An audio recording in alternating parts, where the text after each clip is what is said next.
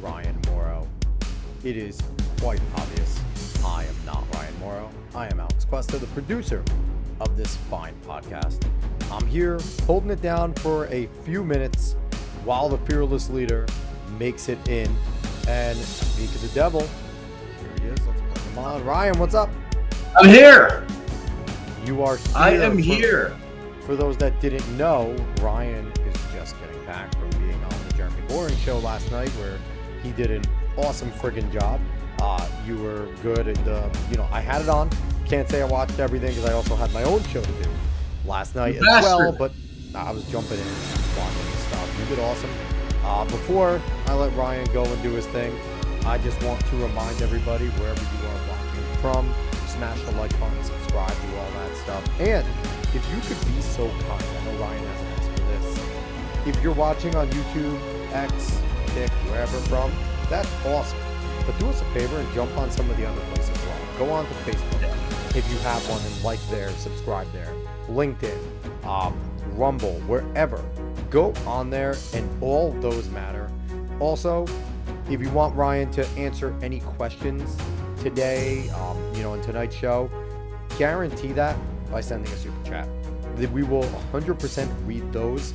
That is guaranteed. If you just leave a question in the chat, we will try to get to it. I will make sure I flash it on the screen so you at least are seen. But guaranteed answer questions will be super chats. And obviously the $1 challenge. Go to ryanmoore.com. Donate, because then if you continue to donate, I continue to have a job I don't get paid for. And so, no, I have a great time doing this. But, Ryan, the floor is yours. I know you just kind of ran into the house and had fun.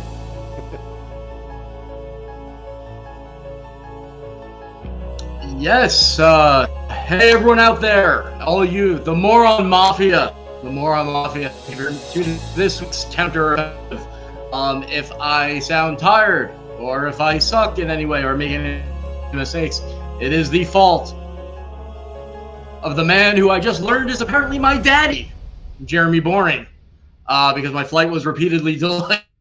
So Ryan, today, your internet, and I literally your internet's in and out 10 minutes ago. And then because I'm tired, what? Your internet's in and out, and you're a little bit behind. I don't know if you want to just kind of sign back out and back in. Sometimes that helps. Want to make sure the people can hear you. That is important. Okay. Oh, I see it. Shit. But yes, to everyone watching. This is better. Let's see. Seems like it. Can you hear me? Yes, there was a plug that I did not have plugged in, so I'm hoping that that's all it was. Can everybody hear me? See me? Everyone can hear you. It's all yes, good? Sir. We're good. Okay. Yeah. So we do these automated clips, and one of the ones that were most successful and the funniest were the ones where it opens up. I guess the AI detects that I'm proclaiming something, and I tend to, when I'm saying something sarcastically, I'll do that as like an announcement voice. And so now I'm like, I think I need to open up the show with that because it makes for a really good clip to go around. So that's what I was doing before. So I'll just go ahead and do it again, and it's be like, Jeremy Boring is my daddy. I just learned. So we can clip that one. Because for those of you that did not see, I was on Jeremy Boring show last night with Dr. J. Michael Waller, who I have known since I was probably 17 or 18. Big expert in like intelligence and national security, everything.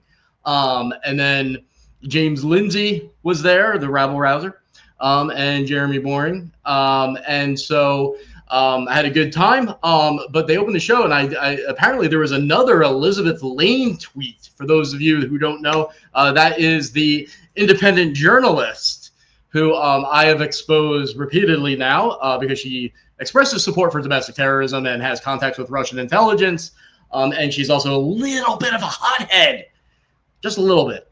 And you know what? Now is when, I don't know if you can pull it up easily, Alex, the counter video. Before guys, but I'm going to get to Tucker, but I'm just doing the summary so you guys No, why to blame Jeremy Boring if I'm tired and I make any type of errors today? I don't know which camera video you're talking about. The one where you were on. The with funny one so I was indirectly on Tucker Carlson's podcast about a week ago. For those of you who may not have seen it, but I posted the video to YouTube and elsewhere where I had somebody put together a counter of how many times my name was mentioned on Tucker Carlson. Yeah, on Tucker Carlson's podcast, because Miss Elizabeth Lane was on there and made it her mission, despite his valiant attempts to bring her to a relevant topic, to talk about something other than me, a little bit of Laura Loomer, and Gary Melton from Paramount Tactical. But so we had a funny video made. I know that we did a live react to it. But Jeremy opened up the show by informing the audience, I was not unaware of this, that apparently Elizabeth Lane reacted to me being on Jeremy's show by saying that he is my daddy. So that is why I opened up the show, because I thought I would bring the news to you guys, since, I mean, if I just learned it, then you guys should learn it also. Here's give you an idea of the tornado I've been dealing with the past week. And then we'll get to Tucker's announcement, which is actually more interesting than it is lame. Like, the general reaction is like it was lame, bizarre, but like there's actually a lot in there for me to go through, and I'm eager to do that. But I just want to give you guys an idea of what my life is like right now and why. And just so you know, without giving away anything, I've got more bombs to drop that I'm preparing. I've got a lot of them, but there's one in particular I can't wait. So I'm cooking that up, so it's going to get worse. But let's play this video to give you guys an idea of what life has been for me over the past week or so. But then someone else showed up on the radar, which is also very important. His name is Ryan Mauro. But Ryan Mauro. It's Ryan Morrow. Ryan. So Ryan Mauro has Mauro Institute. Morrow Institute? Yeah, Mauro Institute. This is Ryan. Ryan. But Ryan. Then Ryan Mauro. Ryan Mauro. Ryan Mauro. Ryan Mauro. Ryan Morrow. Ryan. Morrow, we're 10 years down the road into this Russia's the enemy thing, and I'm just never going to participate in it. Why would I? Yeah. And what I don't understand is why Ryan Mauro. So Ryan. So remember Ryan Mauro? Yes. I was like, Ryan. That's how the world could work, actually, if it weren't for people like Ryan Morrow. It's Ryan Mauro. That's right.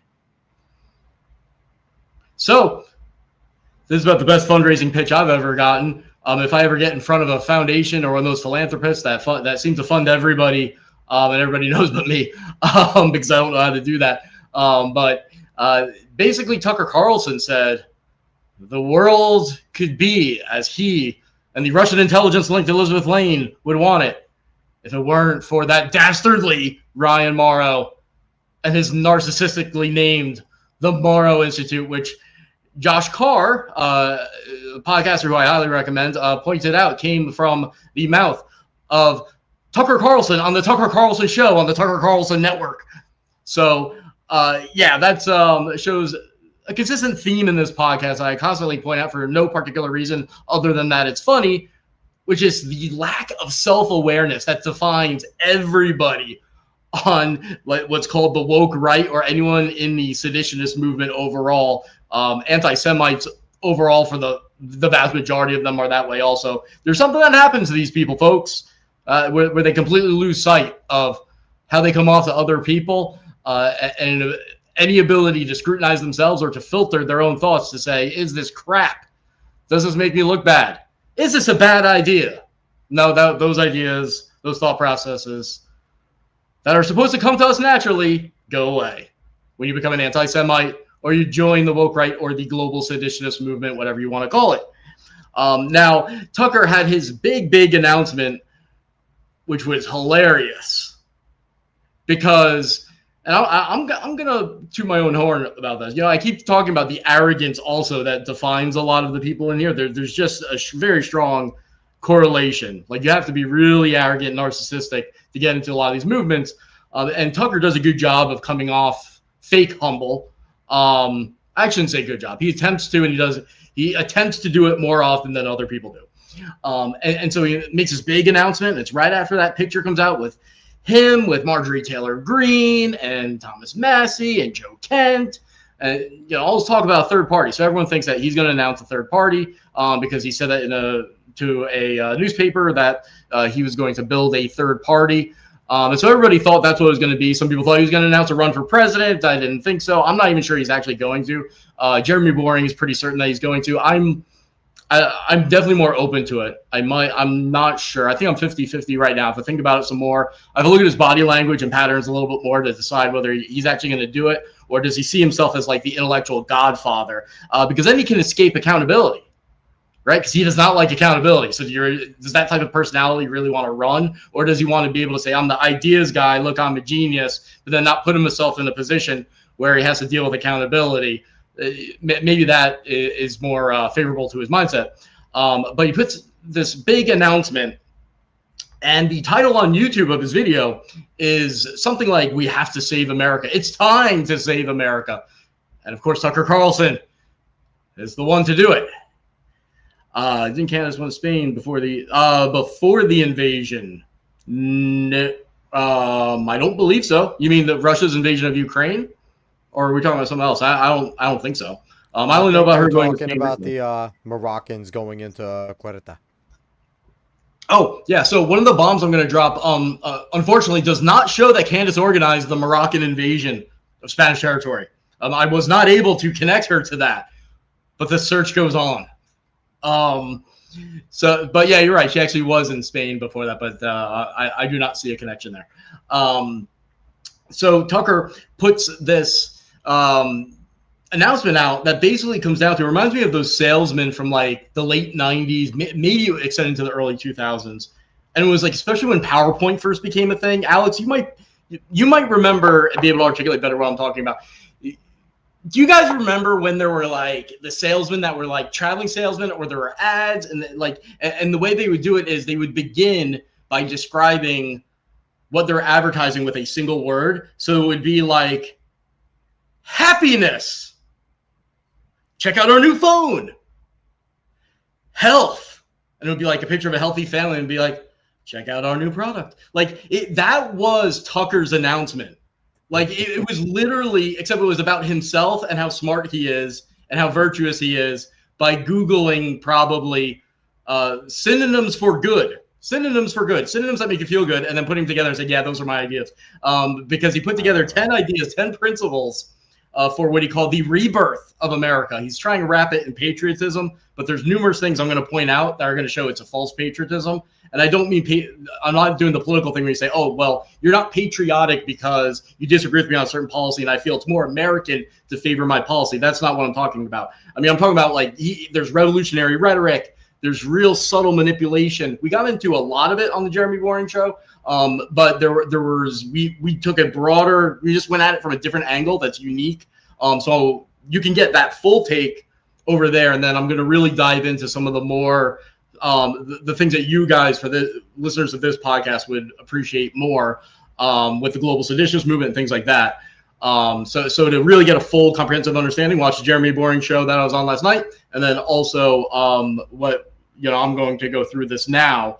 But what's amazing, basically his big announcement, and he doesn't do these big announcements. It wasn't like a normal podcast advertisement. And what you got was 10 adjectives coming from the mouth of Tucker Carlson that basically him saying, these are my principles. That's the big announcement. Like, it is the most narcissistic thing, the biggest illusion of grandeur I've ever seen. I kept saying to Jeremy and to James Lindsay on the side, although they didn't necessarily agree or disagree with me. I was just like, I think, actually James kind of did. I'm like, I think there's a mental break happening. Like, it wasn't, you look at the patterns of what makes someone eccentric, and you look at the patterns of what makes that kind of indicates something's off, and like, there's just a lot there. And this was really, you'll see. You guys will see. I think from watching podcasts, you'll pick up on some of the things that I do, where I'm like, I feel like something's going on there. But I'm not a doctor, so. But yeah. So, but you guys but just keep that in mind. Like that, the level of narcissism behind this is going to be absolutely stunning, because there's nothing really that unique, which shows how insidious it is. Because it means, first of all, it's unjustified arrogance to an extreme degree. But it's also dangerous because that means his audience is going to pick up on that, just like with Candace. You're building a cult following. He's going to generate into political power, and that's dangerous. But it also means that the sanitized vision that we got last night is probably, like I said, very sanitized. It's going to be darker because he made an announcement that didn't have substance. So why is he trying to bring attention to what he's saying? He's building up to something. He's winding up a hook. You know, like he's trying to lure you in, and he brought you to a cliffhanger, but he didn't quite show you what the cliffhanger was for. He just kind of did a stay tuned thing. And so there's something else coming. This is a setup for something. And there was so much meaninglessness to it that tells me there's stuff he didn't want to say. And even when he delivers what this is set up for, there's probably going to be stuff he doesn't want to say. Because why is this such a big deal in his mind, aside from narcissism? Substantively, if you believe that it's such a big deal because you have an opinion, even if you're a narcissist, you can still choose to put substance in. He chose not to. What that tells me is that the substance exists and he chose not to disclose it. Because I don't believe that he's just like has an empty shell of a brain. Someone said, why was it behind a paywall? Is that true? Was that behind a paywall, guys? Do you know, Alex? I don't believe so. I have it pulled up, so I'm hoping it's not behind a paywall. You don't believe so? Okay, I was watching it. Jeremy and James. I'm using Rumble Premium. I mean, not Rumble. YouTube Premium. So maybe that will bypass it either way. But I don't know. I don't know if it was behind the paywall or not. Okay, so let me just see real quick if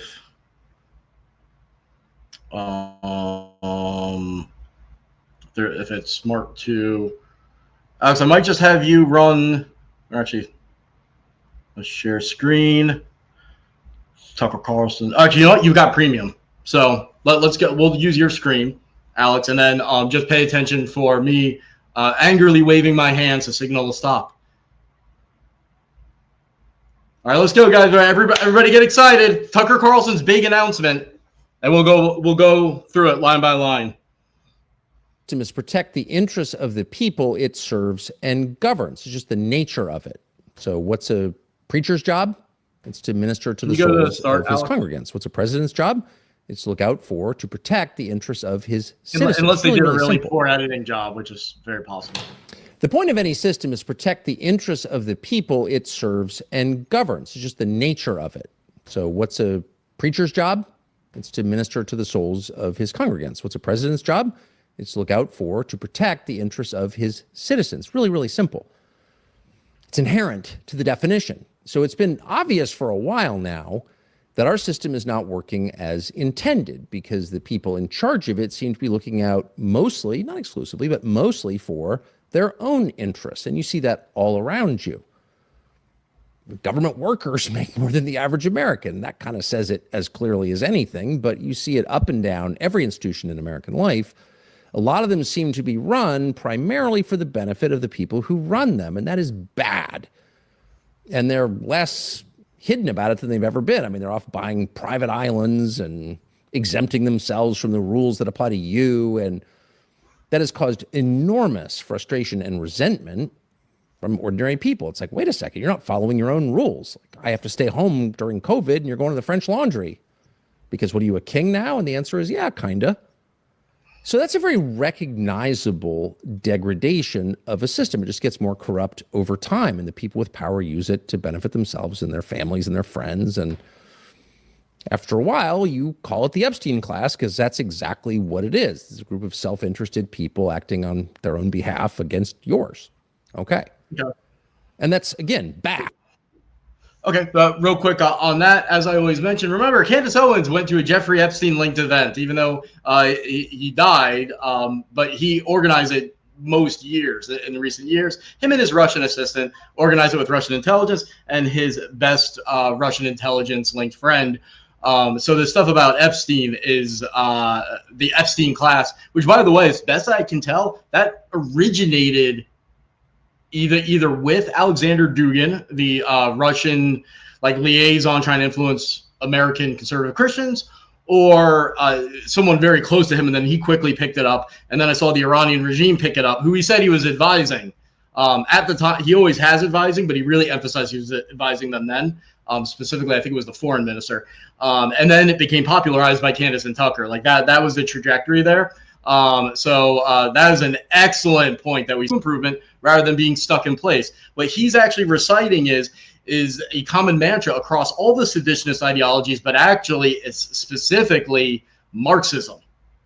Because that's the Marxism idea, is that capitalism actually will for some time be successful, but that it ultimately degrades over time. The selfish class will rule and gain increasing amounts of power. And then eventually there is the workers' revolution, and then they take over, and then communism is implemented, and you have your utopian reality in that country, and then you expand until you conquer the whole world. Because you can't have true communism as long as capitalism exists anywhere, which most people forget. It's not like limited to just those borders.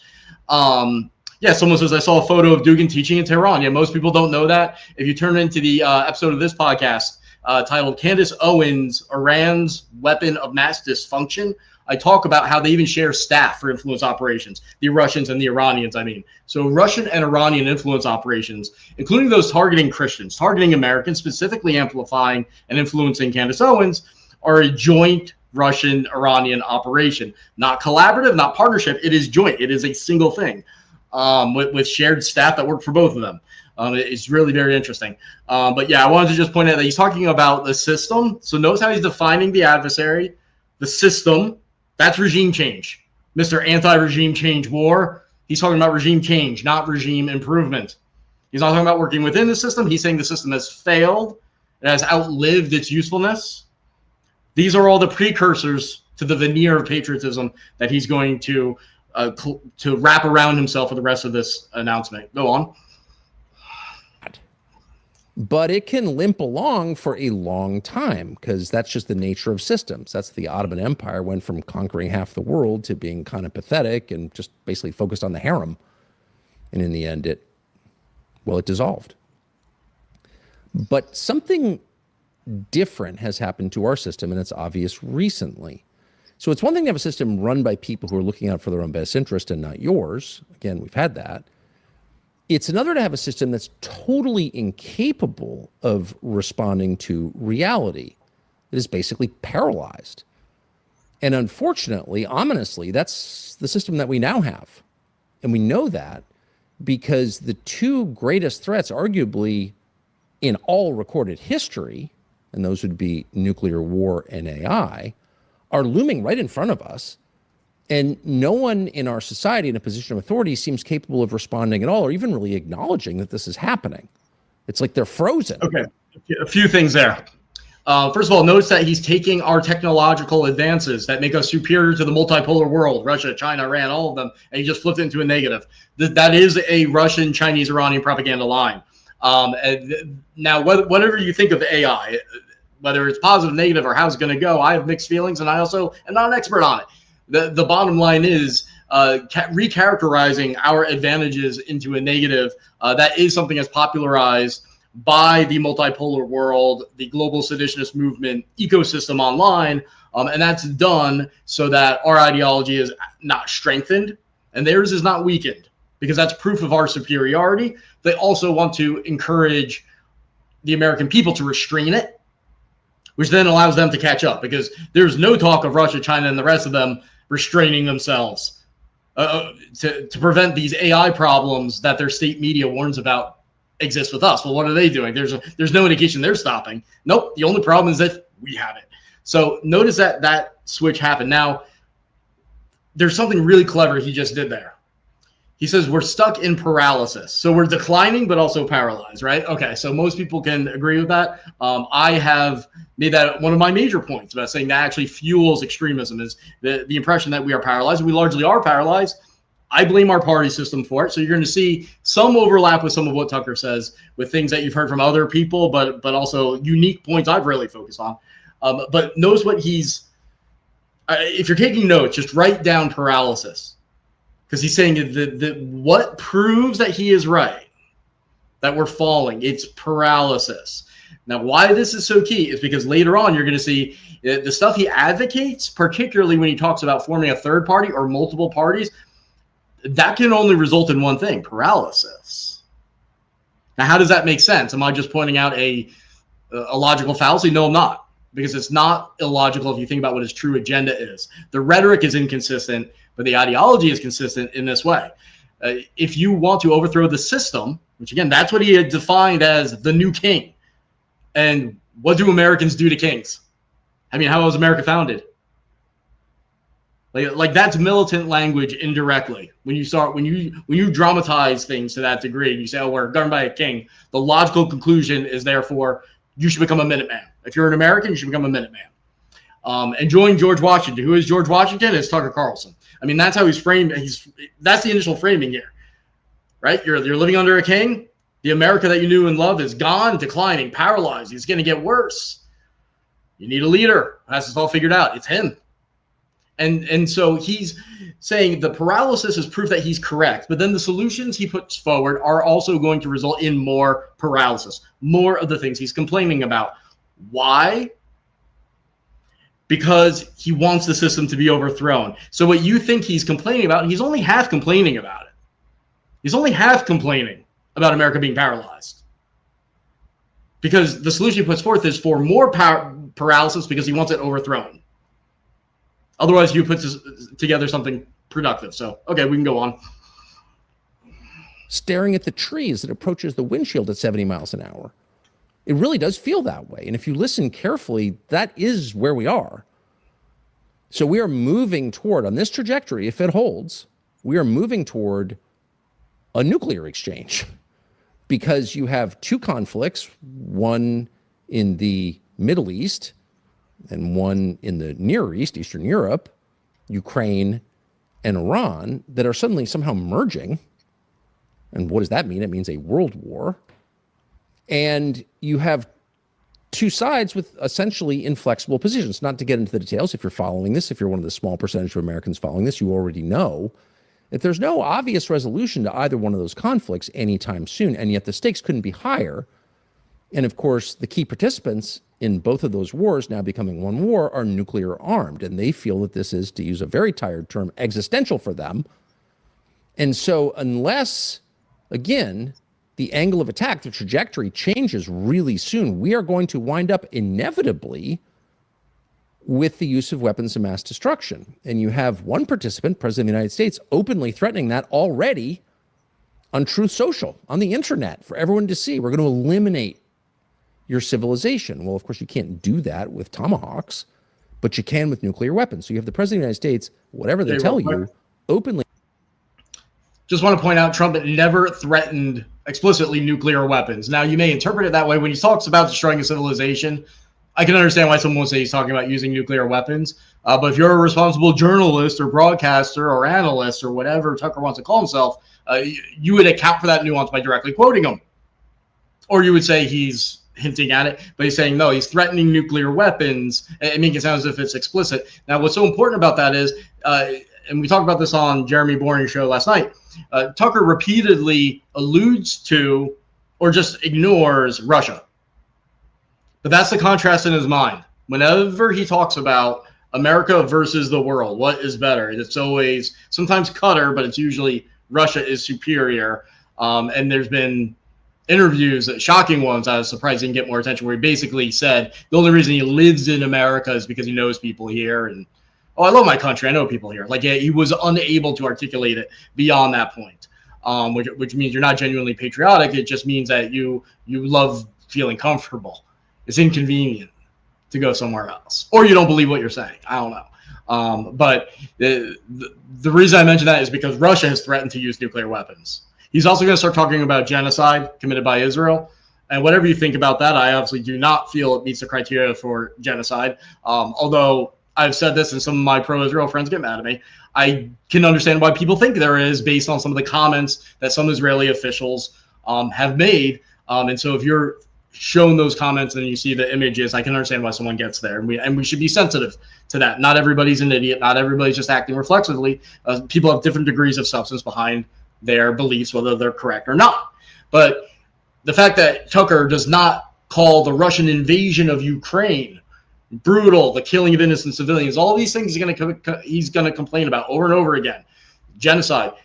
applies to Russia and the other countries that he defends consistently, but Russia being the best example, because that is the one that he compliments the most. And he says it's his favorite country he's ever visited. Qatar he also loves. He says he either bought or is going to buy a home there, but Russia is his favorite, and he says that. But when Russia engages in the invasion of Ukraine, it is a genocide because they are trying to eliminate Ukraine. If you look at the international definition of genocide, according to international law, it is a genocidal war. Hamas and Iran, every time they say that they want to destroy Israel, that is an unmistakable violation of international law because it is genocide. Genocide is not just about eliminating a people group, eliminating a country, wiping it off the map as an intention or a deed is an act of genocide. But he either chooses not to acknowledge that, or he just is so propagandized that he doesn't even realize that that's true, or he realizes it's true and then is just a liar. I don't know, but we can go on. Threatening the use of nuclear weapons in a conflict that has no immediate or obvious resolution. So where's that going? Well, toward a nuclear strike. And what happens then, God knows. But if you can even live with that fact, if you can even say or just acknowledge without words that, yeah, this could wind up with people unleashing nuclear weapons on civilian populations, you're already around the bend. You've already proven yourself incapable of leadership because that's crazy. That's beyond reckless. That's, well, it's literally suicidal and homicidal. And at very least, you're paralyzed. You cannot act in defense, not simply of your country or your civilization, but even of yourself. But that's where we are. And the same goes for AI. Now, of course, it's unknown, as with the wars in Ukraine and Iran, where AI winds up. And maybe it's just a big bubble. You know, it's the 2000 tech bubble. It's pets.com 100x, you know, maybe. Or maybe the predictions of the people who are developing the technology turn out to be true, which is that it's like the end. At best, we give up our ability to make important life decisions to machines. We put machines in charge of our lives. That's at best. And at worst, the machines decide to kill us all and there's nothing we can do about it. That's what they're saying. Not, you know, the doomsday prophets of Twitter, but the people who are developing this technology are saying, oh, by the way, this thing that we're making could kill everybody, and at very least will make certain that your kids and grandkids and probably you don't have jobs. And we're going to, I guess, do something about that, but it's not clear what. And that's coming in like a year. Huh? What's remarkable about that is not simply that the people doing it are admitting it, really trying to get our attention, telling us we're doing this, but that no one is doing anything. They're just mesmerized, a fixed stare at this thing that might be the end of everything. Who acts like that? Well, normal people don't act like that, and certainly functional systems don't act like that. So without belaboring it, what does that tell you? It tells you that the system has reached the end. That's not actually a system that's working on anyone's behalf. That's a system that is bound for probably pretty imminent destruction.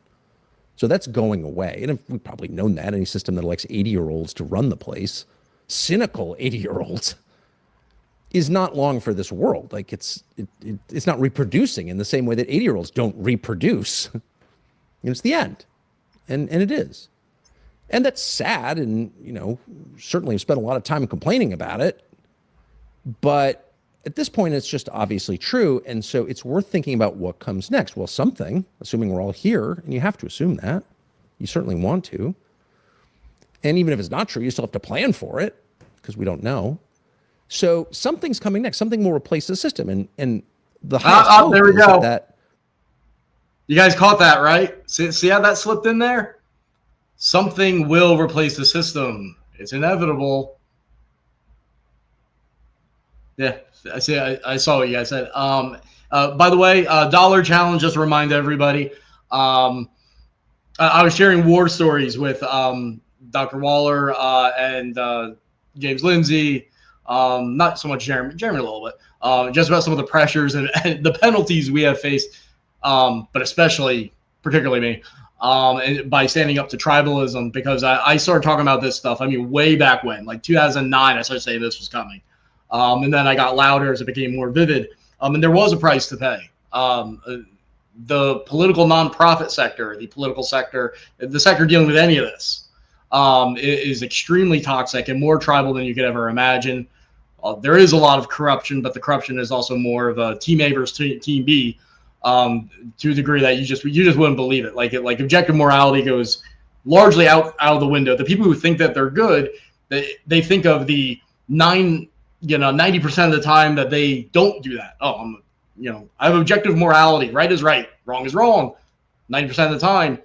Only 10% do I give it. And comparatively, yeah, you're a great person in that field. But when it happens to such an egregious amount and an egregious degree each time it appears, that 90% still means there's a lot of that's 10% of a lot of compromising. And so people like myself, people who have challenged both Republicans and Democrats, conservatives and liberals, we do pay a very steep financial price, psychological price, because of the pressure, the social price. You lose friends, you lose opportunities. And it's just kind of a nonstop terror unless you inherited wealth or something. I do not have that. I grew up with close to nothing.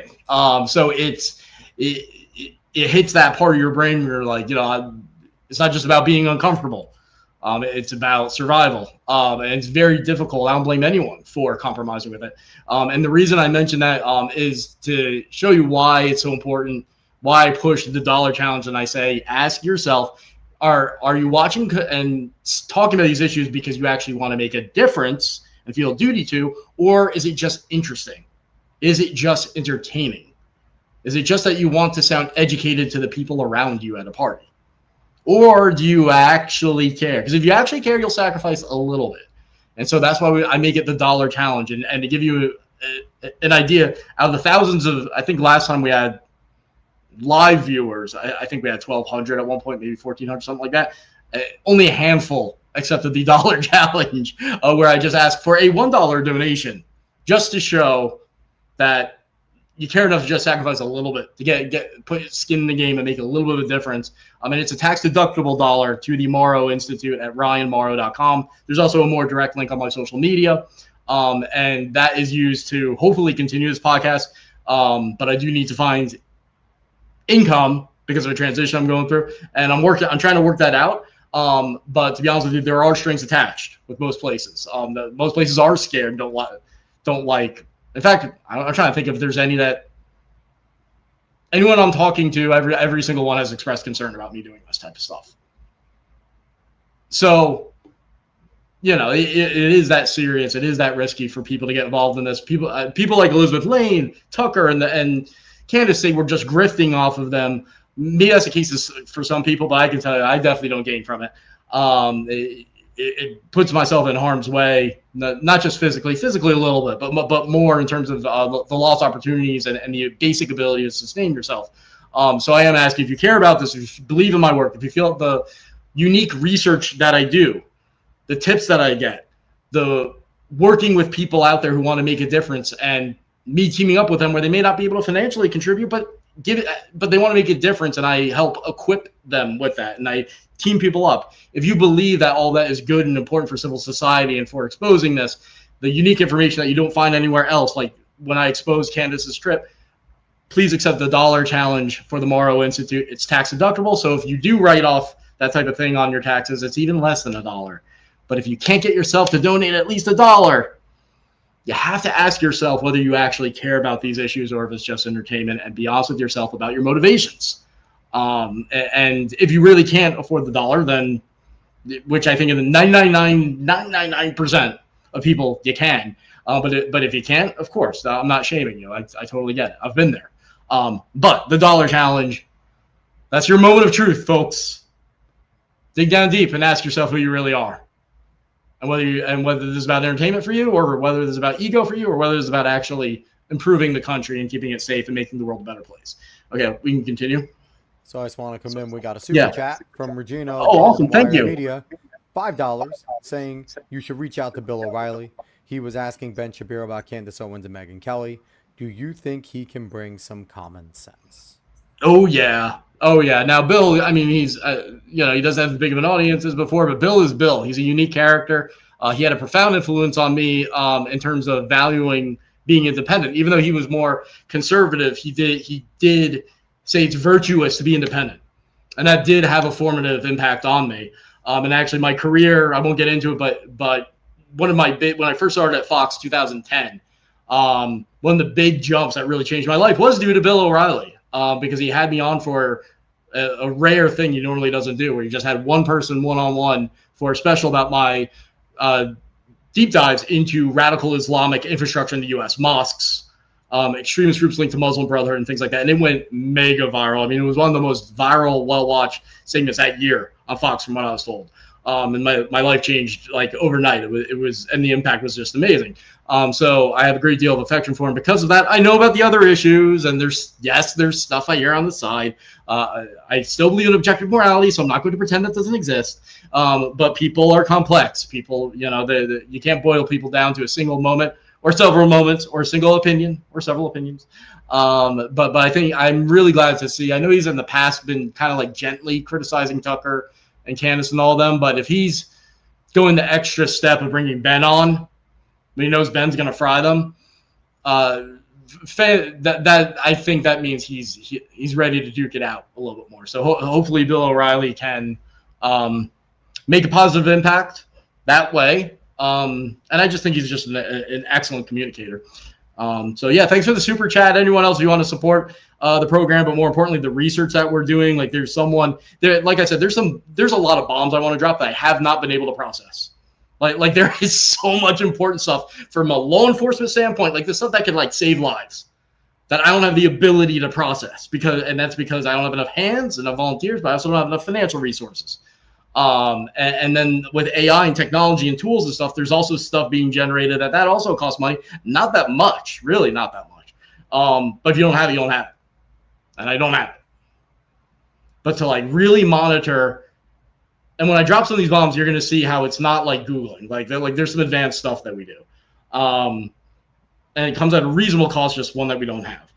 So this is very doable. I'm hoping someone out there is a professional fundraiser or someone who knows how to do this for nonprofits, and who can help me, at least for the section dealing with the woke right and Russia and all them, get some backers, because the stuff I'm talking about has real national security importance, stuff that in some sense impacts the international balance of power. Like you'll see based on when I get time to release some of this stuff that like, and that's stuff that's just been like handed to me. There's a million other trails where I know it's going to result in something. I know how to get the information. There's something at the end of that road that's going to be good, and I just can't pursue it.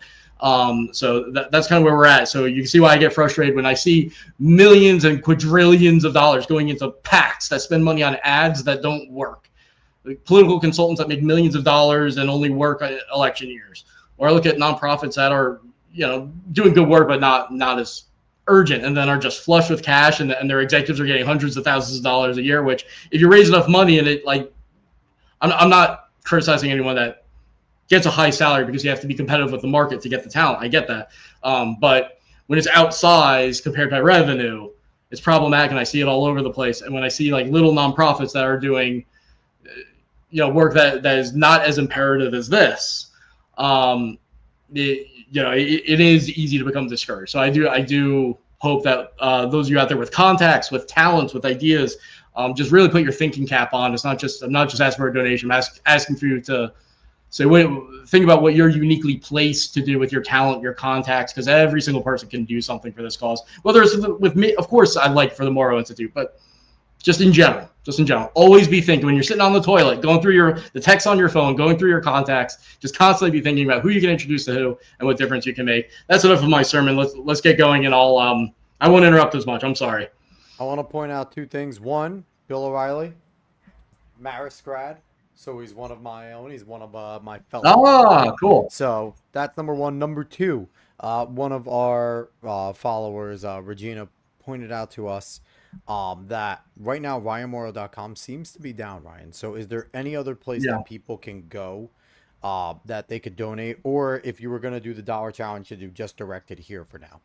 Oh, awesome. Okay, yeah, so the website's under construction. It's been under construction. Thank you. Thank you for the super chat, Twinkly, or the gift. I don't know what each thing is called. Yeah, it's a super chat. Keep doing your thing. Get a grant writer. So I've looked into that, and all of them were the ones I talked to all required payment up front. and they can't guarantee results. So that's if there was someone that worked on commission or whatever. If there was some other way, I don't have the cash up front to do that. But that's a great idea. Keep thinking. But yeah, the donation link. Let me see. I'll say it and then somebody can type it. Let me pull this up here. Well, we're gonna have to work on things on the side, because if you make me a mod, which we will do on the YouTube side, I can put links in. If someone's not a mod, they can't put links in. YouTube doesn't. Okay. I'm gonna post a comment with it, and then we can continue, so you guys don't have to wait. I'll type it in here. Sounds good. So. Replacement, whatever does come next, will be the result of an incremental process that people have time to metabolize and buy into, approve of, that we don't get an abrupt change, because abrupt changes of political leadership are, well, they're called revolutions, and they're not typically an improvement over what they're replacing.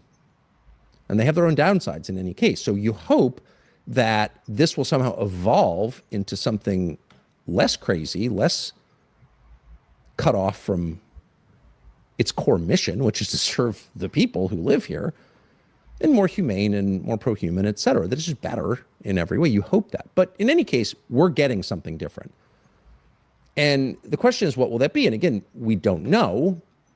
We know that changes in technology or power shifts globally, all of these facts on the ground are followed by political changes. Political changes follow those changes. They don't incite those changes, right? They're responses to those changes. And so we're getting political changes. They will find political expression. And will it be a third party? Probably. The most radicalizing fact of American politics in the last, century is the confirmation that we got on or about February 28th that the parties on the big issues are identical.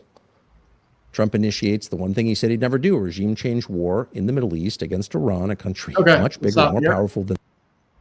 Real quick, it is not a regime change war. There are many, many, many targets. If it was, you would have eliminated when Operation Epic Fury began. He did not remove all of the Council of Guardians, did not attack the members of parliament, did not attack all of the possible successors to the supreme leader or the presidency.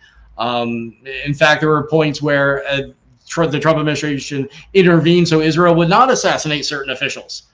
So that is not a regime change war. When Tucker talks about regime change war, most people think of Iraq with an invasion with boots on the ground. That's not going to happen, never being contemplated. That's not a thing. But even in the sense of an aerial war, it is not a regime change war. Did Trump say regime change could be a good thing, and he hopes that the Iranian people are no longer persecuted? Did he hope to help them? And that hope that maybe they overthrow the Iranian regime, something better happens? Hell yeah, because what crazy person would say that isn't desirable? But it's a bonus, not an objective. That is a lie. Or Tucker is in such a crazy world that he just doesn't hear basic facts. He doesn't fact check anything, and he speaks with absolute certainty. Sorry, there's a mosquito going around about to bite my face. So there's that. Now, notice he threatened revolution, and yes, it's a threat. When he says, "Oh well, hopefully we don't get an abrupt change that's destabilizing," what he's saying is follow my agenda, or there might be a revolution. Or actually, he says it's inevitable. There will be a revolution, and he reminded us because he didn't want to say violent.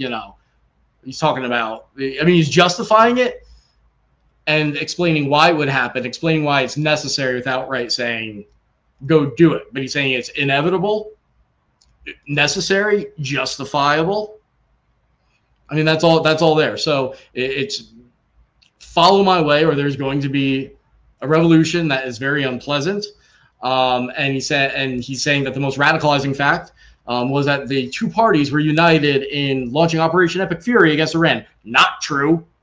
Not true. Even the Republican Party was largely just split over it. Not true. Lie. Again, there's no nuance. Tucker Carlson is the antithesis of nuance.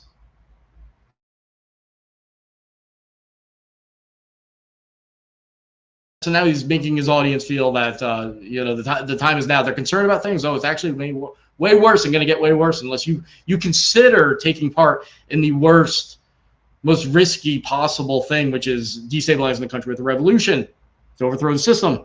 The other thing he said, that was false. Let's see. But could you just go ahead and it'll come back to me? But those are the basic things there. Lying about the purpose of the Iran war, lying about it being the parties being united in support of it. And he's setting up to say, basically, indirectly threaten, say, follow me. If you don't listen to me, guess what? Revolution against the system. Again, going back to the theme that's just a little subtle and that most people won't pick up on it, that he is the new George Washington, but he's not a true patriot when he says so. Go on. In the last regime change we attempted, which didn't work. And there were no protests against it because, of course, the leaders of the other party, his supposed enemies, agreed with him completely. Oh, let me take that on. I'm sorry. His budget. 1 second. He said the last regime change didn't work. Again, he's conflating disappointing results. You may feel it was an error how we pursued it or that we pursued it at all. It doesn't mean it didn't work. The Taliban regime was removed at a phenomenally low cost, as heartbreaking as it was. In 2001, then all the way up until the Taliban, the Taliban retook it. That doesn't mean that the war was like wars have never been defined that way. That, if the enemy merely survives, you lost. If the enemy ever comes back, that means you lost. All the wars in between, it's bizarre. But I could go on and on about how I think that's all been mischaracterized. In Iraq, the Saddam Hussein's regime, it was a regime change war. It was overthrown very quickly. ISIS and the Iranian Shiite militias come to power. They got overthrown also. You may not like the current Iraqi government, but that is a regime change. It is not chaos. It is not anarchy. It did not split apart. The current regimes that we took on did not remain in power. So again, lying. Okay, we can continue.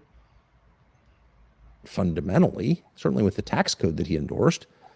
And that tells us what? One thing at least, that on the issues that really matter, the most obvious and historically significant expressions of the exertion of power, which would be foreign policy and the budget, tax code, the parties are aligned. They're the same. They have the same agenda, exactly the same agenda. And they go through this whole song and dance to convince us, no, we're really blood enemies. But are they really? No, they're not. And once again, just to restate the obvious, because you can't state the obvious enough, if Trump's opponents really opposed what he was doing, well, then we would have people in the streets, famously, and the party whose whole self-understanding is people taking to the streets and marching for this, that, or the other thing, especially peace, would be marching for peace and against this war, but they're not. And why aren't they? Because they're not against it. That's why. Not to complain about it, but just to sort of set the predicate for the next stage in our lives as American citizens. We know that the parties are aligned on the issues that matter against the population. Now, how do we know it's against the population? Because we have public opinion polling. And it may not be precisely right, but over time, we get a pretty clear picture of people's priorities. And the big things that the U.S. government, endorsed by both parties, are doing, which is... Get ready for it. So he's going to illustrate a point that Glenn Beck made the same point, but he's mirroring it. So what's one of my arguments against the global seditionist movement and people like Tucker? I make the very unpopular argument because a lot of people have business interests that this does not help. I make the argument that Americans, not just in principles and culturally, but even in policy, are mostly united, and that this huge divide is a mirage. It's a profitable mirage. So if you ask the population, are you pro-gun or anti-gun? Yeah, you'll get these splits. Pro-life, pro-choice.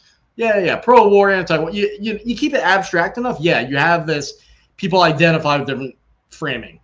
But you get down to the granular level. Well, should we do X, Y, Z and be very, very specific? And what you see is broad agreement. I actually want to do a whole episode at one point when, we have so many investigative things we want to do, but I really want to do this. I want to do a whole episode where I research every conceivable issue and show you how united everybody actually is. Because that might be, if you remember it, that might be I want to say life-changing, a view-changing moment for you guys. If you undertake that exercise yourselves or you wait for me to do it, it'll blow your mind. It'll forever change how you view things. And the truth behind the premises of what I've been saying and what I've been preaching on this podcast will become evident when I show you that. Now, why am I saying this? Because here's what he's doing. He's saying, well, first of all, you're going to see later in this announcement, they talk about how we're so divided that America risks falling apart. But then here he's saying, oh, but the American people are just so united on these issues, because he's making the case that third party can get the majority of American opinion. Well, which is it? Then he also demonizes everyone that's in the political parties, and he uses language similar to mine, but I don't demonize everybody. He says that, oh, they have this malicious agenda to actually like wage war on the American people. I hate this. There can be problems. There can even be malicious intent. Not everyone and everything is a supervillain. Not everything is the apocalypse. Not everything requires the most extreme measures necessary to stop an imminent disaster. But that he'll never do that, and other people won't do it because A, it's not profitable, but it also decreases your influence because you don't get as much attention. But it also decreases the appeal of the ideology you're actually pushing. You cannot push the multipolar world, seditionist ideologies, unless you depict things that way.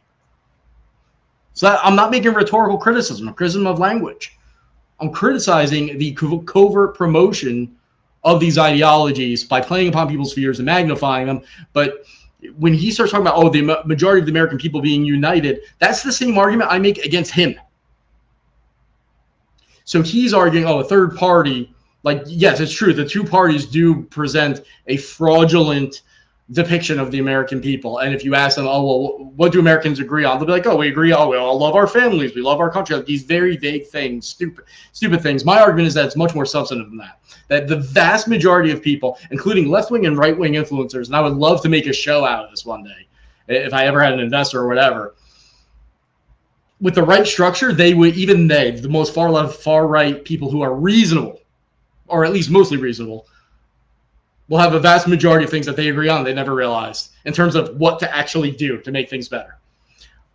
So that's my argument to say to him, well, you guys are the fringe. If the divide is not conservative and liberal so much, a Republican and Democrat, left and right, that's a mirage, like I argue is largely true, not completely, but then what that means is that him and his friends who are Marxists, who are anarchists in terms of being anarcho-communists like Antifa, or anarcho-capitalists. Some of these radicals who are like anti-American and call themselves libertarian are actually anarcho-capitalists. The Islamists, the white nationalists, the Christian nationalists, as they call it. I hate that. I don't like how, that terminology, because of it gives them appeal they don't deserve. But that's actually all that is actually a minority, and the vast majority of people agree. And what they agree on contradicts the minority that Tucker and his radical allies represent.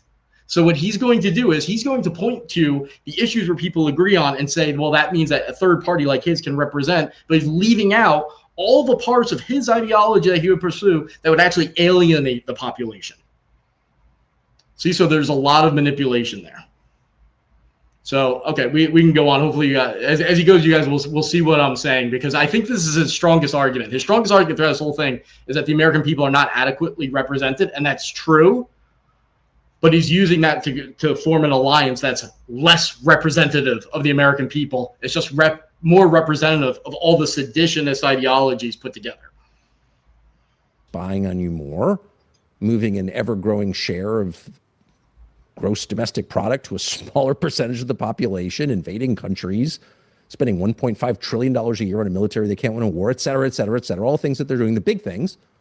Population doesn't want those things. And they're really concerned, despite a lot of hectoring from their leaders, about the price of burritos. And you could say, well, that's awfully small-minded of you, and you shouldn't be eating $20 burritos. But, maybe people want to choose what they eat, and they don't want to pay 30% more for it over a year or whatever the number is, but it's a big hike. And so if you really cared what people wanted, you would take that seriously. But as noted, not only do the people in charge not care what you want, they're actively hostile to what you want. And the fact that you want it is evidence to them that it's illegitimate. Well, you shouldn't want that. You entitled little kid. What are you, a college student? He's talking about jobs nobody. Thanks to the AI. Just so you guys know, he's talking about nobody. Nobody has ever said that. So he's totally strong-manning it. Okay. They're all invested in it. I mean, you see this is it's too disconnected to continue. So probably a third party or multiple parties, is that the best system? I don't know. It's better than the one we have. Will that be enough is the question. And the answer, the hard answer, is no. Because when you hear people say, well, there's no political solution to this, well, of course, you're rooting for a political solution because the alternative is something, kinetic, as they say. And you don't want that. You don't want violence of any kind. But you also know that there are no political solutions to anything, really, in any system. Because the society behaves consistent over time with the values and concerns of the people who live there. Which is to say, if you want to change human behavior, passing laws against it doesn't get you there. What gets you there is convincing people it's the right thing to do. Obviously, there's no law against. It's so funny how he talks about, oh, these things are too disconnected to continue, because I'm purposely not responding to every single thing he says because it is all disconnected. It's the most disconnected mess of a theory I've ever come across. So first of all, again, notice the threat there. That's a threat. Oh, there's going to be violence if I don't get the political change that I want. Now, am I saying he's bloodthirsty? He wants people to die? No. Am I saying he's going to engage in violence? No. Maybe he won't even call for it. No. But is he justifying it? I mean, yeah, if these things are not done, if there's not political change within the system through having multiple parties, which will not, that's going to make everything worse. And I believe he knows that. Then there's going to be bloodshed. Now notice, and I'm going to resist the urge to go off on this, but one of my favorite ideas, not that I've had, I just haven't heard anyone make it a thing, any public figure or influencer make it a thing, is if he really thinks the party system is so bad, he has an option other than saying, well, third party or multiple parties. If he really cares about the founding fathers' vision and he hates political parties, why would he not consult with the original founding father, the first president of the United States, George Washington, the most famous foe of political parties? Why would he not do that, guys? Why would he not do something like read George Washington's farewell address, the most famous and important document about the perils of political parties of all time? Why would he not do that? Why is he not citing it? Because he wants to replace the founding fathers. He wants to be better. He wants to be the new one. He doesn't want to go back. That's anti-American. Right there, I can prove it to you. That if his argument was, well, let's look at George Washington's words, he'd have a more plausible argument. But if he did that, you know what he would say? He would say, oh, there's another option: no political parties, or no official political party representation when you run for office, or things to restrain the party system as a whole and reform it. There's a range of things you can do besides saying the problem is political parties, so let's quadruple down on it. Let's have more of that problem. No, he wants more of that problem because he wants the problem to become so vivid that his originally stated objective of system overthrow, of regime change in America, becomes pursued as the only option. You see here? So some people are arguing in favor of the two-party system against this stuff. I think that's I think that's, for multiple reasons, I think that's problematic. But if they can't, there are good arguments for it.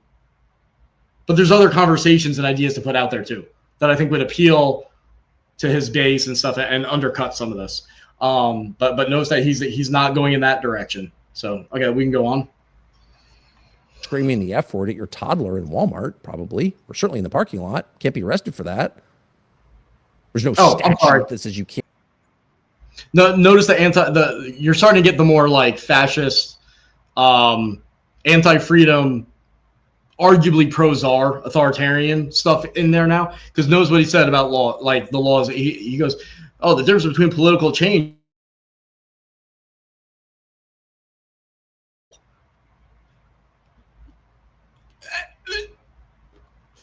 I'm sorry, how are laws passed? How are those people in power? Do elections just not happen? I know he says that they're all false, I'm sure, that's all part of the Epstein class. That's how he gets around that. But you see how deceptive this is, guys? Like, this is rhetoric you'll hear around and, like, you won't take it seriously, but when you put it all together, like, it's different when nobody says it versus when Tucker says it, and he says it in a kind of a literal way as a prescription. You know, where people say, oh, elections don't matter. Like, there's rhetoric that people say that is hyperbole or coming from someone who is not giving a philosophical instruction to his fan base. So that's what Tucker is doing. I mean, that's very dangerous to make people think. I mean, that's just it's a misunderstanding and a deceptive depiction of how our system even works. So he wants people to support him, but the only way to do it is for them to not understand how laws get passed. Go on. Or certainly in the parking lot, can't be arrested for that. There's no statute that says you can't use vulgar language with your kids, but who does that? Well, very few people. Because if you try that, give the finger to an old lady in a crosswalk, probably not illegal. No one does that. Why? Because if you try it, obviously people are like, what are you doing? That's disgusting. And so you don't. So in other words, if you want to change a society, yeah, you definitely need more options on the ballot. You definitely need leaders who want to serve the citizens of the country because they care about the citizens of the country. And of course, service follows caring. If you love someone, you want to serve that person, obviously. But more than anything, you need a population that has clear goals, that knows what the program should be. Don't give the finger to old ladies in a crosswalk. Just don't do that. We all agree. You need a consensus on what we're doing here. Like, what is the whole point of this? That's what you need to start. And it turns out if you have that consensus, a lot of problems get solved over time, not immediately. Some problems are, if not intractable, very complex.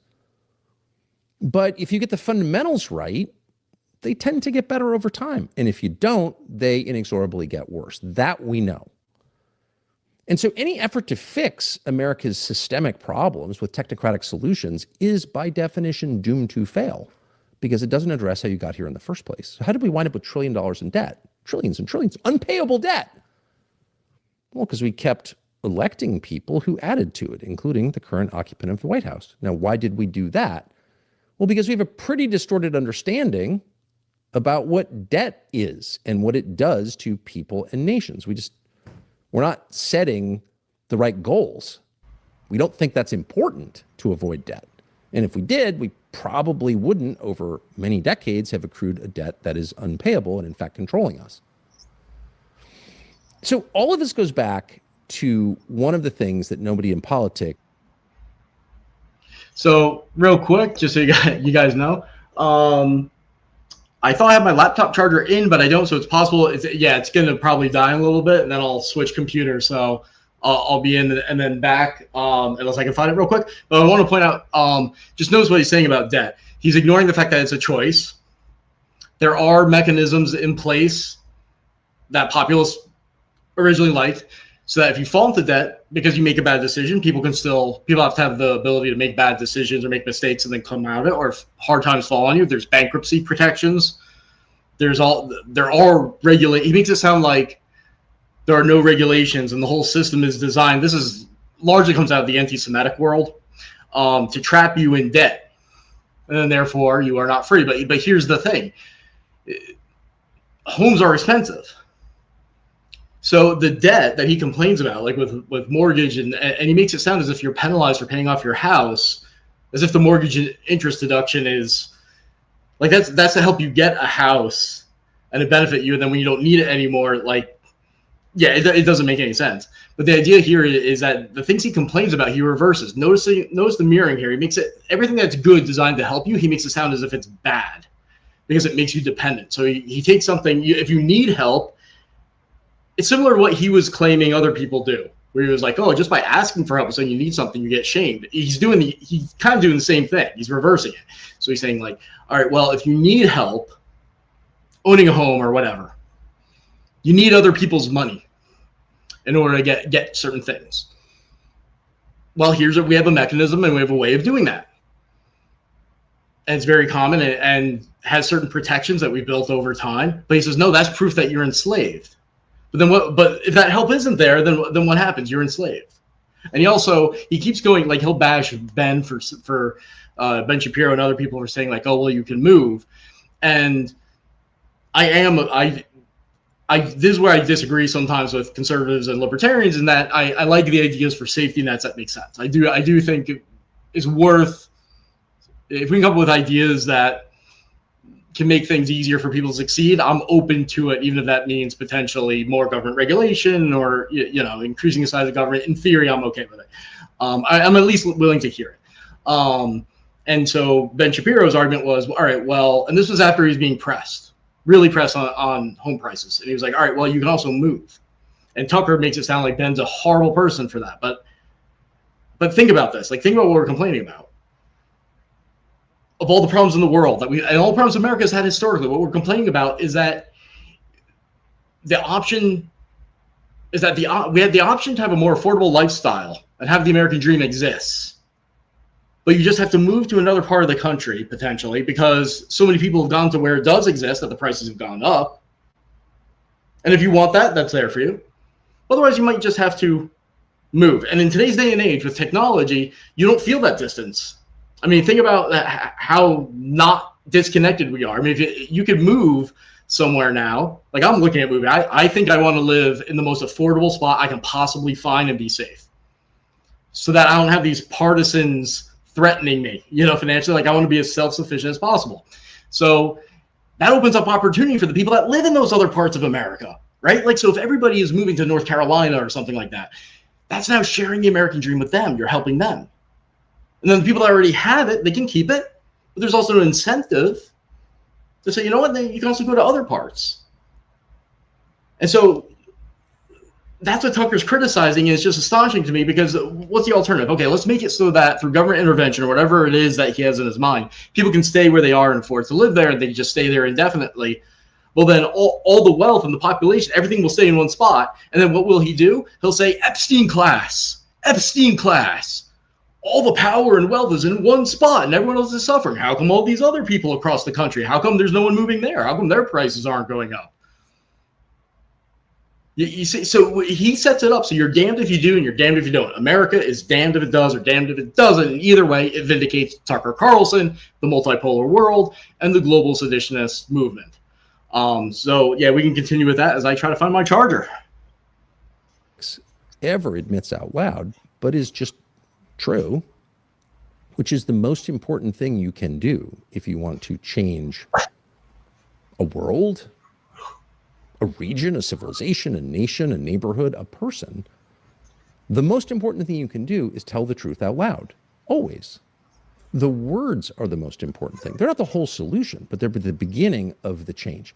Tell the truth out loud. Say what is true. And there are a lot of ways to prove this, but the only meaningful relics we have of any former civilization are the ideas that they promoted, the words they said. And to the extent those have survived, they have affected and influenced subsequent generations. The most important legacy of the Roman Empire is not its aqueducts, some of which still stand because they were awesome architects and great builders, and they used stone, not reinforced concrete, and that's all impressive. But the most enduring legacy of Rome, of course, is Christianity, which with Constantine was a state religion, and it's still the world's biggest religion. So it's the words that matter above all, and that's why tyrants famously, and all governments actually, try to constrain what you can say. That's the first thing they do before they try to disarm you, is they try to tell you what you can say. And so we thought it would be useful just to set down the goals of whatever comes next, and it'll find all kinds of expressions. And hopefully it's better than what we have, but we know it'll be different from what we have because what we have literally doesn't work. It can't protect itself from the greatest threats in human history. So here are the 10 things that when all is said and done, America should be, and probably has been in the past, but certainly should be.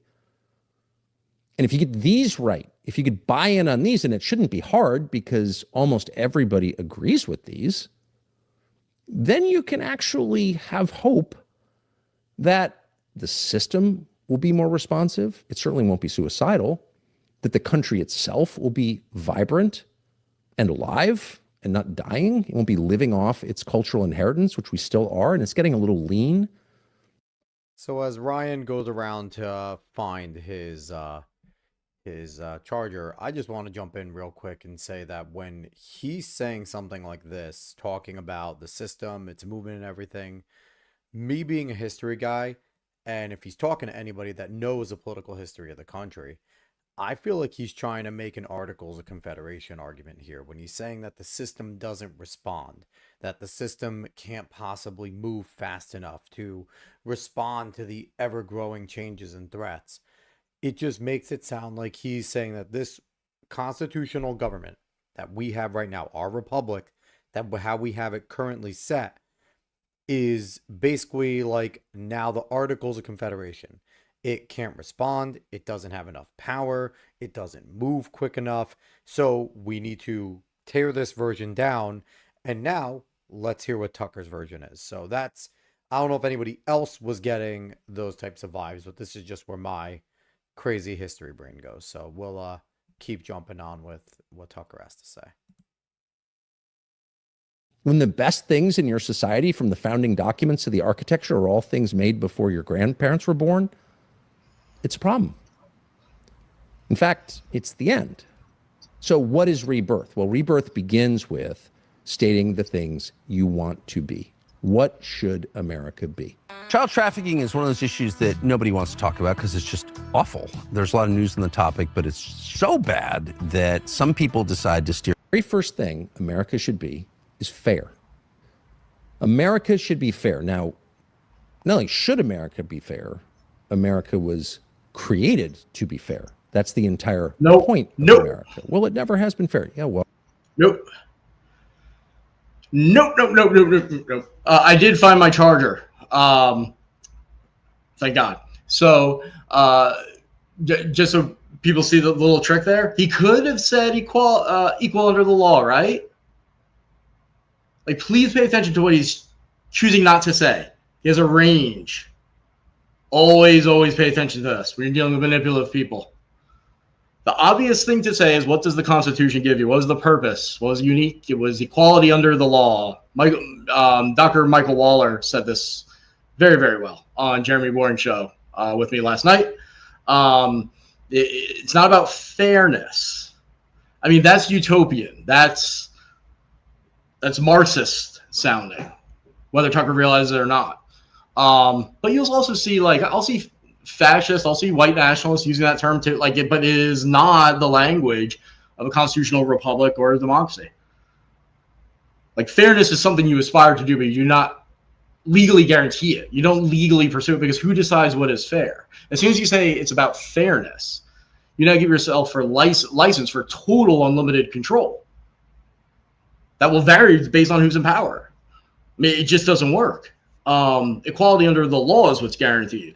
And the belief is that equality under the law enables you to build a society that is more and more fair over time. The society will improve over time. What he is saying is a reverse of the Founding Fathers. If there was a word like I actually looked this up. Unfounding is apparently not a word, because I was hoping it was. I was like, what is Tucker? The unfounding father. He wants to reverse it. All this crap about him saying, oh, well, what do the founders want, and him telling you? Guys, I teach for 12 years, over 12 years. I taught American government. I taught political science. I also taught counterterrorism and homeland security for Liberty University, Regent University, Miami-Dade College, just a little bit. I think there was somewhere in there. And I did on the graduate and undergraduate levels. Did he consult with anyone like me? I don't think so, because we would all tell him that you're full of it.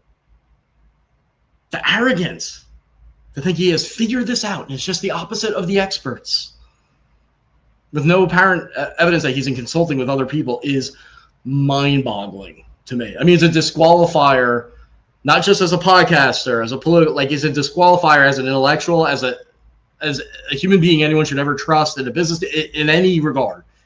In any regard, when you can't meet that. And keep in mind, this is an announcement. He's not just spitballing. It's an announcement that's largely improvised, which to me reflects a lot of entitlement and arrogance.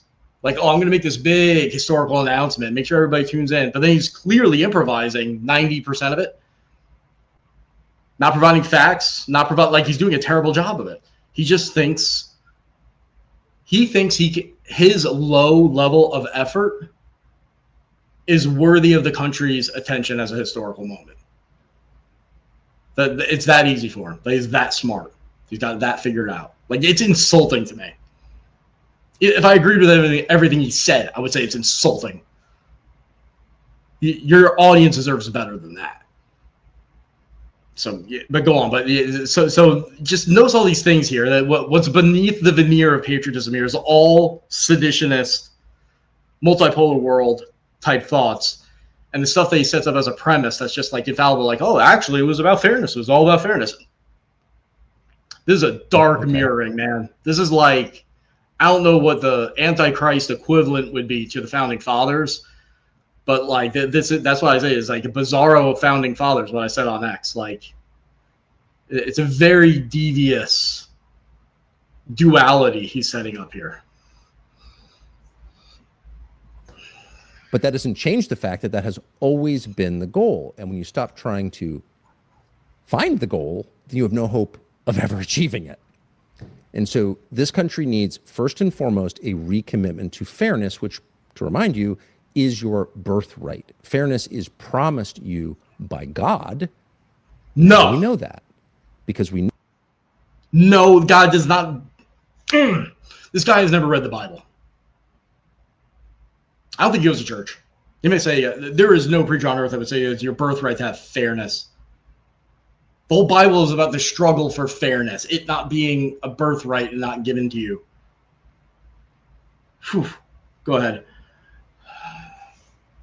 Know that God created every person. The founders knew that. Whether they were Orthodox Christians or not one of them doubted that the point of this project was to guarantee the inherent fairness, which derives from the inherent equality of all peoples because they share a common origin, which is God. What does that mean? It means that you have a right to be treated according to immutable, objective principles and standards that don't change depending upon who's being judged by them. That's the key to everything. That's the key, of course, to the justice system. Okay. I got an idea. How about this? I can never say half the stuff that he says and keep a career. Why is it that my career, my livelihood is constantly in jeopardy because I stand up to people like Tucker or I stand up to people like George Soros? I don't think it's fair.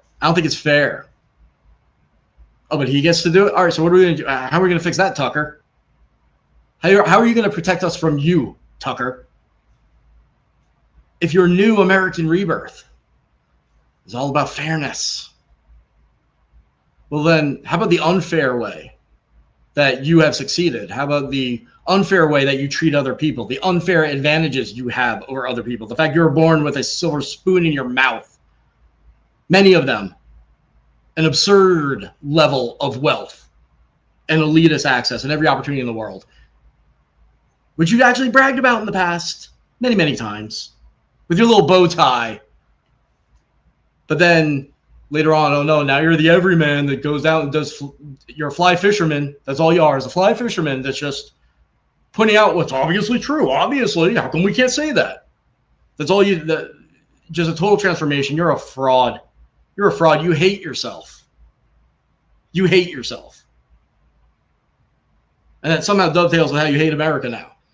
And so you're lying to everybody, including your audience and yourself, about yourself and about America. That's the commonality here. That's the common denominator, Tucker. You trying to shed yourself of what you're ashamed of, the silver spoon in your mouth, your elitist access, everything that you claim to rebel against, your desperate desire to be accepted as an everyman so that people will respect your accomplishments and not credit them to what they are supposed to be credited to, which is your inheritance. Yes, you're smart. Yes, you're smart, but there's lots of smart people. You had privileges. You had a lot of advantages. Even you being smart. Brains are strengthened like a muscle because of your advantages. He knows that, guys. He knows that. He resents it. He resents it. That's why he does this whole transformation where the things he used to brag about himself when he was snobbier or more transparently snobby, he's now tried to reverse. And like he even said with that interview with Elizabeth Lane where she made some comment about like how much wealth you can make and like how much money he has, something like that. And he was like, oh, I don't know where the riches went. Like, well, like come on. The fact he even thinks he can get away with that is insulting. That there shows he's elitist. Only an elitist would lie and make a little deceptive chuckle like that and think you can get away with it and people would believe it. That's someone who is used to being untouchable. That's not someone who's used to the fears of the everyman. That's not someone who's used to the insecurities and trying to adapt to the unpredictable nature of life that the vast majority of people have to go through. No, that's the behavior of someone who was born with a silver spoon in their mouth and who is insecure about the fact that people will attribute their success that they wish they could call entirely their own instead to that silver spoon in their mouth. Okay, go on. Also, at one point, a guiding principle in our economic arrangements that some people were going to get paid more, some less, according to their ability or their work. This was always the goal. But ultimately, everyone was a human being and deserved dignity. There was a fairness to that. And that it was considered totally outside the realm of the acceptable to live in a system where outcomes were determined by inside deals or who you know or where you were born. Of course, there's always been some of that, people being what they are. But that can never be acceptable. Fairness has to be the goal. Fairness. And fairness, once again, derives from the knowledge that every person is on some basic level equal. And that means that we can judge the actions of any person by exactly the same standards. Nobody gets a pass. And because nobody gets a pass, we can be united despite our differences. And we know this because we know that the fastest way to divide people from each other, whether intentionally or not, is to treat them unequally. If you want to make your children hate each other, play favorites, and they will. If you want your children to get along and love you after you're dead, you treat them equally. You treat them the same, with the same amount of love. That is the key to making certain that your children love each other, is loving them equally, treating them according to the same standards. And if you think about it, the failure to do this, or even acknowledge that this is the goal of the whole society, fairness, is the root of almost all of our frustrations. Why is Jeffrey Epstein so infuriating? Why is that story capable of enraging an entire population? Well, of course, they're the crimes, or the suspected crimes, sex creep, possibly a kid toucher, clearly involved with Mossad, and who knows whether a foreign intel agency was involved in the weapons trade. There was a lot about the guy that was obviously criminal. Oh, yeah. You know what was obvious? Rankles people so much. Yeah. You know what else was obvious about Epstein, Tucker? You know, to those of us that actually study this issue, before it became this big thing about is he connected to CIA or Mossad, you know what the consensus was among those of us that study this? That he was not just connected, but he probably worked for, but at the very least with Russian intelligence. And the mountain of proof for that is sky high. One of the easiest cases to make, one of the most overwhelming cases to make. Also has big connections in China. And yeah, there's connections to princes in the Gulf and other ones. And you could say, well, are those to the government or not, or just individual governments? But with Russia, we have his own emails now. And even before that, I already knew. I and other people that say this knew that Epstein was most connected to the Russian intelligence. And I didn't even rule out, I still wouldn't even rule out. Was he a source for other intelligence services? May there have been a situation that said, you know what, it's worth it to pay him off because of the information he's providing, even if he got through bad methods? Okay, maybe that would happen. Happens all the time. That doesn't make Epstein a unique Israeli or American thing. He only talks about it in the context of the CIA and Mossad when the evidence out there is overwhelming that Tucker's Russian friends were in bed with him. You know who else Epstein was close to? Who tried giving him an image makeover that was always impossible because he was arrested for doing the most horrible things on earth? Steve Bannon. Steve Bannon, a guy who Matt Gaetz was actually on Tucker's show and was saying Steve Bannon might run for president. I bet Steve Bannon's going to be involved, almost certainly going to be involved in Tucker's project. That's Epstein's buddy. That's essentially his publicist. It was his covert image makeover specialist. How about that, Tucker? Is Bannon part of Israeli intelligence? Is he part of the CIA now? Tucker? How come you never answer questions, Tucker? How come you do the whole, oh, I'm just asking questions? They don't want you to say that, Tucker. All right, Tucker, how come you don't want me to say what I'm saying? How come there's absolutely no feedback loop in your life? Why do you enclose yourself with your inner circle of propagandists who tell you what you want to hear and maybe lead you in certain directions, but you don't have people that scrutinize them, people like me? And I'm not saying I want to be a part of your life. That sounded like weird. I know. I'm just saying people like me. He doesn't have a process. Does he hire a producer that thinks differently, or someone who says your job? I mean, he has all the money in the world, right? I wouldn't have to even be rich. I would just have to have just a little extra money and have my, a team, have Alex have a job, have it, I would, one of the first things I do is hire someone. I say, before I do anything, attack it. I want everything I say to be vetted. He doesn't do that. Same thing with Candace. They're not willing to spend even $1 to do that. They could even do it just to lie about it. They could do it just in order to say, oh, I have an opposition researcher checking everything. They don't even bother to lie about it. They don't bother to spend $1 to make the lie semi-plausible. This is twisted stuff, guys. This is a twisted lifestyle. This is a twisted mindset. But okay, we can go on before I go on a tangent. I just want to go on record as the producer saying I disagree with everything Ryan has ever said, ever. You know what? People don't know this. Alex actually thinks I shouldn't have been born. That's why we work so well together. I'm actually also a raging leftist too. Yes. The whole entire conservative thing is a facade. I'm super left, but we'll continue. I just want to make it be known. Yeah. By the Epstein story, it's not that he was bad. It's that he got a pass because of who he was. The rules did not apply to him. And people can't tolerate that. It makes them crazy, and it should.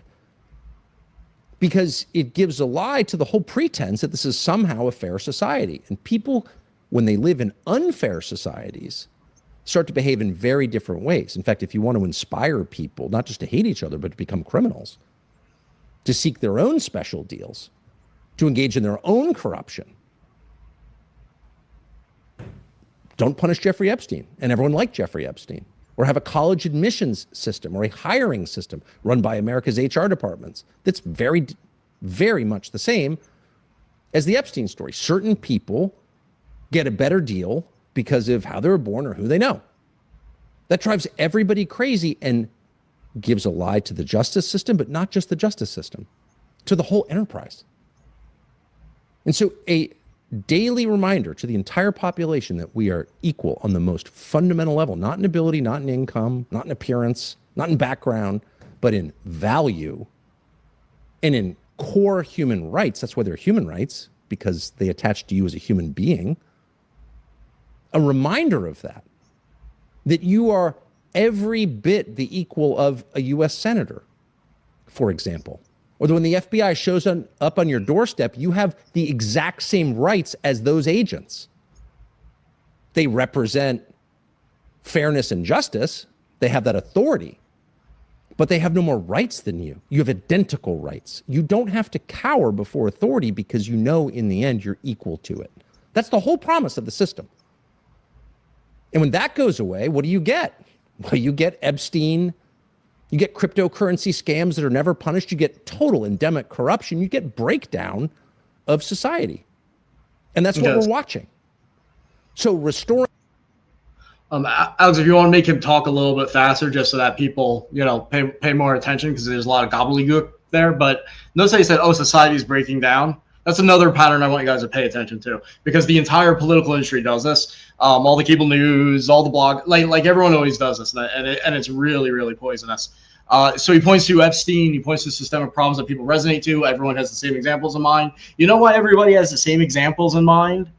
Why is it that when you say something like this, there is injustice under the law or this or that, the reason everyone has the same examples in mind is because there aren't a ton of them. It's because it doesn't happen to everybody or anywhere near anybody. You probably are never going to meet anybody that this has happened to. So yeah, there's problems, and you want to get outraged? Okay, get outraged. But there is a systematic war on nuance in this country that's been going on for a long time. It's by foreign governments. You'll see documents where they've talked about it. It's part of propaganda. It's also profit motive. It's also cultural. Like everything is geared towards this. Like this is one of the biggest problems in our society. It's been for a long time. It's one of the most poisonous things. It crosses. I mean, it hits every problem conceivable, non-political ones too. I mean, mental health, everything. So be on guard in your personal lives to watch for this lack of nuance, and fight it. Please fight it. The only reason I haven't totally lost my mind, most people in my field lose their minds, and I started at a very young age. a remarkably young age. Luckily, for whatever reason, God blessed me with noticing these things. So I was able to protect myself from it. And also because I started young, I saw other people lose their minds. I saw the consequences of it. So I was able to protect myself from it. And I'm not going to say I haven't been impacted by it. I'm sure I am in some ways I don't even notice. But everyone around me, no one has pointed out. People that know me personally have not pointed out on it, except for some occasions where, the lack of nuance and just the content that comes out, where they say you got to take a break or whatever. But like, it's just like where I got a little bit more irritable or something like that. And then it worked. I address it very quickly. But nobody else I've ever met has been blessed with that opportunity. Like it's as difficult as it is, some of the things I've gone through, like I've also been prepared for these things in a way that I feel very like undeserving of. So beyond this podcast, beyond the politics, I know politics is what like you all are chatting about and you guys are all paying the most attention to, but half the reason I do this podcast is for the life observations that come from it that you can apply in your own life for your own well-being. And then I know that that'll have a political effect. Like everything gets addressed that way. So I'm going to resist temptation to go off more and more into that, but I just want you to notice that because it's important for detecting the propaganda. It's important for your own lives. And if you're going to be angry at something, be angry at people monetizing that. They're profiting off the way you feel when you hear that. Oh, society's breaking down. Even if you don't believe it, by the way. I promise this will be the last diversion. Like, I'm a weirdo, so I love reading peer-reviewed studies. I'm so lame. I can't believe I said that. I love reading peer-reviewed studies, whatever. Or reading summaries of them every day. I just love seeing the knowledge build over time. The clear consensus is that even if you don't believe something, it's crap, just having your news diet, include it and hearing it, there is a subtle biological and psychological effect that takes a toll. You do pay a price for it. So you may be thinking, just like I do, oh, I hear that and it doesn't affect me and I'm not going to believe it. Actually, the evidence indicates that actually it does become a little bit more plausible to you each time you hear it, even if you reject it and that's not true. So this stuff is poison. One day, very soon, hopefully very soon, just like you had the food pyramid, and I know that's been debunked, but like people talk about the importance of your diet, what you put in your stomach. I hope to God that the school system changes so people pay attention to the news diet and this type of content and how to handle it instead of just some people just say, oh, just stay away from it and limit it. That's not the right way to do it. But we've really got to understand that the stuff that you put in your brain matters just as much as you're putting the stuff in your stomach. All right, let's go. That it's not enough to pass laws against corruption. Okay, how do those work? Ukraine has laws against corruption. You have to have a consensus that no person gets special rights ever, and that would include the president of the United States, down to, by the way, Jeffrey Epstein. Fairness. That's the inheritance of America from the Anglo world. That's what makes the West different from the East. That's why the East is solidly hierarchical, and there's no hope that a poor person could ever get the same treatment or justice as a rich person, but in the West there has been. And that's why people moved here. We have to restore that first. Fair. I thought to jump in real quick and just say that the hypocrisy of him talking about how the East, you can't rise, no hierarchy, but he's praising Russia every single other podcast. And I want to let people know Russia is a part of the East, y'all. They're not a part of the West. So, just want a quick little observation there. And I'm good point. I'm a fan. You know what? That's why he said East too, probably. I mean, the word language is important. Yeah, good, very, very good point there. I'm resisting the attempt. Let's just say I've loaded my cannons in terms of. So some of this is going to make more sense in the coming couple months. Continue. The second thing that we need America to be is sovereign. What does sovereign mean? Sovereign means free from outside influence, the right to make decisions on your nation's behalf or your own behalf without being told what to do. Sovereignty is a synonym for freedom. The opposite of sovereignty is slavery, where you have no choice. So when your nation is not sovereign, of course, it leads to things like the Iran war, which you do under bribery or threat or both by Israel, which is exactly what happened. And everybody knows that, so you're not sovereign there. But more than that, people lose confidence in their own country. What is my country worth if we can't even make our own decisions? Of course, it gives a lie to the idea of a representative democracy. They're not representing me, they're representing the lobbyists, and not just from Israel, by the way, from every big industry in the United States, from tech to pharma and telecom and all of them. But certainly to Israel. I mean, that's taking place in real time. And shouting at you that you're a Nazi or a bad person for noticing isn't really adequate. It doesn't answer the question, why is this okay? Because it's not okay. And everybody knows it's not okay. I don't think he has said it yet, but maybe he did. If you guys want to play a fun game, count how many times, especially out of these 10 principles that he has, he says, oh, they're going to call you a Nazi or a white supremacist or white nationalist for that. Because it happens too often for there not to be a point. Like that's not just an extreme example and then me extrapolating falsely from it. It's too systematic. Each thing he associates with good, he says, well, if you stand for this thing that is good, you will be falsely accused of being a white supremacist. Therefore, what is he doing? He's associating white supremacy, even Nazism, with that good thing. You stand for this good thing, who are you in league with? You'll be attacked, but who else will be attacked with you? White supremacists, the Nazis. Notice this because it really disturbed me, especially in light of the 2-hour attack on me by Tucker and Elizabeth Lane on that one podcast that I did a live reaction to. You guys might remember a moment. If one of you guys out there wants to clip this for me, I'd be so appreciative. In the 2-hour podcast, there's a point where he says, she brings up Finland because she doesn't like Finland. I believe she doesn't like Finland because Finland joined NATO. So like Russia fans really hate Finland right now. It's like a big thing. And they might point to other things, but like the real trigger is that Finland joined NATO. So she says something about Finland, and then Tucker goes, I'm Finnish.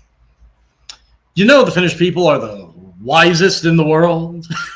like when I talk about self-awareness, it was so amazing. And then he goes, also very white. Like that's where I talk about there might be a mental degradation there, because that's that's such a self-injurious statement. And we know how smart Tucker can be and how careful he can be. So why there's these lapses that are increasingly happening. It's just very interesting. And then later in the interview, so here's what, if somebody wants to cut this for me. So she brings up Finland. He goes, oh, the Finnish people are great. I'm Finnish. The Finnish people are smartest in the world. And all he says all these great things about them. And then he goes, they're also very, very white population. And then later on, Finland gets brought up again in one of his desperate attempts to broaden out the conversation beyond Ryan Morrow and Gary Melton and Paramount Tactical. And he says, oh man, I'm pessimistic. You know, Finland is going to go to hell in a handbasket. It's going down. They're becoming too African. Like, now, if you want to be an apologist for Tucker and say, oh, he's referring to illegal immigration, foreign cultures coming in, you want to play that game, fine. He chose the word African. Rather saying, oh, this great country that I am associated with, whose blood I share with, is the best. I am supreme. Me and my people are supreme. We're also very white. Things are getting bad because they're getting too African. Like, split that together and like, how in the world could you ever get around that? We do good. Someone says back it up to, is that the actual time? I don't know how you got that so quickly. But yeah, I mean, Alex, would that be easy to pull up and go to, or do we want to continue the video?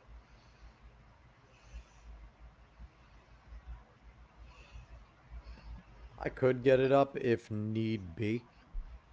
Okay, well, let's play the video. Because the number of viewers is actually still going up. That's awesome. So I don't want to risk losing that. So so we'll keep playing the video while you go to that part. Although I'm debating whether it's better just wait for it to be clipped so you guys can have both parts there. Yeah, let's wait for it to be clipped. Yeah, let's wait for it to be clipped, and then we could figure out a way to kind of parse them together. Okay, awesome. So sovereignty is essential, or else why have a country? Even a monarchy, maybe especially a monarchy, is sovereign. In fact, the monarch is called the sovereign. And that means he gets to make decisions on his own, hopefully with the interest of his people in mind. But certainly in a democracy, it's central. Oh my God, I missed that. Oh my God. The first time I was watching this, I missed that. He says one of the principles of the new America needs to be sovereign, which I already thought. I thought of sovereign citizens because, like, in that ecosystem that he's getting his perspectives from, like, sovereign citizens is a thing. Those are those that, like, just don't recognize the government as legitimate at all. So they're very big on the Epstein class stuff. Like, that still might be a signal to them. It probably is. I can't believe he went there. I'm wondering if I misheard it. Is that what true sovereignty is under a monarchy? Guys, did I hear that? Did I hear that? Alex, did I hear this? Is that what he said? Because that's what Nick Fuentes advocates. That also means Christian dictatorship. That's almost like a synonym for a czar in Russia. Like that's pretty on the nose. Unless I'm overreacting, I'm pretty sure he said that.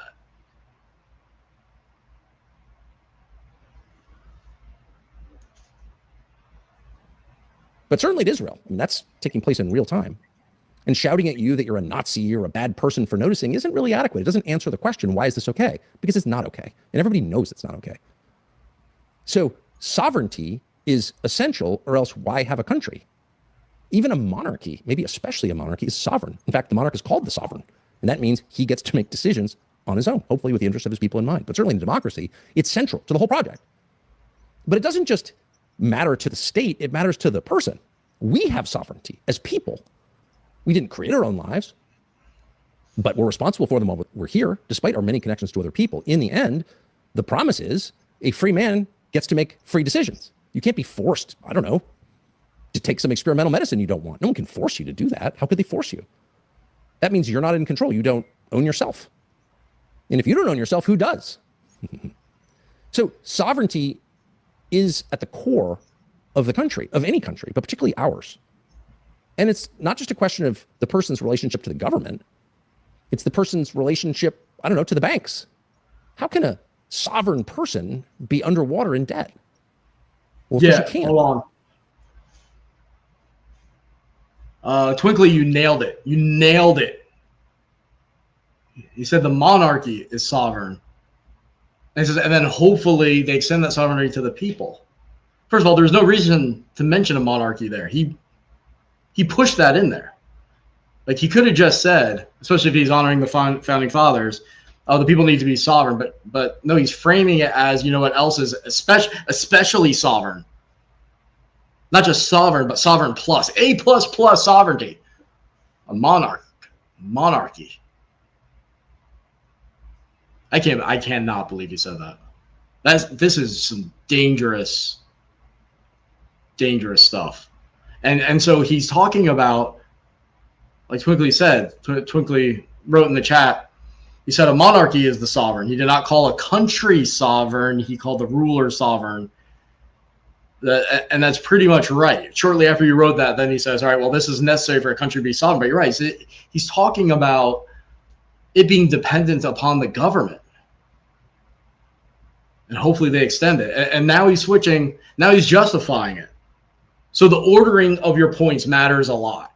So he makes this kind of inflammatory point that, I mean, if I missed it, most people missed it. But the thought is still going to be in there. The logical premise around it, they're going to remember. And now he's talking about the big banks. Well, the big banks, who can restrain them? Big businesses. Those that are holding you guys in debt, as he puts. Who are enslaving you guys. Only the government can do that. So what you're about to hear is not just an attack on big banks. It's an advocate. He's advocating for the way to get your true freedom from those big banks is through a monarchy, or at least some super powerful thing, a benevolent dictator, as it's sometimes been called, benevolent monarch. So most people are hearing this, they're gonna think just like I did. Like, I only focused on the fact he's criticizing the big banks and things he was saying about that, and the logical issues with that. But even I missed it, guys. Even I missed it. There's no one else has. Very, very few people have even a chance of catching it. But that's one of the most significant things.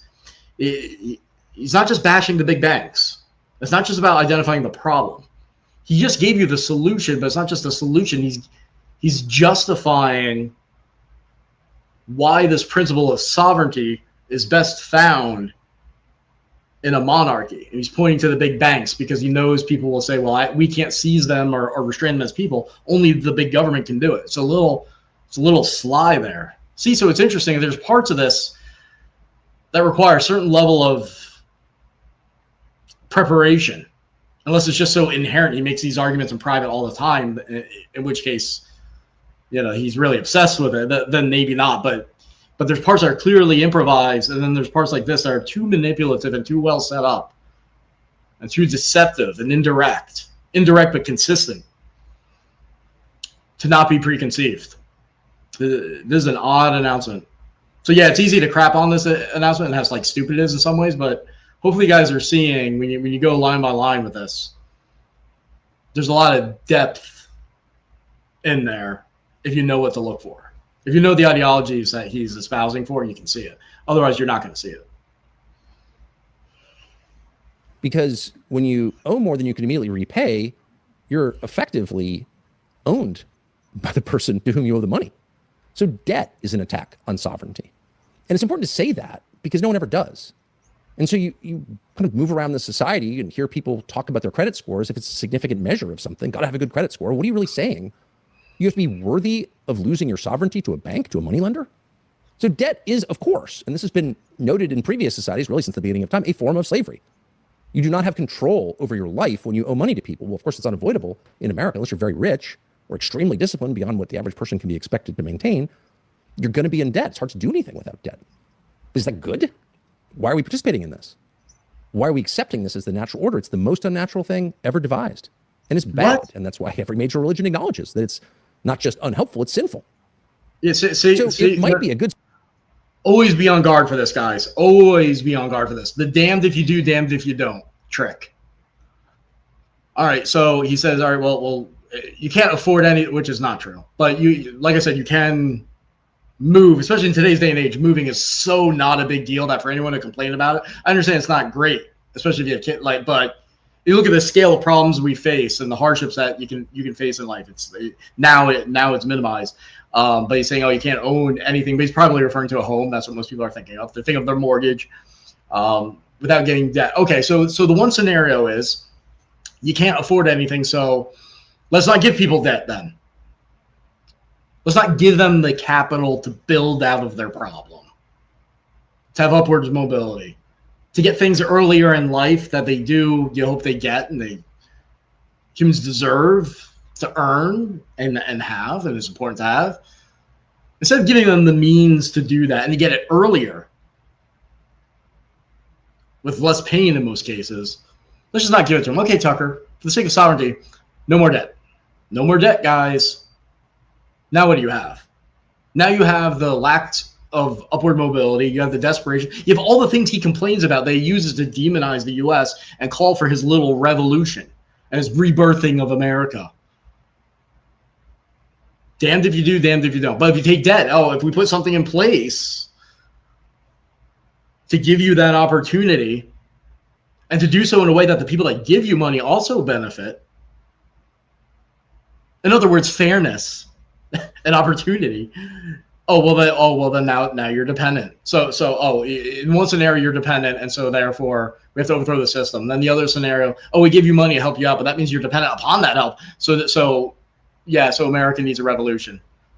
It's failed either way because we haven't listened to you. In either case, this is ridiculous and it's diabolical. If you want to make an argument about home price, there's lots of arguments to be made about debt and how to make things better for there's ideas out there, but that falls within a range. Like we're talking about a range right now of he's saying slavery, the system needs to be overthrown, like Mad Max apocalyptic scenario because of a problem that everyone faces that doesn't like. And then in between there's all these ideas and movements on how to improve those problems. And he's saying, no, those aren't going to work, guys. Those aren't going to work. We're at the end of the road.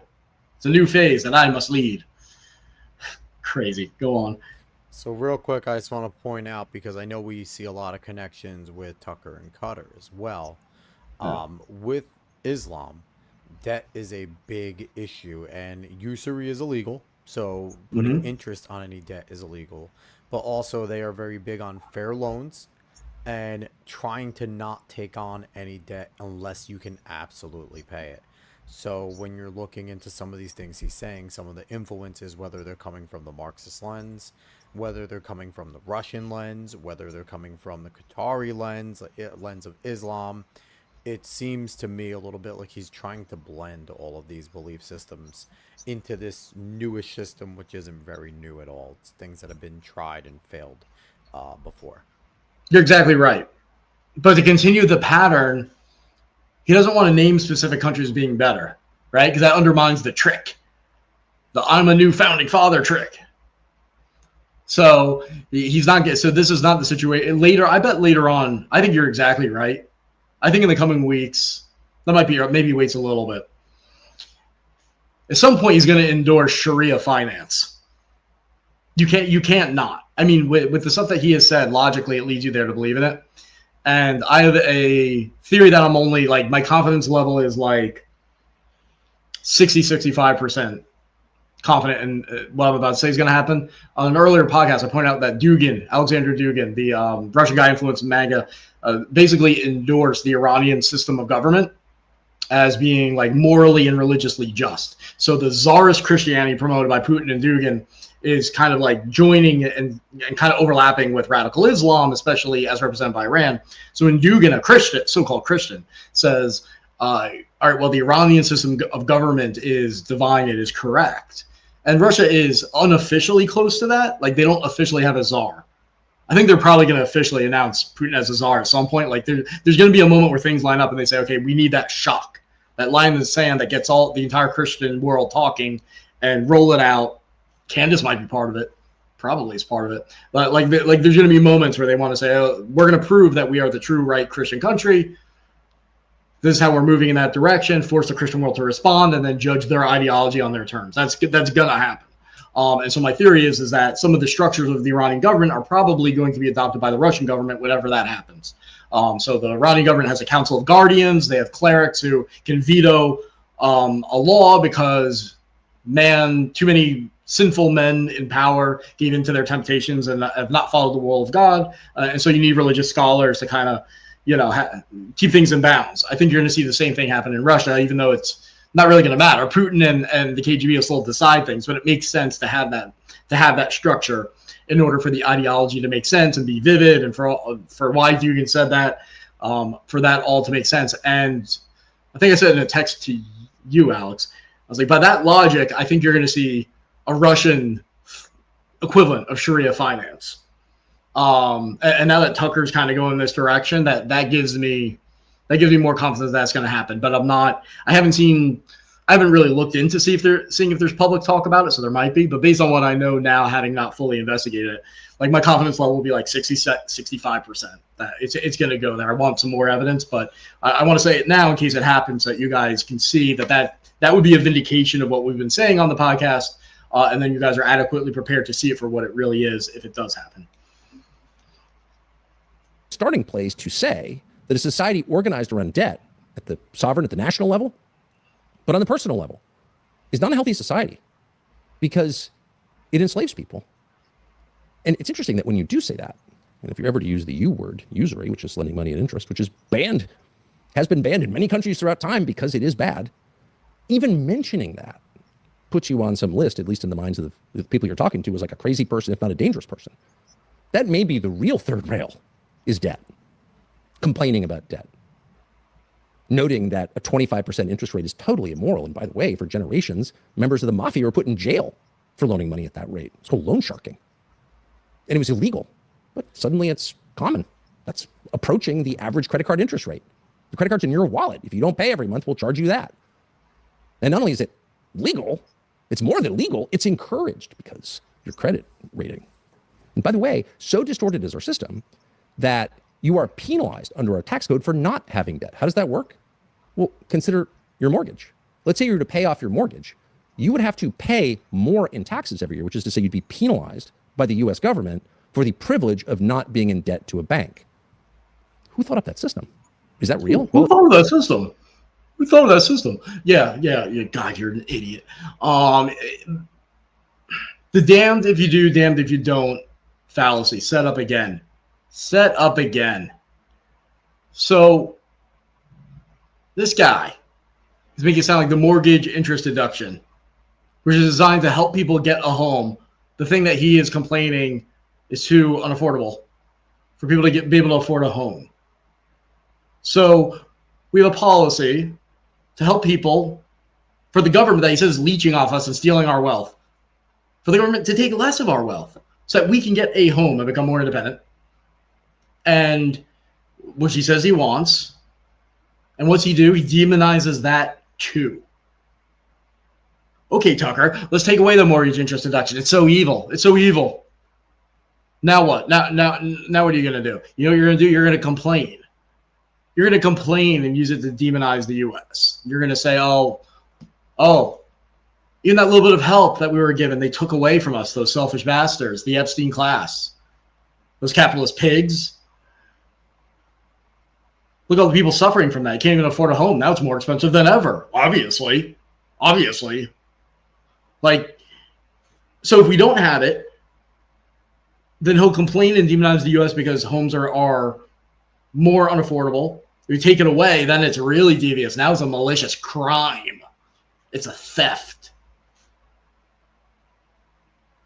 But then if you take it, now what? All right, so now the guy who receives it, now you're enslaved. Why? Because you accepted help. Oh, you accepted help, now you're enslaved. I mean, why is that? Why did anyone think up with that? I don't know, Tucker. Maybe because they thought about it for 20 seconds? Like, and if it was that bad? See, remember, think about the earlier premise he set up. Because all this follows. The idea they said, like one of the fundamental principles for these 10 points, these 10 genius points, is that what we need is to change people, like civil society. You don't change and improve things by laws. It's about the people. Because he's setting up the entire legislative process as the enemy. And that's part of the reason why he and many other people delegitimize elections. Whatever you think of fraud or whatever, no, there's people exploiting your concerns. Because they've always been making the point that the elections are fraudulent before you heard about it, before it resonated with you. They just need an opportunity to make it more convincing. I mean, that's a central part of the global seditionist movement's themes. The justification for these ideologies even to exist. The ultimate death knell for the ideologies of communism, Tsarist Christianity, and all of them is our healthy civil society and the elections. So what do? You make it so that Americans don't believe the elections are legitimate. It's all a show. It's all the Epstein class. And then you tell people that the legislative process itself is wrong. Actually, where change has to come from is the people, which, by the way, that's a reference to revolution, whether you want to admit it or not. I mean, what other mechanism do you have? If the legislative process is bad, that's not the way for change, but the change has to come through the people. Then the only option you can be talking about is an uprising. So again, damned if you do, damned if you don't. So if it was that bad, like he says, think about the arrogance here. Think about the personal the Tucker supremacy, not just the white supremacy, the Tucker supremacy.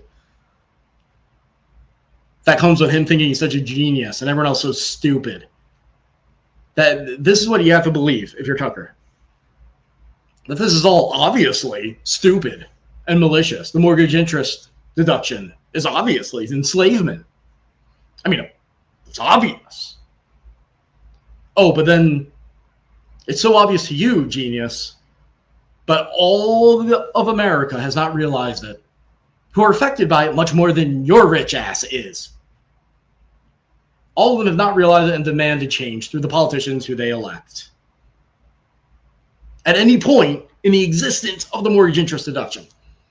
I'm not just talking about now, because he'll go to the whole election fraud thing. I mean, the entire existence of the deduction.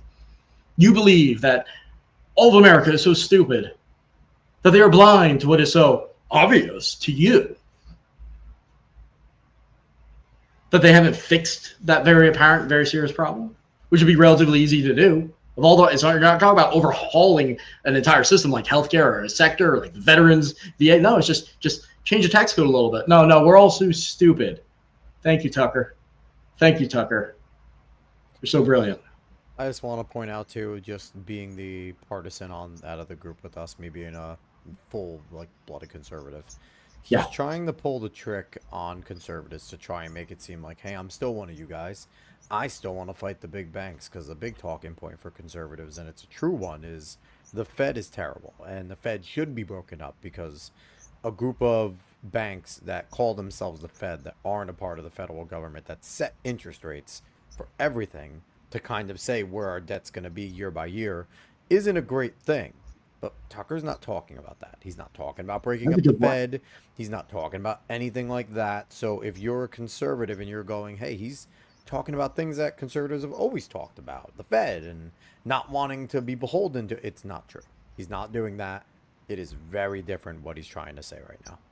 Just like with the whole no political parties thing, which whether you adopt that idea or not, I'm just saying if he actually says, oh, I'm not giving like answers in the beginning, like there's something vague, like, oh, we just want to, isn't it worth having a conversation? So let's say you think I'm crazy for exploring the idea of no political parties or restraining them, making it so that political parties as they exist today don't exist and there's no official party representation. I feel George Washington would agree with me, but I also, it's not, I haven't researched it to the degree I have something like Muslim Brotherhood, but I want to have that conversation. He doesn't open it up to that. Why? Because he doesn't want a solution. He wants regime change. How do you get regime change? How do you empower the global seditionist movement? It's through having third parties or multiple parties and then making the paralysis, the things that he complains about, worse. The same thing that you're saying. There are readily available, popularly talked about ideas that you could just throw out there. Because if that's all we're doing, like he's saying, he's just throwing out ideas to discuss, why not that one? Why not? Well, he's not really, because this is about making a case against America. This is about making a case against the founding fathers in the modern context. In other words, he would say, I'm not anti-founding fathers. He would probably cut a bunch of clips of him defending them. But he's still anti-founding fathers in today's context when he says that the time has run out. It's time for a new phase. They're no longer relevant. Like, that's anti-founding fathers in the modern context, But he would say it's not anti-founding fathers because he's acknowledging that they were good in the past, but now it's a different time because we have the enlightened Tucker to bless us. Someone wrote, with Sharia finance, you don't pay interest to pay a tax. Same effing thing. Exactly. Because I didn't explain it before, how Sharia finance works and possible Russia finance works. With Sharia finance, you don't pay. Yeah, they don't believe in interest. So instead, you just pay more up front. And so that's how they get around it. So it's a minor change, and it's an inventive change to comply with their faith. Okay, that's fine. And I kind of get it, but to say that that's like liberation, the liberation that he's advocating for, where he's like, oh, there's such a bad thing, but then Qatar, which is one of the big masters of that, does that, and it may sound like some miracle, like, man, it's just a word game. Tucker supremacy. See if you guys can make it popular. Social Tucker supremacist. All right, we can continue. It is real. And not only is it real, it is once again almost never noted by anybody, but it's a form of slavery. And over time, it gives people the perception, which is rooted in reality, unfortunately, that they're not really in control of their lives. And if you do that across an entire population, it may be useful to you because you want to control what they do, but it's totally degrading to them. And there's no reason that should continue. It doesn't mean you're against capitalism. By the way, what role does high interest lending play in free market capitalism? Are you a communist if you're against it? No. The threat of communism, of course, is not that it's a ineffective economic system. The threat of communism is totalitarian control. Well, if the entire country and every person in it is so indebted that they can't make free decisions, how is that not totalitarian control? Well, of course it is. Hold on. Oh. So just so you guys know, I don't know if all communists believe this. Alex, you might know. But I know a lot of Marxists and communists argue that the totalitarian control that is necessary to bring about communism, once it's achieved, is not supposed to be there. There's supposed to be true freedom. So when he is saying I can't believe he said this, and I also can't believe I missed it because there's just been so much stuff in here. He said the problem isn't I don't know if he even put it in a negative context. He said the problem isn't the criticism of the economic system of communism. Yeah, it is. But he says the economic system is not the issue. It's the totalitarian control that goes along with it. So then, according to the type of Marxist and communist I just articulated, he'd be in line with that. because they would say, oh, we don't love the totalitarian control. It's just we need it until we get to a certain end point for a new phase, like the new phase Tucker's talking about. So that messy part of communism, we've advanced enough to get past. That's what they would say. That would line up with what he's saying. I don't know if he knows it, but he's getting these. I don't know. He might, because, or maybe it's he knows it but doesn't know it's communism. There's some different ways it can happen. But Brian, notice the I'll say synergy this, there. Yeah, you are too nice of a guy. Stop saying I don't know if I Tucker know. knows it. Tucker knows it all. He is smart. He has talked about Marxism and communism and its negatives at length. He knows exactly where he's going, what route he is on, and he understands it completely. I'm not giving him any benefit at all. Someone mentioned an article I wrote. That was a long time ago. So a long time ago, I wrote an article about the Islamist doctrine of gradualism. And I haven't returned to it because I thought it was pretty important, but like it didn't catch on, but like people need to know about it. And then I reintroduced it. I made a documentary with Glenn Beck. I was the primary researcher for it. If you subscribe to The Torch, which is like his members group, but he also put a version of it on YouTube called Jihad in America. Basically, he teamed up with me to make a special that he, we call it like a documentary, like it's an in-between thing where we went through largely my research and my concepts about all the staged processes that Islamists use. And so gradualism, for the first time, when I think I first wrote that article in 2011, if I remember right. And then now it finally got introduced into this broad thing. Now, there are similar concepts, stealth jihad and things like that, but the term they use is gradualism. Almost nobody knows that. And so if you want to learn more about that, you can go to glennbeck.com and look up Jihad in America. That's the first documentary special that Glenn did. We called it like a live documentary special. And at the end, there's a Q&A with me, him, and Jason, his lead researcher, where we talk about that. So you guys can check that out. I don't know if I can do a watch party on it, if that's what someone's might be referring to. Because you have to sign up for glennbeck.com to watch it, and I don't want to take anything from him. So, but it's also on YouTube. So I don't know. After the communism thing, yeah, Islam is where communists learned gradualism from. That's the point. Yes. Yep. A lot of crossover there. And also, where did the Russian Orthodox Church and Putin for Tsar's Christianity, where did they learn some of the Islamic concepts from? About like arguably jihad. They could have gotten that from somewhere else. But I'm thinking specifically of the Ummah. You know, in radical Islam, how they want to have a caliphate, but the caliphate, the goal of that, the next stage, is to have a unified Ummah. The entire Muslim world is one body. And then eventually you conquer the world during this apocalyptic, you know, but a lot of even radical Muslims will say, you just wait for that. Like, we're not pursuing it. Like, that'll just happen. You know, you'll know when that happens, when the Mahdi appears and all that. But what are they pursuing now? It's they want to have a caliphate and then unify the Ummah under the leadership of the caliphate. Well, Russia believes in the same thing, except it's with the Russian world, and then they changed it. So by Russian, at first it was like, well, what is a Russian? And they defined it by saying, all right, well, originally it was like, oh, Russian people, like ethnically, and then also ideologically, and you know, and then it kind of changed to being just anyone who speaks Russian. So anyone who speaks Russian is part of the Russian world, is part of the Russian Ummah. They don't say Ummah, but that's the concept. That's where it's coming from. I don't think it existed prior to the team up between radical Islam and the Tsarist Christianity. And then they updated in 2024 where they said anyone like Candace can be part of the Russian world as long as they embody the Russian ideology and spiritual values, traditional values. But that's more of a description of the ideology. If they reject the neoliberal ideologies and fully accept the Russian ideologies, which are then articulated in detail in another document, then you are part of the Russian world. You are a Russian.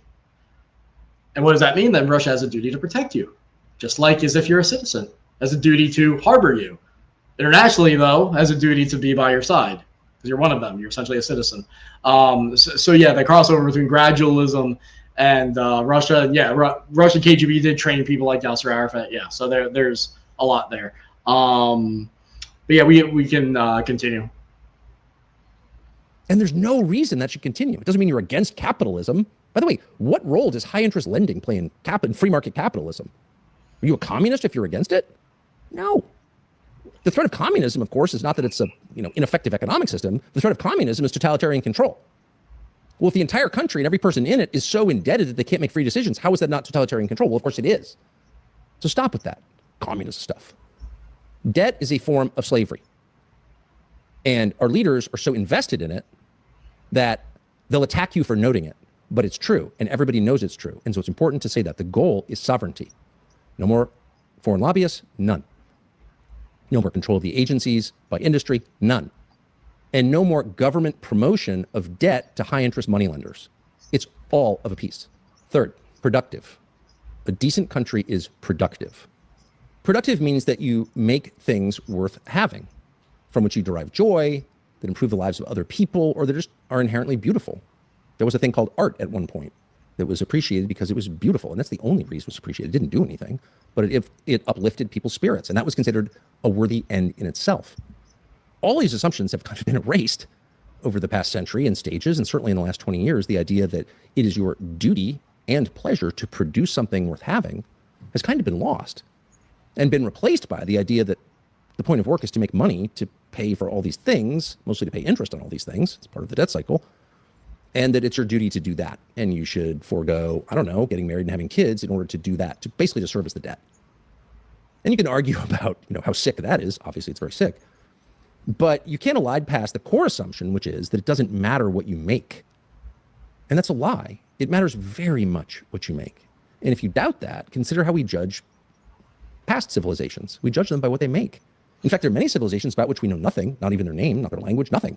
All we have is the record, the physical record of the things they made, and we name the civilization after that, after the stone knife points or the bowls that they made. The whole civilization, to archaeologists, is summed up by their products, by the fruits of their labor, the work of their hands. But that's true for all civilizations, and we judge them, and we are right to judge them by the quality and the ingenuity and, yes, the beauty of the things they made. So if you wake up one morning and your country is really only producing weapon systems and surveillance technology, both of which are probably employed in the service of evil, so there's that, but both of which don't really exist long-term. Weapons technology is by definition expended. Surveillance technology is just ones and zeros.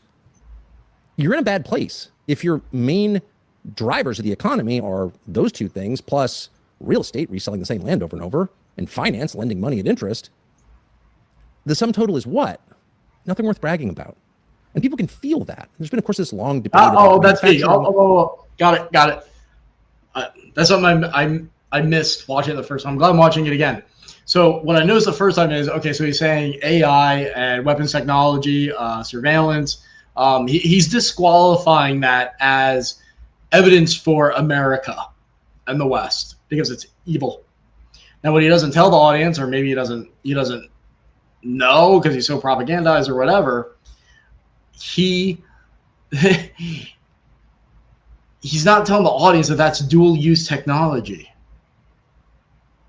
Like that's saying, like the surveillance technology, yeah, it's used for surveillance, but it's used for other things. So other things we make and then are used for surveillance, or we make a surveillance thing that are then used for making other things. Every time you make something or you have a technology that you've developed, it is somehow used for weapons. It's also used for many other things. He's not talking about just weapons exclusively, like he's broadening it out. So what he's doing here, and this was the key part that I missed. So you guys are thinking about what the point that I'm making, okay? But here's where it really became vivid, the motive. He said that's nothing to brag about, right? So it's not just the message that he's reversing it and how stupid it is, and what I'm tying it to a broader thing. He just comes out and says it there. America, your advantages in surveillance technology, your technological advantage over who? Because this is a comparison, right? We're judging our products compared to other civilizations. But he's not naming them, just like Alex pointed out. He's not naming Russia and China. Still too smart for that. Because this is a comparison. He's all right, so was he going to address? Oh, the things that you think that you're better in. Weapons technology, again, false characterization, AI, surveillance. Nothing to brag about. That's where the truth came out. I mean, I already knew it. You guys follow this podcast, you'd probably pick up on it. 99% of people wouldn't pick up on it. They still wouldn't pick up on it. I missed that. But that's so damning. That shows what this is. It's an ideological attack on the United States. It's an attempt to, in a way that is consistent with the damned if you do, damned if you don't fallacy I mentioned, to characterize our best features as negatives, which in politics, in the politics of personal destruction, campaigns teach you to do that. As an example, this is going to offend some people, but whatever. Just like try to think objectively about this, about what I'm about to say. I'm not making a verdict on the truthiness of it, as you call it. In 2004, like how did Bush win? Like what, or people outside of the Bush campaign, like really went after Kerry. Like the two soft spots were, number one, honor was a big thing because of his military service, and then his military service. Now, if you have honor and integrity, you don't flip-flop. So the flip-flop thing was very damaging. And Kerry didn't do himself any favors. He did flip-flop, and he said some really damning things. But then the attacks that most people say were, you know, a bit devious on his military service.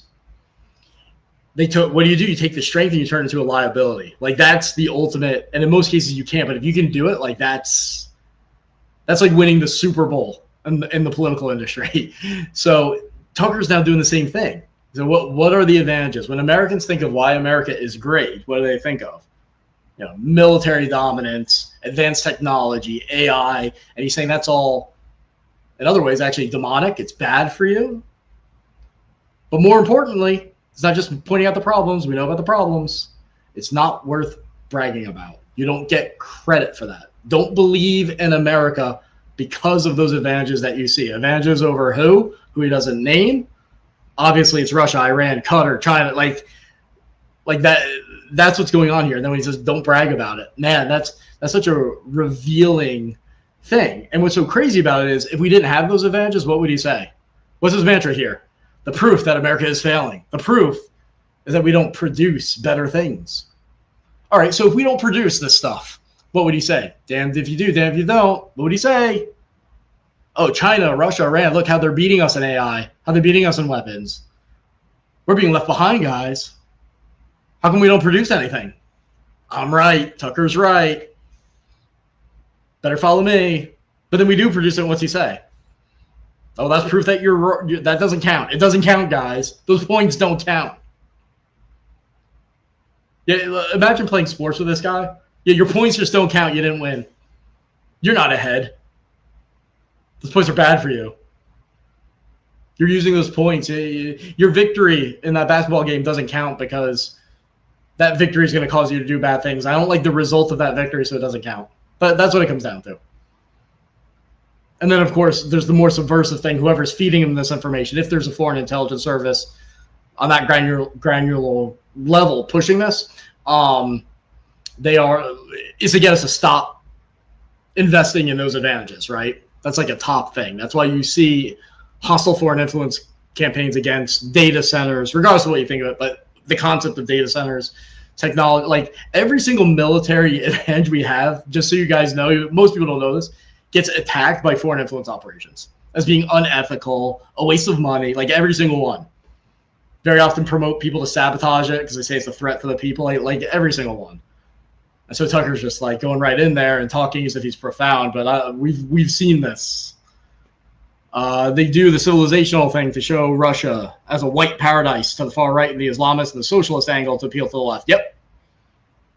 So for that, you guys should watch the Jeremy Boring show because James Lindsay goes into that. The socialist angle is very important. Yeah, thanks for that, Andrew. Really good at making weapons. Yeah. The thing is, it's not just weapons. Like if he was talking, if it was just about weapons, like we're just making a bigger nuclear bomb, he'd say that. That's not what he's saying. He's making it broad enough so that all the dual uses of that technology, one of which can be weapons, other things that have negative connotations to them, surveillance. People don't like surveillance. All right, so I'll call it surveillance. It's the same technology that's used in everything else. Like that's an application. So he's trying to discredit our advantages. I mean, this is a deliberate ideological assault on the U.S. at this point in his announcement. Okay, we can continue. sector. Well, of course, it wasn't a debate. There were a couple wackos like Ross Perot and Pat Buchanan are like, wait, we need to make things. Oh, shut up. You don't understand capitalism, said Ben Shapiro's parents or whoever was arguing at the time. No, you don't understand capitalism. It's really about efficiency. It's cheaper to make it over there, and then we reap the benefits. And Buchanan and people like him would say, but don't we kind of lose something when we don't make anything? Oh, shut up. You don't understand economics. But you don't have to understand economics to know that they were absolutely right. That you are judged by the things you make, but you also judge yourself by the things you make.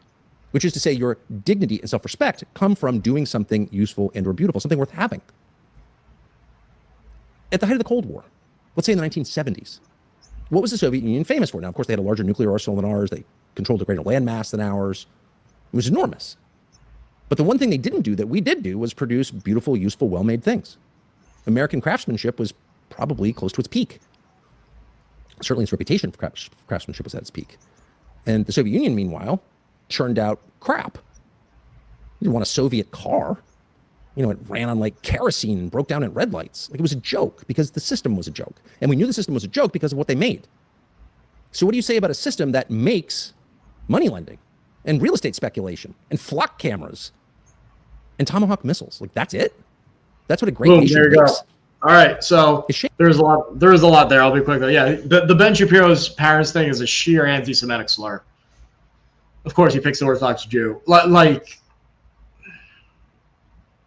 it just really makes me angry because it's so malicious, deliberately deceptive, deliberately. That's a conscious decision of, I want to associate a Jewish person who my audience doesn't like with this, and reinforce an anti-Semitic slur of what? White supremacy, the very thing that he keeps telling his audience is associated with these good things.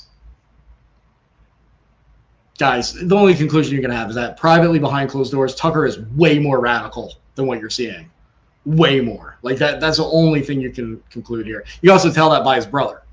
I mean, his brother's more out there, but even he, I think, is probably more radical behind closed doors, based on what I'm seeing, based on the omissions and logical conclusions they must have, but are not comfortable stating, and the patterns. I mean, that Ben Shapiro thing is really messed up, unbelievable. But again, to the pattern of leaving Russia out.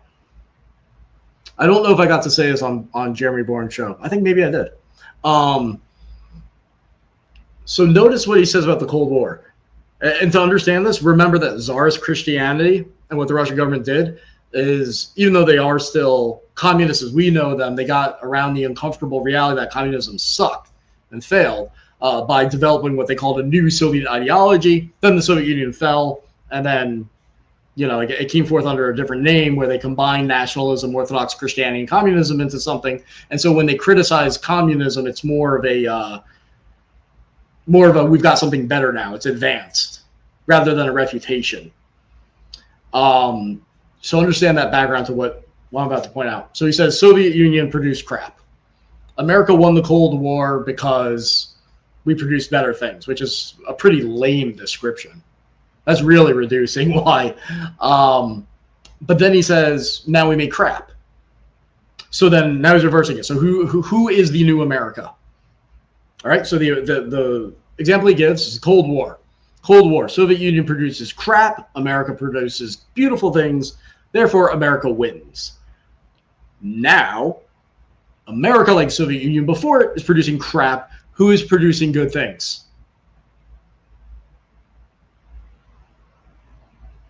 You guys see it?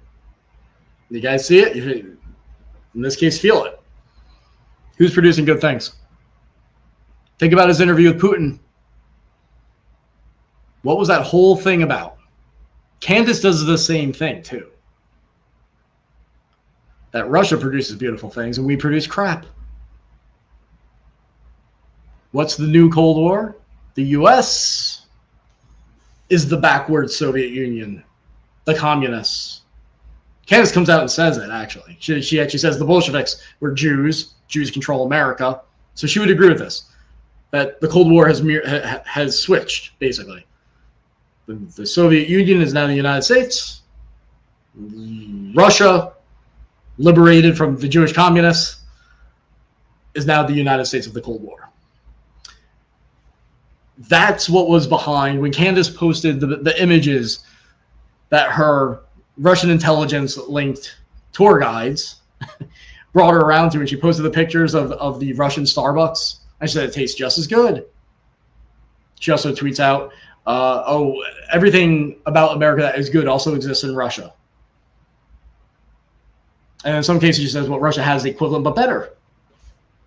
Certainly better morally, spiritually. That's open. But then even in terms of quality, she would sometimes say, oh, Russia's actually better. But consistently at least be equivalent. Now that lines up. That's not an accident. Societies and countries have a lot of features you can complement. When you complement the same things in the exact same way, and it lines up with a propaganda narrative from the top, and it fits an ideology, the people saying it have subtly follow the same ideology. That's more than just loose circumstantial evidence, right? So what did Tucker do when he goes to Russia? What's the big thing he's famous for? He goes to the supermarket, and like the rich dunce that he is, and this tells you a lot about the people around him too, that they're either like him or they're scared to stand up to him or they lack critical thinking skills. He goes to the supermarket, the Russian supermarket, and what does he marvel at? What's the big thing? That they have what actually exists in Aldi's, but he doesn't know it, and supermarkets across the United States that the everyman he poses as goes to, where you put the coin in, you get your shopping cart, and then you bring it back, you get the coin back, and then he sees this as a remarkably efficient invention, Russian invention, proof of Russia's superiority in making good products, whereas we make crap. And so he does it, and that's not just embarrassing. I'm actually surprised that his Russian contacts didn't tell him, like, dude, no, don't do that one. That's not helping us any. That's not helping us work with you. But it comes out, and none of his producers, his editors, because Tucker's not editing that video, said to him, that's stupid. So they're either as ignorant as he is, or they're afraid to stand up to him, or whatever it is, but there's something really, really screwed up. In fact, Andrew, the same thing he marvels at in Russia supermarket, something that came after Yeltsin went to it. It came after Yeltsin went to a supermarket in Texas and wanted to bring it to the Soviet Union, then Russia. There you go. There you go, guys. Don't trust anybody, even me, if you don't see evidence of a vetting process. I don't care how smart and profound what the letters are. Anyone in life that talks about complex things and speaks with confidence, and no one should speak with this much confidence about almost anything, like anything complex, and you don't see evidence of a vetting process, dealing with alternative information and facts, changes in views, at least to some degree, take what they're saying and throw it in the trash. It's worthless. It's worthless. It's dangerous, actually. With the echo chambers and stuff that we deal with digitally, online and social media, it's actually evidence of something dangerous and something that should not be part of your news diet. Tucker should not be part of your news diet until he has reaches a bare minimum standard of quality. Because you know what, guys? Tucker's producing crap. Him and his podcast. Oh yeah, America doesn't make great things. What are you making, Tucker, with your millions? You're making crap.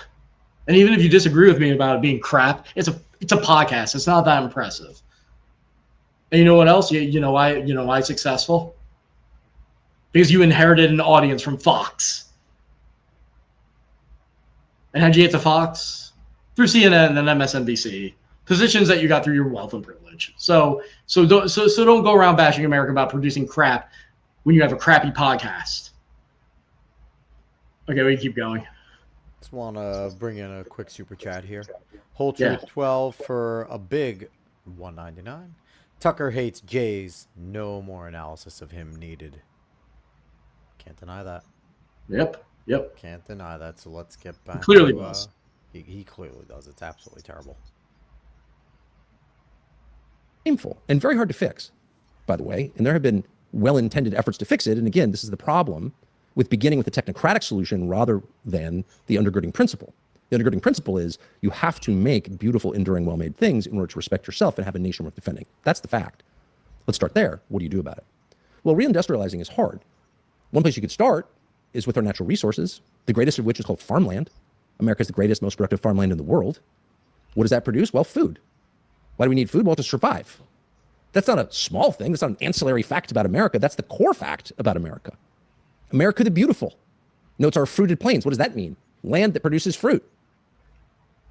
That was considered really significant. It's something to boast about. In fact, sing a song that almost replaced the national anthem.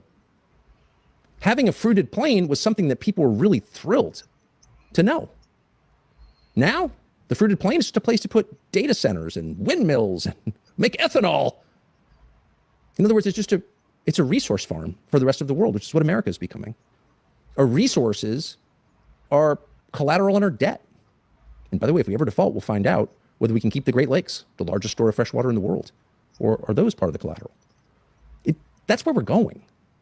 Unless Americans reorient around the things that actually matter based on what we have been given. And the main thing that we've been given is America, the landscape, not America, the abstract idea, the theory, the free market capitalism, the defending democracy. No, the mountains and Big Sur and those fruited plains and Whoa. I thought I did a good job taking notes when I watched this the first time. I thought I listened to every word. I can't believe I'm missing some of this. Whoa. I don't know if you guys caught that. What Tucker just said. You know what, Alex, can we go back 10 seconds? Everyone stop what you're doing and listen to this. Oh, Alex, I think Alex might be in the bathroom. Notes our fruited plains. What does that mean? Land that produces fruit. That was considered really significant. It's something to boast about. In fact, sing a song that almost replaced the national anthem. Having a fruited plain was something that people were really thrilled to know. Now, the fruited plain is just a place to put data centers and windmills and make ethanol. In other words, it's a resource farm for the rest of the world, which is what America is becoming. Our resources are collateral on our debt. And by the way, if we ever default, we'll find out whether we can keep the Great Lakes, the largest store of fresh water in the world, or are those part of the collateral. That's where we're going. Unless Americans reorient around the things that actually matter based on what we have been given. And the main thing that we've been given is America, the landscape, not America, the abstract idea, the theory, the free market capitalism, the defending democracy. No, the mountains and Big Sur and those fruited plains and entire. Whoa.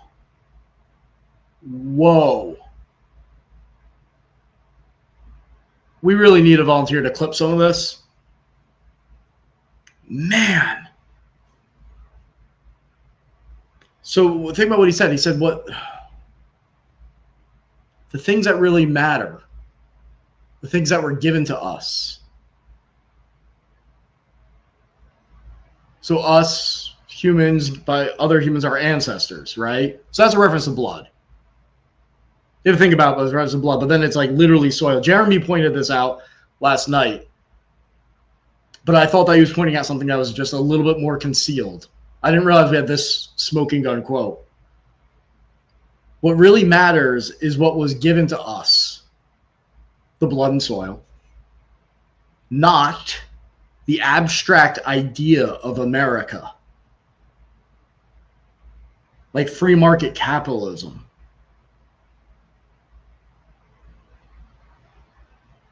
I can't believe it.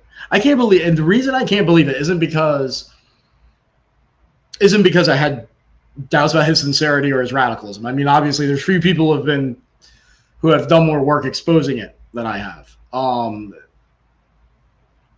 It's that he said it like that. This is a guy.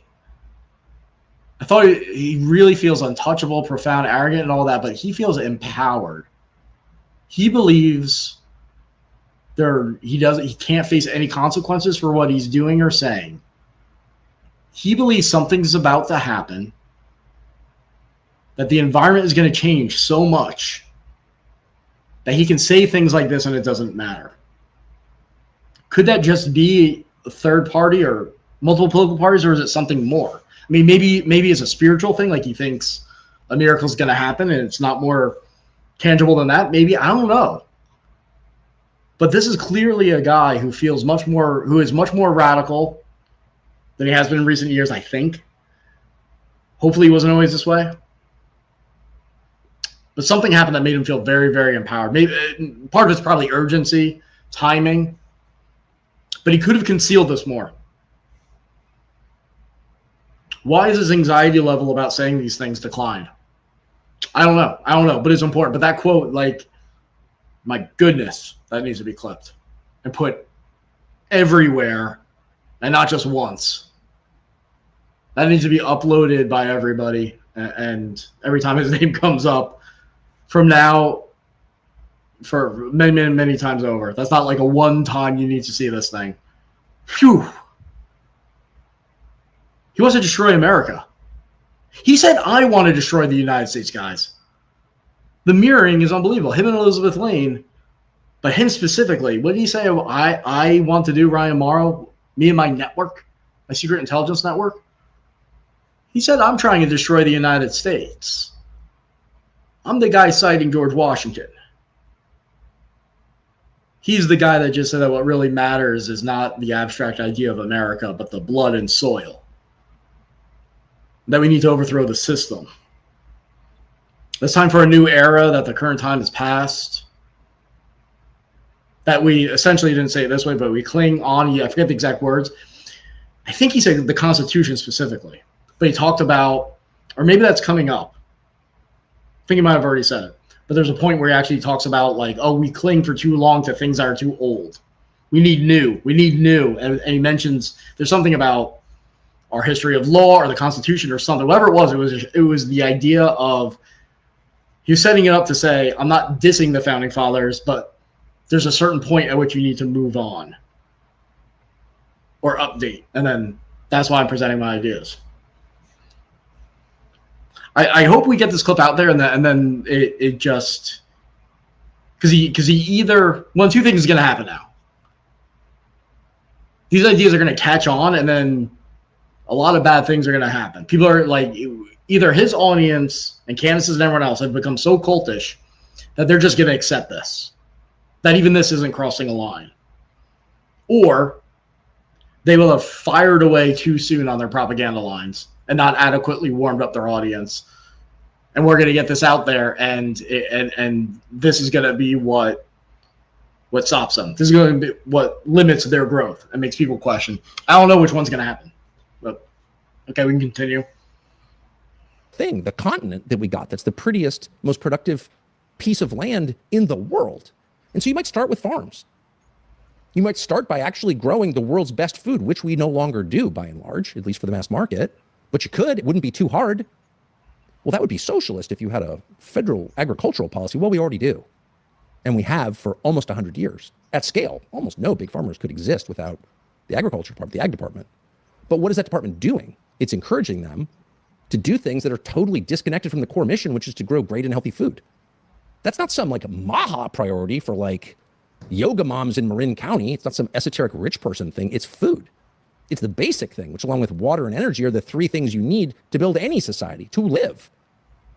And so if you reoriented your mind around reality, you would conclude that the Great Plains are way more important than BlackRock, and no, BlackRock shouldn't own the Great Plains. On a basic level, they're more important. You can't live without them, and they could be great. Why is it hard to have pride in farms? Why should that be considered the work of immigrant labor?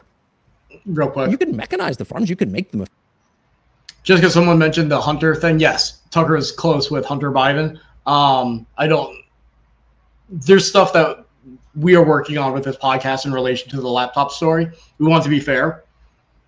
And as always, whenever there's with these type of things, most of the time when you get two stories that can't be reconciled, there actually is a middle point that you can find. And so far, my preliminary research, I think we're getting it. There's still some questions I need to answer, but we have tried to reach out to Hunter Biden to come onto the program because there are some things that I think you could tell he wants to expand upon.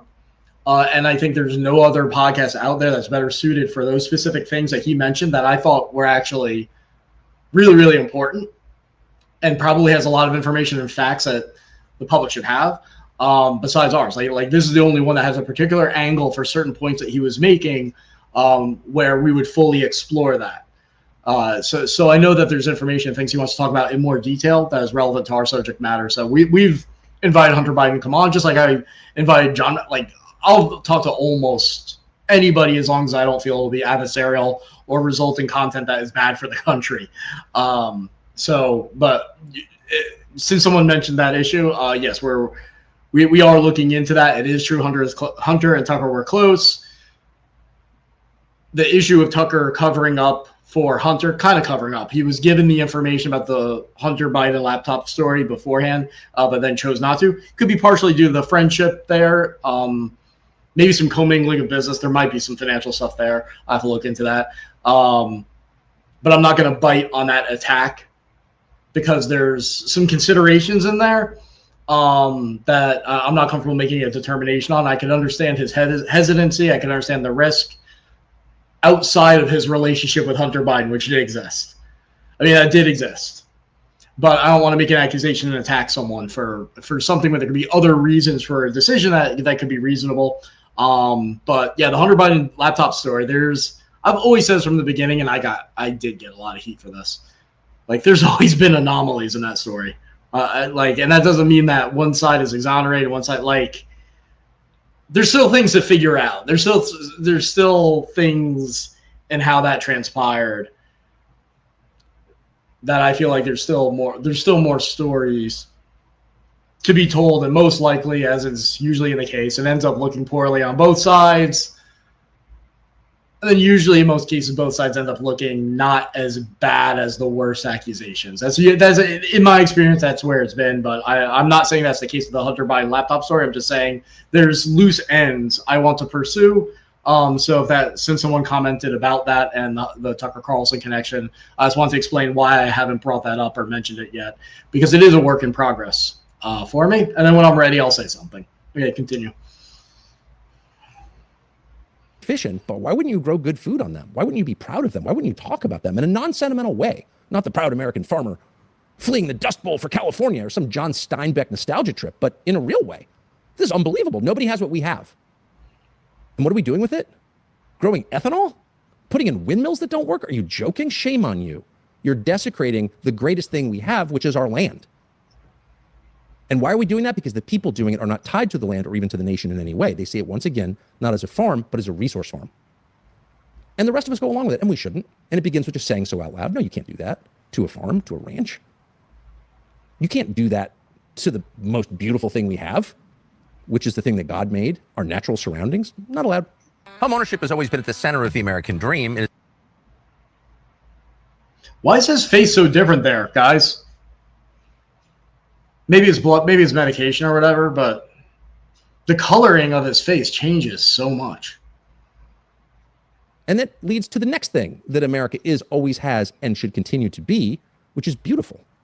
If you were to have left the United States, I don't know, 40 years ago, 1986, and you went somewhere far away, I don't know, Uzbekistan, and you came back, probably the first thing you would notice, other than it's way more crowded than it was 40 years ago, is that it's less attractive than it was 40 years ago. And that was, and if you're old enough to remember, always one of the great appeals of this country. Whatever the political system or whoever was running it at the time, almost kind of didn't matter, because America was fundamentally a beautiful place with handsome people, attractive people, by the way. But also it was just nice. Little towns, pretty little buildings, pitched roofs. People made an effort. It was clean.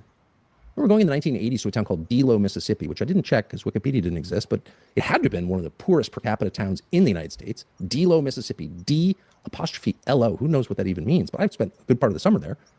And the first thing I noticed was that the poor people in Delo, Mississippi, this is not patronizing, it's just a fact, went to extraordinary lengths to keep their little houses tidy and pretty. And they were. They had gardens in front and used tires painted white to make paths. I mean, it was really kind of amazing. And it was the first time that I realized that, like, it doesn't take that much other than self-respect and some determination to preserve our birthright, which is the beautiful surroundings around us. Because it matters. Now, why does it matter? Kind of hard to quantify. I'm not sure the Treasury Department can give you a straight answer on why beauty matters, but I'll tell you what you already know, which is this. Beauty is ennobling. What? He wants the State Department to give you an answer on why beauty matters. I'm tempted to say that's reflective of his authoritarian mindset, because everything's all about how him and his ideas should be able to have the power to improve all sorts of things. So I guess if that's your mindset, it makes sense if the State Department should act as the dictionary writer for specific terms like beauty. But even if that's not the case, what a weird thing to say. What a weird thing to say. Oh, wait, where's that state? Weird guy. We can continue. Being around beautiful things makes you better. Being around ugly things, being bombarded by ugly things, objects, a landscape denuded of trees, filled with dollar stores, bad architecture, disposable crap, all through your house and your life and your office, that does not make you better. It demoralizes you. It cuts you off from what is true, because beauty is truth. And it's totally disrespectful to what we were inherited, to the things that were given to us. And there's no reason for it. And of course, you don't need to be conspiracy-minded to wonder, why were some of the prettiest buildings in America torn down all across the country within the space of 10 years in the 1960s, and then replaced by some of the ugliest buildings, concrete brutalist architecture? Why is that? The old Penn Station, Madison Square Garden. Look them up on the internet. It'll shock you that someone decided to tear those down and replace them with what you see there now. But that happened in every city in America. It was called urban renewal. But what it really was an uglification of the country. And again, clearly there was a design to this. There was a reason this happened. It wasn't like urban planners and architects woke up one morning and said, I don't know, a concrete FBI building is just prettier than the one it replaced. No, of course, if they knew it was ugly, that was the point. And what was the point of that? Who knows? Probably not even worth speculating. All that's worth saying is being around beautiful things makes you a better person, and it's within your control. What? It's certainly within. He goes, it's not even worth speculating. And then he spouts a conspiracy theory that I've never heard of. That there was a war on beautiful architecture and art and beautiful things by some universal standard of beauty that I'm not sure even exists. Whatever is beautiful in his eyes. There was a conspiracy to uglify America. And that was part of all the construction process over all these years. This hidden hand said, we need to invest resources to violate this universal standard of beauty. What a bizarre, weird little man. Let's keep going. Your list of demands, and it should be near the top of that list. And that would include, by the way, cleanliness. There's something about calls for cleanliness that set certain people on edge. Like only Nazis care about cleanliness. Really? Travel around the world. It used to be that when you travel to a country like Pakistan, for example, they would say, I want to come to the United States. Why? Because it's clean. People understand that cleanliness is better than filth. And if you allow your city to become covered in graffiti or let people crap on the sidewalk or don't pick up the trash, that's bad. In fact, it's a sign that things are falling apart. And maybe that's a sign that you want to send. Not clear why you'd want to send that. But it's bad for the people who live there, not just on public health grounds, not just because it spreads disease, because it's bad for their souls. That's why you make your bed in the morning. And not only is there nothing wrong with that, it's important to say so. No, you're not Albert Speer because you care about pretty architecture and clean streets. It's because why wouldn't you do that? If you love your country and your neighbor and yourself, the very first thing you would do is clean it up. That's the very first thing you would do, by the way. And then it goes for crime, too, which is optional. We have a panopticon. We have a totally comprehensive surveillance state. There's nothing you say that is hidden. If you have a phone in the room, you can be monitored, and likely you are. There's nowhere you can go that isn't tracked. Your face is all over federal databases. Biometrics is real. If you haven't flown recently, let me reassure you, there's nothing you do that the authorities can't find out about, ever. Well, that raises the obvious question, why are there still rapes? Why are people assaulted on the street? Why is there any crime at all? I mean, as long as you're gonna live in a much more efficient East Germany, why wouldn't you get rid of crime? It's called flock safety. Flock safety. So why isn't it safe? Good question. And again, we're only speculating, but we can certainly. We're only we're only speculating as part of his. Real quick, because he just kept saying Fox safety. It's faux safety. Is that what he was saying? He's trying to say faux safety, meaning it's fake safety, and he's pronouncing it Fox. Is he getting the Candace? I was just about to say things now. Like, does it go like when you go to Russia and Qatar that all of a sudden you can't say things that we've known how to say for centuries? That was weird. That's what he was saying. Okay, can't get past that. All right. It's supposed to be faux safety. He's pronouncing the FAUX as Fox. sparks safety. Like, what? I don't know if that's a Maine thing. He's from Maine, right? I don't know. But yeah, no, What a weird thing. And what else is, but the big thing here for me is that, first of all, he praises Russia. You want to talk about a surveillance society?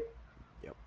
But we are not a surveillance society. I've worked in counterterrorism for a very, very long time, since I was a teenager. It's not true. I know people have this idea that the FBI, ATF, and all of them just have all the information at their disposal. Like that's not true. It's not true. I mean, if it was true, you wouldn't have spies in the U.S. from Russia or China or whatever, say Israel, whatever.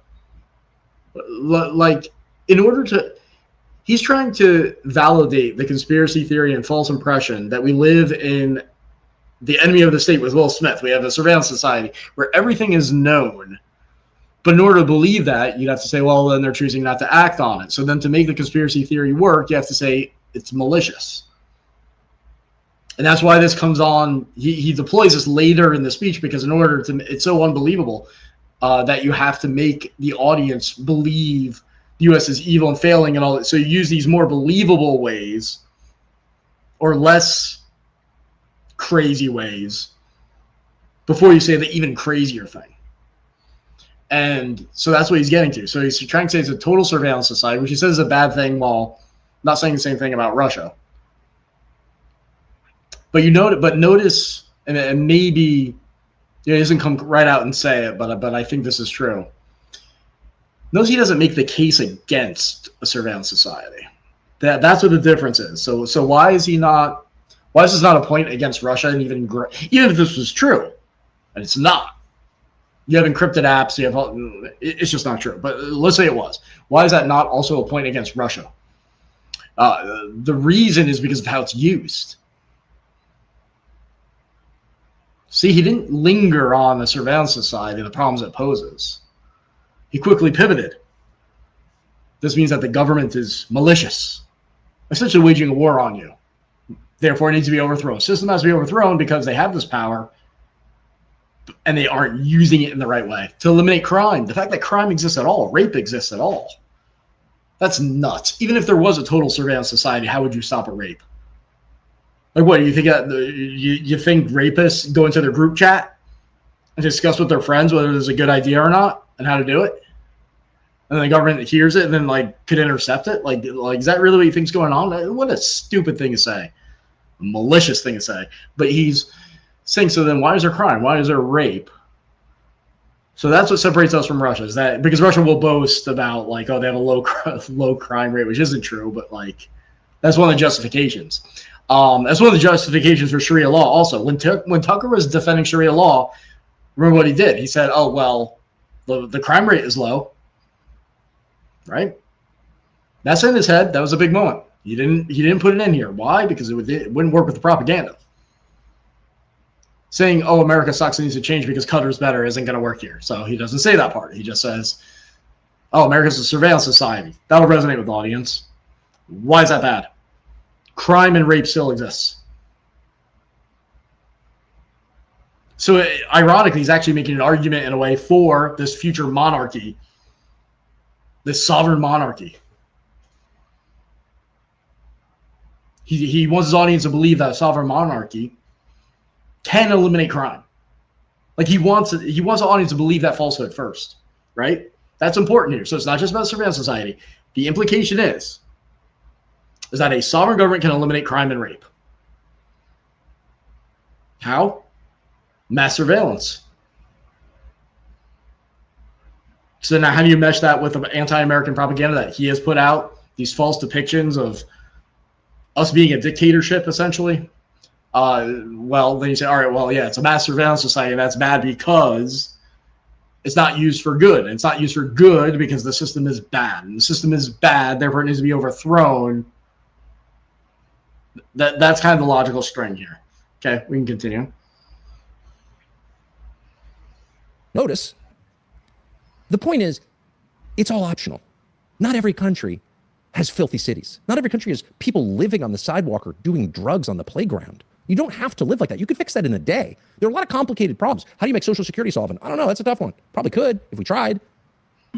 But we can be dead certain we don't have to have a lot of rapes or murders or armed robberies or car thefts or carjackings or junkies living on the street. It's not good for the junkies. I was going to point that else. out because it's so stupid. Like, oh, we can fix all that in a day. Drugs on the playground, all these problems, we can fix that in a day. And he says it with like certitude and just like wonderment. We can have a utopia in a day. We followed me. And then he goes, how about social security? This is where I think there's like something going on mentally, because he's all over the place. His face is getting redder. There's just something's going on. It's changing too much and it's too weird.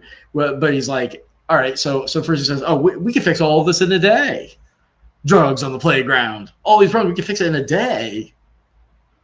That look, like, obviously. Follow my ideas, we can have a utopia. And then for some reason he starts talking about Social Security. He goes, why is Social Security not solvent? We can fix that easily. I don't know how.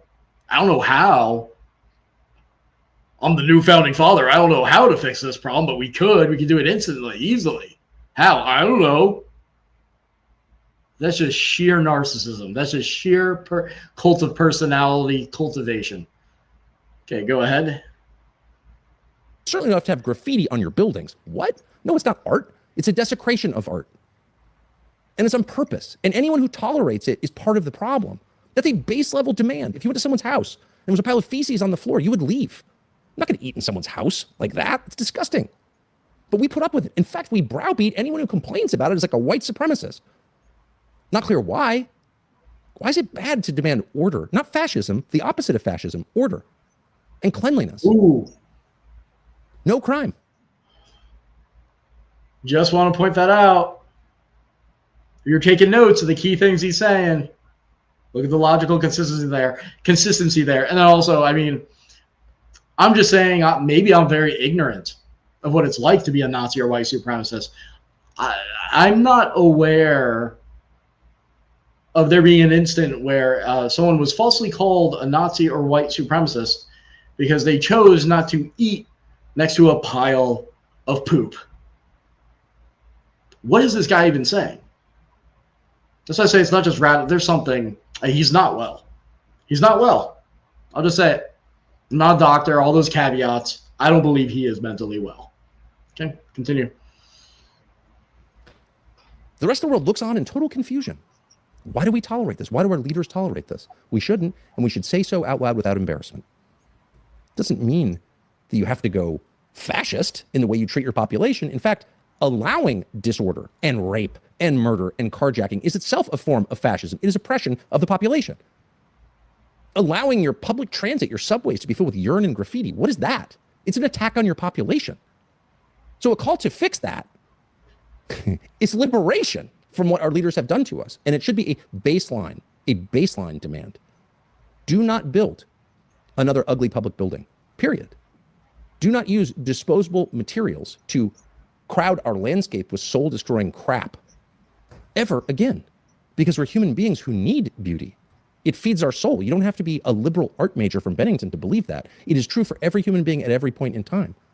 Beauty is essential, and a society that does not produce beauty probably won't continue, and we want ours to continue. The next thing that America needs to be, and as we're saying so out loud, is healthy. And that means, of course, physically healthy, but also spiritually healthy, clear-eyed and bright. It's not shameful to want that. There was a time when health was taken for granted as a goal, when being physically robust and mentally alert. Did you guys see that? It was like a weird tick. If you just go back 5 or 6 seconds, I'm not going to speculate because I don't know if that was like a communication thing. I don't think I've seen him do it. But I just want to point it out just for later reference so I can go back and be like, 6, 10 seconds. Says, oh, be healthy, but then he says, but then spiritually, there's a. I just want to keep in mind real quick, I have this playing at 1.25 though. So it could be something. Oh, yeah. Okay. Because it's a little bit quicker because we just. Good point. So it could still be that, or it could just be a natural motion that would look more natural for emphasis when it's easy enough. Let's put this next 10 seconds on regular just so that. So let's do that real quick. So boom, regular. Now let's see what we got. The next thing that America needs to be, and it's worth saying so out loud, is healthy. And that means, of course, physically healthy, but also spiritually healthy, clear-eyed and bright. It's not shameful to want that. That was a weird emphasis on the blinking. Yeah, maybe it was just a weird. Okay, yeah, it's just a weird. I think it might have been. God, maybe it was a response, like unnaturally, like subconsciously, to when he was saying being clear-eyed. Maybe he was just thinking of like the commercials with Ben Stein, when he's like clear, dry eyes. Oh, right. It was weird. Yeah, it was definitely a weird. It was weird, but it's not. It was as weird as when we got fast. Okay. Yeah, I don't think it's him like tripping balls or anything, but it was. I apologize, Tucker, if it sounded like I was making an accusation based off of your weird facial expressions. So that was not a smoking gun. It was just weird. His eye blinking isn't why we think he's tripping balls. It's his whole entire fucking video. That's the reason why we think he's tripping balls. But It's a time when health was taken for granted as a goal, when being physically robust and mentally alert were kind of expected. And of course, not everyone met those standards, very much including me, but those were the standards. But at a certain point, as part of the general decay and perversion of the society, health became redefined into something that doesn't resemble health, and the goals changed. So it's important to restate them. What does health mean? It means being physically robust, capable to the extent you can be, active, and it means being clear-minded. It means being sober, actually. And we're very far from both of those things because nobody seems to have the courage to just say it out loud. What is health? Well, health is sobriety, actually, and physical vigor. So you can start, and Bobby Kennedy, to his great credit, has articulated this well, with better food. Shouldn't be eating poison. You should know what's in the food. The government does have a role in regulating food, of course. Has since 1912, but hasn't done a very good job in recent decades. We could fix that easily. And of course, all kinds of manufacturers of poison food fight against that, but why do we have to listen to them? And we should call that out again and again and again and again. But it's too limited to say that's what health is. Health is much more than that. Health conveys a joy of living, happiness to be here. And again, above all, a clarity. Like you're happy to be here because you know what's going on. And there is enormous societal pressure not to note that. And to give in to the assumption that, well, there are some things that are just really tough, so tough that you need to be addled in some way by a pharma product. Weed, you seem to unrelax with weed or alcohol or whatever, but not just that. In fact, those are hardly the most insidious because they're the most obvious. Drunk people are easy to spot. Weed smells. Benzodiazepines are totally hidden, and the effects aren't obvious either. And they're prescribed up and down for everything. This is the part. There's a part on Jeremy Boring's podcast where I said there are some Scientology themes, which I normally wouldn't. You can hear this in other contexts, but when you consider the, I don't know if unjustified is the word, inexplicable closeness between John Mappin, the senior Church of Scientology guy in London, and with Candace and with Tucker, and the effects that that's had and some of the possible correlations between Scientology and its thought and their behavior and things that they're saying, it's relevant.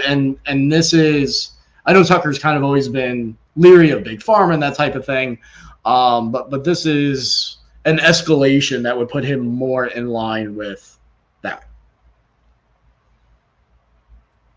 So I just want to bring in, we got a nice big 20 from March on 2027. And they write, boy, this Tucker, with an F, loves to lecture his fellow Americans and those who are in leadership positions. Most of the big cities have been Democrat-run for years. Who knows how much fraud has gone unnoticed. So thank you for the 20. We appreciate it. And now let's get back to the video. Yeah, thank you. Airplanes, going to meetings. So are amphetamines, taking tests. There's almost no natural human activity in the United States that doesn't seem to require a pharma product, whether it's having sex or going to sleep. The most basic functions of all require pharma products. And of course, the result is that the overwhelming majority of Americans are on something. Is that a net win? Well, of course not. That's measurable through life expectancy, hospital stays, the rest, the cost of healthcare, all the normal ways to measure it, but it's also measurable in the way that you interact with other people. If someone is using SSRIs, benzodiazepines, Valium, Xanax, amphetamines, Adderall, is that person fully him or herself? Is it really that person? Well, no, obviously.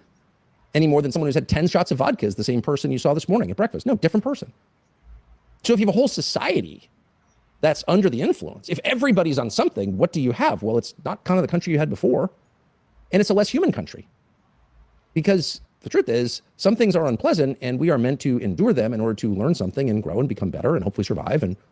But suffering is part of it. It's part of it. And no one wants to say that, but it is a fact. And so, because people aren't willing to say that, sobriety is no longer the goal, and it should be. It's not esoteric. It's not weird. It's not like some eccentric desire to be sober. Everyone should be sober all the time. There's nothing wrong with that. What's wrong is what we have now, where everyone's half-addled, and you talk to your boss at work, this has happened to me, and you see that kind of vacant shark-like stare that suggests like no real human emotion. What's that? What's called Xanax. It's also physically addictive, and you can die going off it. But doctors are prescribing that for years, really? Same with Adderall. It makes you crazy. It gives you mental illness if you use it long enough, but people do. Why is that okay? And why the social sanction for saying so out loud? Again, you can impute your own motive. There's clearly something going on here. We can't even guess as to what it is. It almost looks like an intentional effort to wreck a population, but the point is we're participating in it. And we shouldn't. It doesn't make you weird, some chia seed eating health nut, to not take drugs, including drugs that are prescribed for serious illness. Like maybe all of those aren't necessary. I don't know. Let's have the conversation. It's not good. And so how do you fix it? Again, by saying, once again, it's not good. Health is the goal. And the closer you are to natural design, the closer you are to health. You weren't made for this stuff. And just because someone tells you got this new life-enhancing thing doesn't mean it's actually life-enhancing. It may be new, but it definitely doesn't mean it's better. And so as you think about this and assess it, I mean, it's all obvious stuff, but you begin to realize that we've been manipulated as citizens, but mostly as consumers. And if you wake up and your main role in a society is as a consumer, it's a problem because you're diminished by nature. Citizens have rights. You treat them with respect. Consumers are pawns to be manipulated. And so it's important to note that we have been manipulated and that health is the goal. A healthy society is a goal. You go to an airport or Walmart and lots of people are fat and tattooed and kind of depressed looking. And you think, well, which came first? Are you fat and tattooed because you're depressed? Or are you depressed because you're fat and tattooed? It's possible it's the latter. Living with self-respect improves you and everyone around you. And no one loves us enough to say that. Instead, they're like, be you. You're wearing your pajamas with face tattoos at Walmart, and that's okay, but it's not okay. And you know it's not okay. And no one thinks that's actually okay. And anyone telling you it is okay doesn't love you. In fact, probably just the opposite. Cozy Earth, there's got a big following. Yeah, well, people are pointing out that, well, first of all, it's so massively irresponsible for him to be like, oh, maybe we just shouldn't be on any of it. Like, where does this guy think he is educated on everything? And then doesn't do anything to actually show research. Like, this is someone with a terrible personality. Like, this is the guy, the drunk guy at the bar, or the frat house, because they're like just went to college, so now they think they're smart. Has an opinion on everything, and they think by the sheer quantity of opinions that they have means that it's meritorious. Like as if they have done research because they had a large number of opinions, as opposed to having just a few opinions that are well researched. Like, no, they just had a lot to say about a lot of things, and they confuse arrogance with accuracy. And I love how Jen pointed out that he was saying Adderall makes you crazy, and we know about Candace's past admitted habit with both Xanax and Adderall, and there's reasonable suspicions that the usage of Adderall has gone on in more recent times. I have no way of confirming it, but I can see why people say it. But it's also like the idea that you would tell people, especially those potentially with mental health issues, that you should consider going off medication, which is what he told his entire audience. I mean, he characterized medication the worst possible way. And he says most people are on medication, so that means most of his audience is going to be on medication. To tell them it's bad, inherently bad. Doesn't quite say it's unnecessary, but it says it might be. It's bad enough, we should consider just not taking them at all. What an irresponsible thing. I also didn't he seemed to almost characterize it as the consequence of personality flaws. He's a dick. Like that is, what a jerk. Like to say what he just said, aside from being irresponsible, he's just arrogant and judgmental and just a dick to say that to people. And like someone was pointing out, like, you know, well, God gave us mastery over nature. That's used to create that. Like, what are we supposed to do? Not create medication? You may disagree with how it's being applied, but like as a concept, like that's just, like, he's just crazy. And it's just unbelievable. It's unbelievable. But notice how bitter he says. I noticed this the first time I watched it. It was like he gets angry at different things throughout this, but it seemed like the medication thing seemed to really, there seemed to be some personal beef there. The most ready explanation of which being, like, he see it, like, it seemed personal enough. He reminded me of someone who was offended that someone recommended psychiatry or medication to him.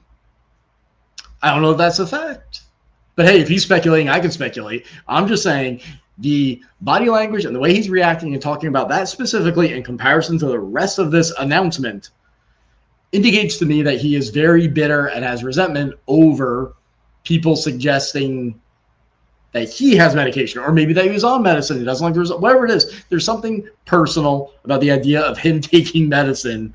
It seems to me. Now he might say, "Oh, it's about other people I care about," and that's probably true. But that seemed like vengeful almost. And based on what I'm seeing, I mean, based on the behavior, based on what we're seeing, I mean, isn't it pretty plausible that somebody around him has been like, "Dude, you might want to look at psychiatry or some medication"? And very often people that need it react that way. they can't handle it because they see it as a personal attack or a criticism when it's not. Okay, we can go forward. We can keep going. Another thing you'd like America to be is honest. Honest. Lying, which is part of the human condition. Of course, we all lie, hopefully less than we want. But lying is bad. And it's always bad. It's one of those universal principles referenced earlier that never changes. It is always bad to lie. You may have excuses for it, and they may be valid or sound valid, but it's never a good thing. And you can never tolerate it, at least officially. We always have to say it is wrong to lie. And that has to be expressed, by the way, in the legal code. So if it's a crime to lie to the government, which it is, you can't lie to a federal agent. Lots of people have gone to jail for it, Martha Stewart famously. Then it has to be a crime for the federal government to lie to you. But is it a crime for the federal government to lie to you? No, in fact, it's encouraged. Every sting operation, every elaborate FBI scheme is based on lying. Is it a safe country? Do you feel safe? Is there less fraud? Of course not. It doesn't work. It hasn't worked. But it's the law. The law reflects the truth as of right now, which is it's totally fine for your leaders to lie to you. It's a crime for you to lie to your leaders. And that has to be fixed in order to get back to equilibrium because it's insane. And it sends exactly the wrong message, which is it's their country, not yours. Well, of course, it's all of ours. Lying is bad. And unless you continue to say that, in fact, it's an unacceptable disqualifying sin in a leader. If you found out your spouse was lying to you, where were you last week? I was on a business trip, but actually you're in Barbados. That will significantly affect your relationship. But for some reason, when our leaders tell obvious lies to us, it's about the Iran nuclear program. No, really, it's the Iran nuclear program. Nothing to do with the Iran nuclear program, which you told us you eliminated last summer. So clearly you're lying. That's the moment at which we should stop and say, I'm not accepting this. Real quick, first off, the way he knows how he demonized every law enforcement action, right? Oh, they can never lie to you. And then the example he gives is something, oh, every raid, every like, what, the government's supposed to just be fully transparent to those investigating and might lock up, like, oh, is it, like, that's going to work? What a crazy thing. That's anti-police bigotry, in my opinion, or close to it. I'll put it that way. I'll say it's close to it. I mean, that's just wild. And then Andrew pointed out, I feel as if the FBI thing is personal. Government's investigating is not lying. That's a fair conclusion. Well, first of all, if you believe half of what he says about the government being this evil, then you're going to think your life is in imminent danger, which is why I said on Jeremy Boring's show, and kind of like, I think he disagreed with me a little bit, that I think it's plausible that Tucker is planning to move to Russia or Qatar. Aside from him thinking it's better, if you believe, either you're the biggest liar, but usually people that lie that much, usually there tends to be other things that then, like, you tend not to be successful. There's a lot of pitfalls and things like that. If you were to lie to that egregious degree, or If he believes 10% of what he says, then you need to get the hell out of the United States. You're living in the belly of the beast. They're coming to get you. You're in imminent danger. You better get out. And there's a place that'll welcome you with open arms. Like if you genuinely believe the U.S. is 10% of as evil as he depicts, you have to be thinking about leaving. You have to be at least preparing the option to leave. I don't have evidence that he's doing that like I do with Candace. Like Candace, I mean, you're not going to get a stronger case that that's what she's doing than what I have on her realistically. Because assuming she's not going to come out and say it, and I don't have access to private texts, the evidence I have is as strong as you can reasonably get. Tucker's a little different. Yeah, so I think there is reason for him to be worried about that per his mindset. But then also remember what he said. He said that the CIA is upset about his private text messages, which he did not describe, to Iranians in Iran before Operation Epic Fury began. Iranians he did not identify. And that the CIA was putting together a criminal case against them, which the CIA cannot do, for violating the Foreign Agent Registration Act, also known as FARA. That was a big announcement. There's some things I have some possible insight into why he said that. That has not been publicly disclosed and no one else has reported on. So that's one of the things I'm trying to work on. But yeah, so if he said that there might be a criminal case against him, I can see why he's saying, oh, the government shouldn't be able to lie to you or anything like that. Like that's a fair observation there, I think. So yeah, we can continue. We are not continuing in this conversation until you admit you were lying and tell me why. In the same way, if you caught your spouse lying about pretending to be in Scottsdale but was in fact in Barbados, you would say, I'm not going to let this pass. Like, what were you doing in Barbados? We do not have that posture with our leaders. We allow them to lie and to penalize us for lying. And that's really the basis of a lot of the unfairness and corruption that we endure and that has sapped the faith of most people in their government and even in their nation. The permission of lying. Again, it's realistic to accept that people do lie. When pressed, they tend to lie. That will never change. But our acceptance of it is what has to change. And it can. And the main place in a relationship with the federal and state government that can change is on classification. So what is classification? Classification is the lie that the majority of the big things government is doing are too important to tell you about. You're not allowed to know because if you knew, somehow we would all be less safe. Well, that's a lie. And of course, the main reason that over 1 billion federal documents are classified is in order to give the people running the government the ability to do whatever they want, including enrich themselves, steal, defraud your money, and strip you of the right to do anything about it because you don't know what's happening. So this is noted by all normal people at all times. Evil thrives in darkness, and sunlight famously is what? The best disinfectant. But there's no effort to disinfect our rulers. And instead, they have constructed a, not overstatement to say, a Byzantine system of classification rules with one goal in mind. Not to keep us safe, or to end the Iranian nuclear program, or to fight Hamas, but to allow them to behave with shameless corruption under double standards that secrecy affords them. That is the truth. And that's why 63 years after our president was murdered in Dallas, we can't know all the available facts about that murder. Now, on what grounds can we not know those facts? National security, sources and methods. The whole thing is a lie. And it doesn't get better until people stop lying. And the only way they stop lying is by revealing to us the truth. And this may be a kind of trap that the rest of us fall into. So something will happen, history-changing event like 9/11. And parts of it will seem self-evidently obvious, like what happened, planes flew into buildings. But some of it, like Building 7, which collapsed for still no acceptable reason, are...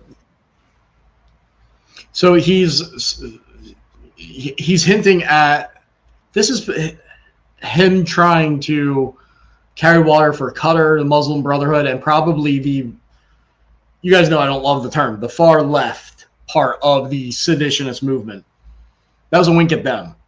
And the reason is because he's trying to express solidarity without saying it with people who are linked to Hamas in the United States and being prosecuted, deported, investigated, like Mahmoud Khalil, whose deportation, my evidence was cited by the government as part of that deportation case, which I'm pretty proud of, because I found stuff. They came out with their case against them, and it was like really, really vague. I made a much stronger case than the government did. The stuff I found, I couldn't believe that. Like they didn't reach out and like to someone like me or me because, yeah, it was amazing how long it took the evidence I found against Mahmoud Khalil and his group to even show up in court and the government to be aware of it and then incorporate it. It's unbelievable. But so I think that's kind of like him wanting to defend people accused of Hamas ties or sympathies who, in his mind, are being persecuted in the United States. That is not a legitimate thing for law enforcement to be worried about. Why? Because of his friends in Qatar. And I think more broadly, it's bridge building with the Islamist and far left elements of the global seditionist movement that they share. It's also possible. It's possible historically. Those other elements of the seditionist movement, the Muslim Brotherhood, Islamists, those types, they made a big thing out of things like the Holy Land Foundation, people getting prosecuted and investigated for being linked to Hamas and held them up as martyrs. So if he wants to tap into that and he wants to unify the seditionist movement around him, it would be smart, common sense, and clearly what he should do to throw that line in there and start seeding that in. That would make sense. Okay. Before we keep going, March on 2027 came back with another big $20. The holier than thou attitude is very off-putting. My grandpapa taught us to pray for people like Tucker. So thank you very much, Marchon. Appreciate the. Wait, is he saying is that no? Because he spent $20. Well, maybe that my holier than thou attitude is off. No, I think he's talking about Tucker's. Okay. Because he's saying pray for. I'm not denying that I'm holier than Tucker. No, I think he's speaking of Tucker there. Yeah. So, yeah. Thank you very much. Totally confusing. Yeah, thank you. 25 years old. That's a big help. Thank you. And so people ask those questions because why wouldn't they? Anyone who's awake looks at that and says, that's weird. And then that person is screamed at as a conspiracy theorist, a wacko, you're an anti-Semite, you must be a Nazi if you have questions about Building 7. Okay, well, there's a very fast way to settle that debate, and it's by declassifying the documents that might shed light, factual light, on what actually happened. But that never enters the mind of either side. The people asking questions, slandered as conspiracy theorists, just grumble to themselves, and the people who are continuing to hide the truth, assuming there's a different truth, just sort of keep on doing it. And so if you want to restore honesty, and you really have to, because a lot of the things we're seeing now could not happen in an honest system, certainly corruption couldn't happen, the first thing you have to do is demand ownership of something you already own constitutionally, which is the government's work product. The people hiding these things have no legal right to hide them other than rights they invented, but they're fake. They're not fundamentally true. How do you, as a federal bureaucrat, have a right to lie to me? On what grounds are you doing that? No one ever asked them, so they continue to do it.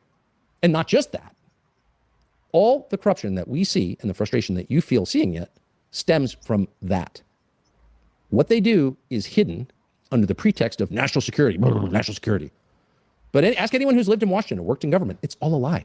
There's probably some tiny percentage of government activities, conceivably, that need to be hidden from public view because there are sources and methods, there's an operation in progress, and okay, fair. But that's like 100th of 1% of what the government does and has done for the last 100 years, that's still classified. End it. You could end it tomorrow. But they won't. But we should demand they do. The next thing you'd like America to be. Okay. I'll demand something. I'll demand something.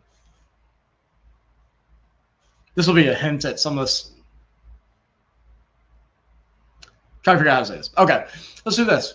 You know how I was saying I want people to ask Trump and the Trump administration to name me as the declassification czar or to that board that's involved in charge of declassification, which won't happen. But in my dream world, if I have the ability to declassify things with minimal oversight, like just something to make sure I'm not giving out the name of like an active spy or something, but to be as broad as I can be and to break those.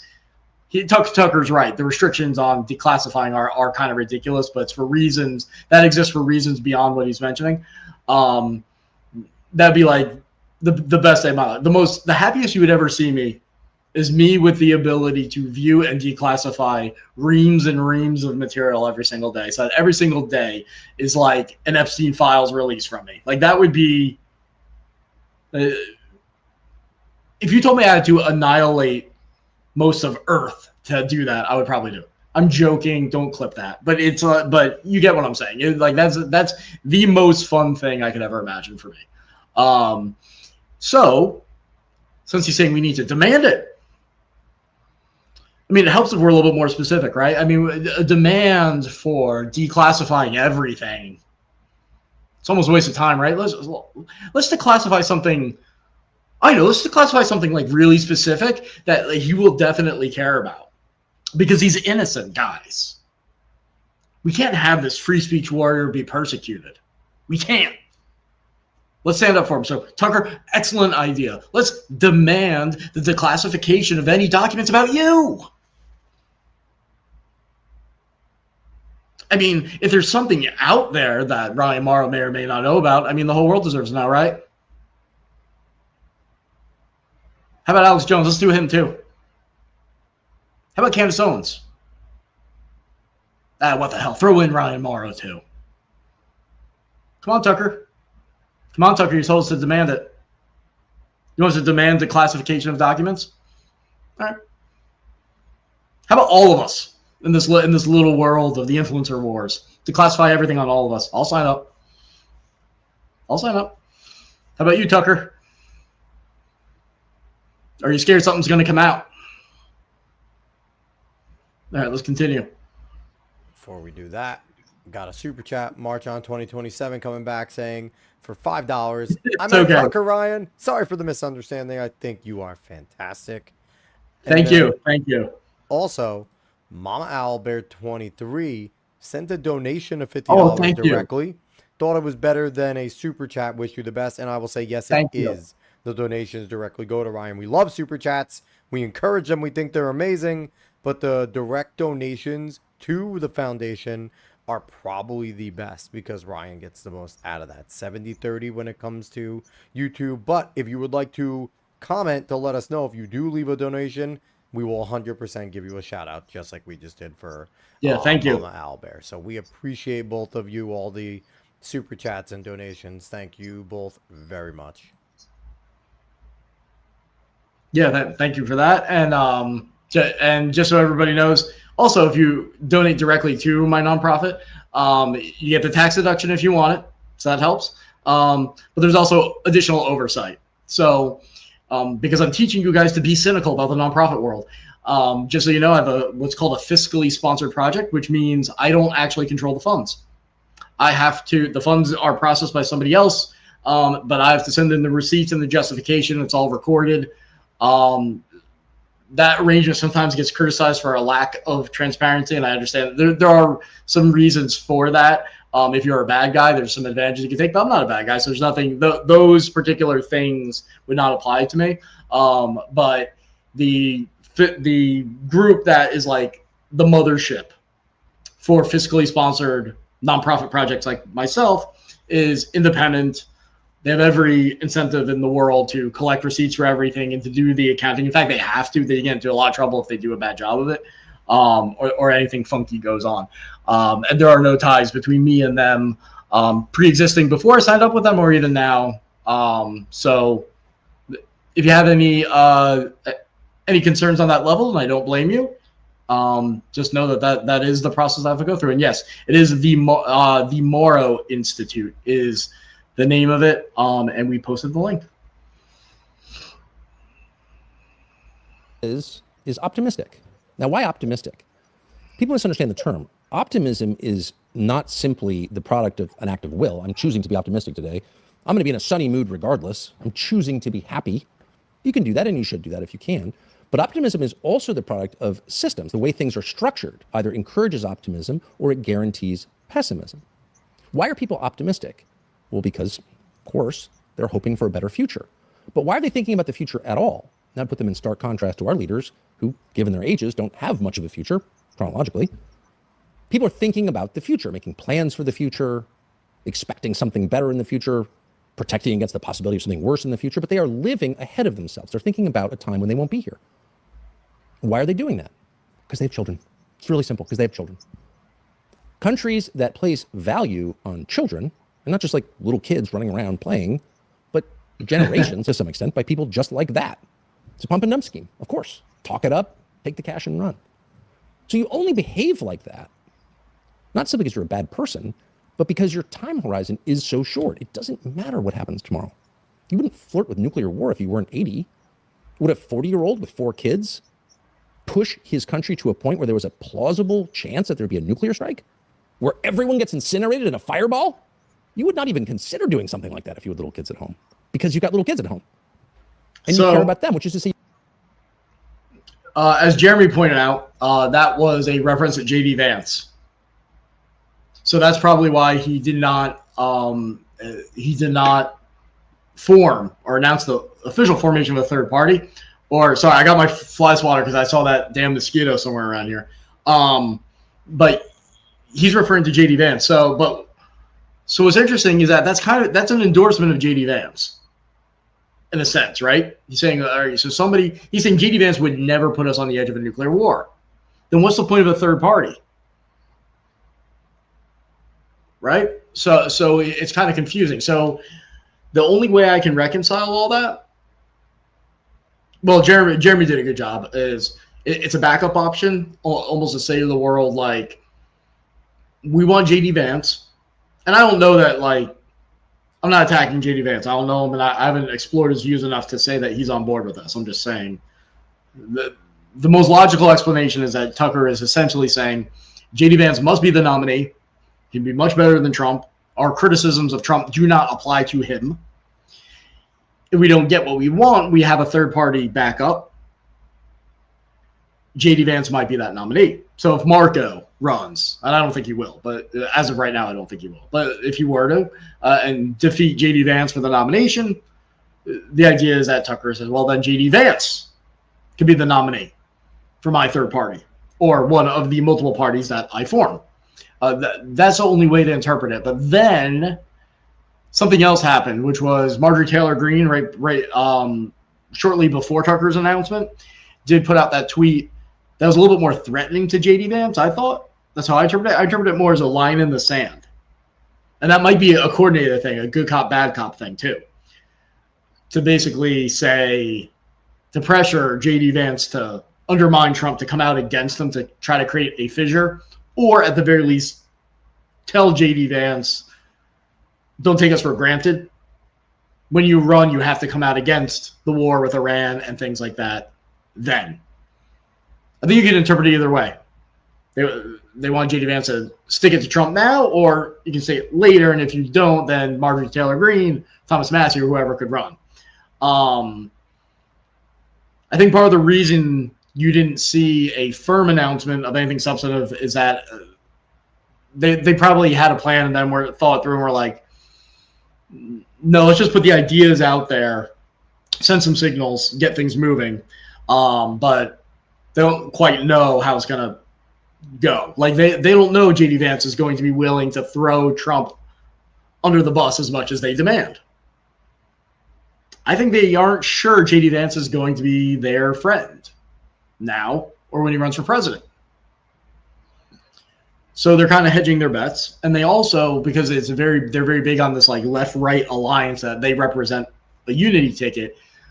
The big issue is, and you'll see this on the left side, on the left wing, that is also having the same conversation.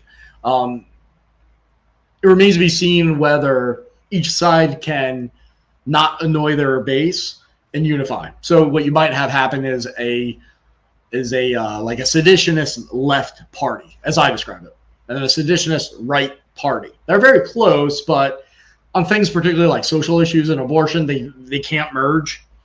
But they merge operationally, messaging, and things like that. And if both of them know they're not going to win anyway, it's like not worth arguing about. And it would make sense to have one party for the Democratic primaries, have one for the Republican primaries. Then what do you do during the general election? I think this is part of an ongoing conversation that they're having, which is, do you unify into one single unity ticket then? Seditionist left, seditionist right have one new party. Or do you have one ticket but two separate parties? One is the president, one is vice president. Then you get to the struggle of like who's on top of the ticket. Or do you just have two third parties, essentially? They're, aside from the libertarians and the Greens and the others. And go at it that way. I think they're still trying to figure these things out. Yeah, continue. You care about something other than yourself. So a lot of the debates about birth rate and family either get hopelessly abstract, like we need to beat replacement rate or else we won't exist. It's too hard to conceive of that. Or they're too tinged by some specific moral code. And I certainly feel that way as a Christian. All kinds of views on the family as a Christian that are completely heartfelt. But they don't necessarily apply to everybody because not everyone has my religious views. What does apply to everybody is the way you think about yourself in relation to what came before and what comes next after you. And the only thing that roots you to that kind of thinking is having kids. And that's never really been apparent until a lot of the people in charge stopped having kids or got so old that it doesn't matter what their kids do because their kids are in their 50s. It only became apparent in its absence. A country that doesn't place children at the center of its concerns ignores the future. A country that doesn't care about kids doesn't care about the future. And in every possible way, this country, painful as it is to say, doesn't care about kids. And you can... It just dawned on me again. What a dick. He's saying that if you don't have children, you don't care about the future of the country. Is it, you hate children if you don't have any? I don't have kids. My brother in law enforcement, who went through an unbelievable amount of stress and hardship going after pedophiles to save kids, who has saved many, many kids at a great personal cost. More than you have, Tucker. More than people you defend like Andrew Tate. Or Russia's favorite agent of Scott Ritter, who's a pedophile. You're gonna say that my brother doesn't care about kids? You're gonna say I don't care about kids, and I don't care about the future of this country? Oh yeah, that's right. You said I want to destroy the United States. Yeah. You're gonna say all the people in the military who risk their lives to save kids, American and non-American, including citizens of foreign countries, where they take enormous amount of risks to their own lives to avoid civilian casualties, including kids. They're gonna say that they don't care about kids? They don't care about the future of the country? There's bad ideas, there's radical ideas, there's nonsensical ideas, and then there's just being a plain dick. Tucker can very often be a plain dick, and I don't just mean being rude to somebody he's debating with or anything like that. Like have these thoughts and then broadcast them. I don't want to say you're a bad person, but you're not a great person, I'll tell you that. Continue. Measure it any way you like. The number of kids who are reportedly abducted or raped or sexually abused, the Epstein story, just to give one among many possible examples. The state of our education system, the fact that AI is going to eliminate any life possibilities for an entire generation of younger people, and baby boomers are still thinking about how to put a new roof on their place in Sea Island. Like the whole mindset, not to be mean, but of that generation, that I'm the only thing that matters and kids don't matter. That mindset is not only ugly and probably immoral, but it also gets you to a place where everything about your society is distorted because people are living for themselves in the here and now and not for tomorrow. So no wonder nobody builds beautiful buildings. No wonder people don't take the time to think about the aesthetic component of anything, because does it really matter? Of course not. It's all fast food at that point. So it's important to know that there haven't been many societies like ours in this way. And even now, if you travel ever outside of our borders, one of the very first things you notice are little kids everywhere, because people in a healthy society have children, not out of a religious obligation or a sentimental attachment to children, but because that is the biological imperative of every person. That's like the main thing you do as you're alive, is reproduce. And it's really only in the United States and Western Europe and Canada and Australia that it's somehow obscene to say that out loud. It's considered weird or dirty, like you're an Amish person or want to strip women of their rights or something. You're a freak if you think that. Barefoot and pregnant in the kitchen. No, normal people around the world care about their kids most, have as many kids as they can, take great joy in their children, because they know what all people have always known. Wait, what? That is the main source of pleasure. His wife went off to another country without telling him. And he brought up about sex. I've run around on it. I don't know what that's referring to, but there's a reason beyond gossip that if you want to send me on social media or whatever, what you're referring to. Interesting, if nothing less, nothing else. Go ahead. Achievement and joy in this life. And in the end, those are the strongest ties that you'll have as a human being. Your children are apt to care about you a lot more than your employer or the federal government or Senator Tom Cotton of Arkansas who's trying to save you from Islamic Jihad. Your kids are probably a little more important. And so it's important to say that without shame, without feeling like you're a religious freak or some Orthodox Jew or Amish person or some religious minority that has like way too many kids and cry a lot on airplanes. Like, there's nothing embarrassing about any of that. That should be all of us. Why wouldn't it be? And any economic system that makes it harder to do that is evil by definition. If you strip from people their main source of joy and satisfaction, their genetic inheritance, their ability to pass on their genes to another person, are you their friend? Are you their benefactor? Or are you their blood enemy? Well, of course, you're the last thing. You're their blood enemy. It's important to say that. And you don't have to be Mennonite to do so. We pray that the war with Iran ends immediately, but the truth is it doesn't.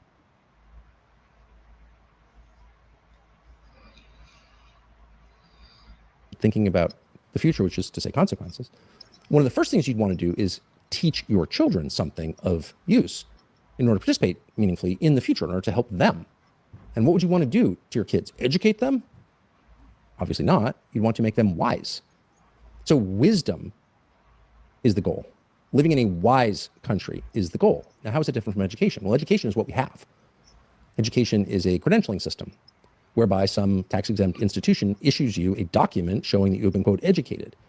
And lost in that process is any real check on whether you have an education, whether you know anything or understand anything of great value. And increasingly, with some exceptions, but increasingly, it is obvious to everybody that that system is completely broken.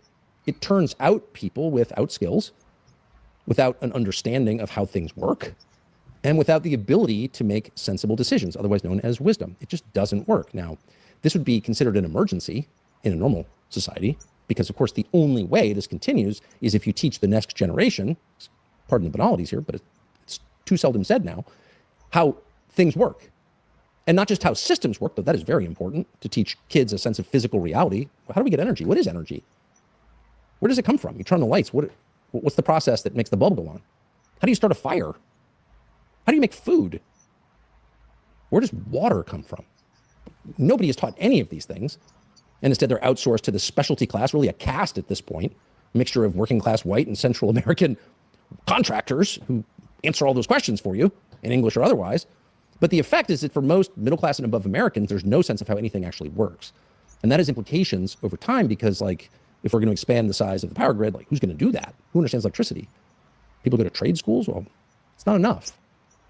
People need to understand the things around them, the physical reality that doesn't take place on the screen, but is rooted in unchanging fact, like the need for water, food, and electricity.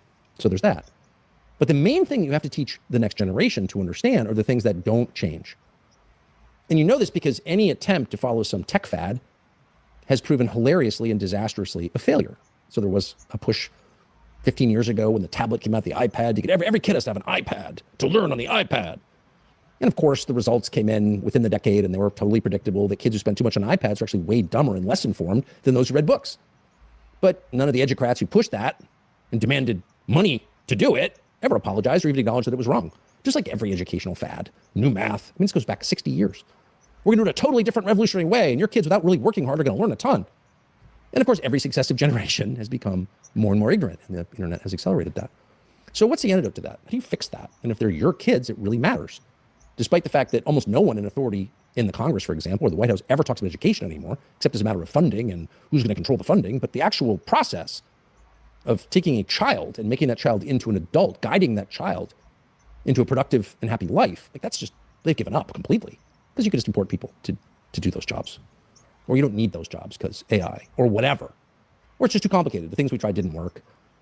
The assumptions we had were wrong and they don't want to admit it. So basically there's no effort to educate the next generation, except maybe in engineering or software coding. Oh, but wait, those are now relevant because of AI. So it just shows you the limits of trying to figure out what the next important thing is going to be. You're almost always wrong. In fact, it's hard to think of an example of American, say, university administrators getting the next important trend right. So it might be worth just returning to the eternal goal instead of acquiring ephemeral wisdom, knowledge rather, instead of trying to like figure out how to code. It might be worth teaching your children about the things that don't change, like human nature. Human nature is unchanging. The behavior of people in, say, the Book of Chronicles, written 3,000 years ago, is totally recognizable to us. Hammurabi's Code, the first written law, addresses the way people behave on the basis of the way people still behave now, thousands of years later, which is another way of saying these, despite what they may have told you, are facts about people that have not changed in thousands of years, and even with Neuralink are unlikely to change in the future. And so why not explain them to children so that they can have the benefit of wisdom, so they can understand the world around them and make good decisions on the basis of what they see? Isn't that the whole point of the exercise? Well, because there's an entire lobby, well-funded lobby, 60 years old, designed to prevent any of us from telling the truth to kids about the way people are.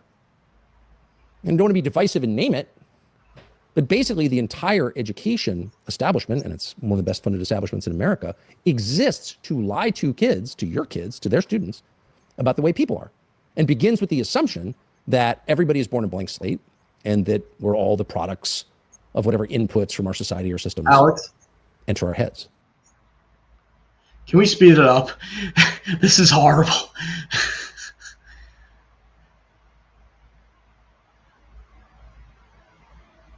And that's a freaking lie. And if you actually believe that, if you believe, for example, that men and women are identical and that they're just like called men and women because their parents decided to call them that 3 weeks after they were born based on their mood that day, if you really believe that, you will not have a successful marriage. You will not be successful in the workplace. You will not be a happy person because that's not true. And if you spend your life at war with reality, at war with nature, you're not going to win because it's not up to you. So it might be worth reorienting the whole project around reality. And by the way, it's measurable. None of this is a mystery. We know the way that men are. We know the way that women are. Lots of studies have been done on this, and anyone who's lived in the world for more than 10 minutes can tell you. And we can debate whether the characterizations are right or wrong. But what we should never lie about, what we should tell our children from day one, is that there are facts that we can't control. There are pre-existing facts about people and the world that we can't influence, and that you either roll with them or you don't. You accept them or you fight them, but you can't change them. That's the basis of wisdom. And there's no organized effort to do that at the primary, secondary, or college level. And there should be. Wisdom. We want wise leaders replaced by the next generation of wise children. The second to last thing America should be is decent. Decent, pro-human, in favor of people, putting the needs of other people before the needs of, say, systems or machines or abstract concepts. Decency, caring about individuals. That's always been obvious that the United States was a decent country. There's no other country on earth where you can break down and ask directions and get them quicker from a larger group of eager to help strangers. There's no country that loves dogs more. There's no country that's sweeter in some ways than the United States. But in recent years, decency has been under attack, and not just sexual decency, the decency police, but human decency, kindness, regard for others. You see your Secretary of War jumping around like a...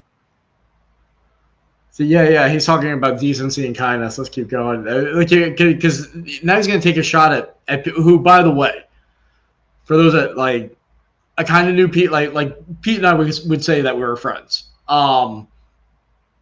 He was one of the nicest guys at Fox, elsewhere, one of the most generous ones. Like, so for him to take the shot that you're about to see at Pete is pretty screwed up, especially coming from Tucker. Deranged, bloodthirsty monkey calling for the murder of innocents, and no one says anything about it, then you know we've taken a path that nobody can be proud of. And by the way, the idea that there is a Department of War is itself an assault on decency, because what is the point of war? It's to defend yourself. Only an indecent country wages wars if it doesn't have to. And the only reason ever to wage war, to kill people, is to defend yourself. That's why it was always called the Defense Department, at least for the past 80 years. The Defense Department. We are defending ourselves. And if we can't say we're defending ourselves, we're not doing it because we're decent. Oh, and just so people know, in the course of defending ourselves. And also, anybody at Fox, when I was there, would say Pete was like one of the nicest guys. And I saw repeat it, like he was so nice that he was nice in those subtle ways. That someone who's genuinely nice at is they're nice without even knowing that they're being nice, like little small things. Tough guy, of course. I mean, tough guy. So I don't want to take away from that, but a good guy. Tucker, you would hear mixed things about. I always had a great interaction with him, but so people know just like. So you get why it's not just about him saying something bad about a nice guy. Like Tucker and Pete were together all the time at Fox because they both were hosts on Fox and Friends. So like this is somebody that you know in a positive context, like they work together all the time. So that says something about the radicalization of Tucker, because it's like to go that far over a political difference and describe someone as a jumping around hyena or monkey or whatever, calling for, and lie about them, calling for the death of innocent children.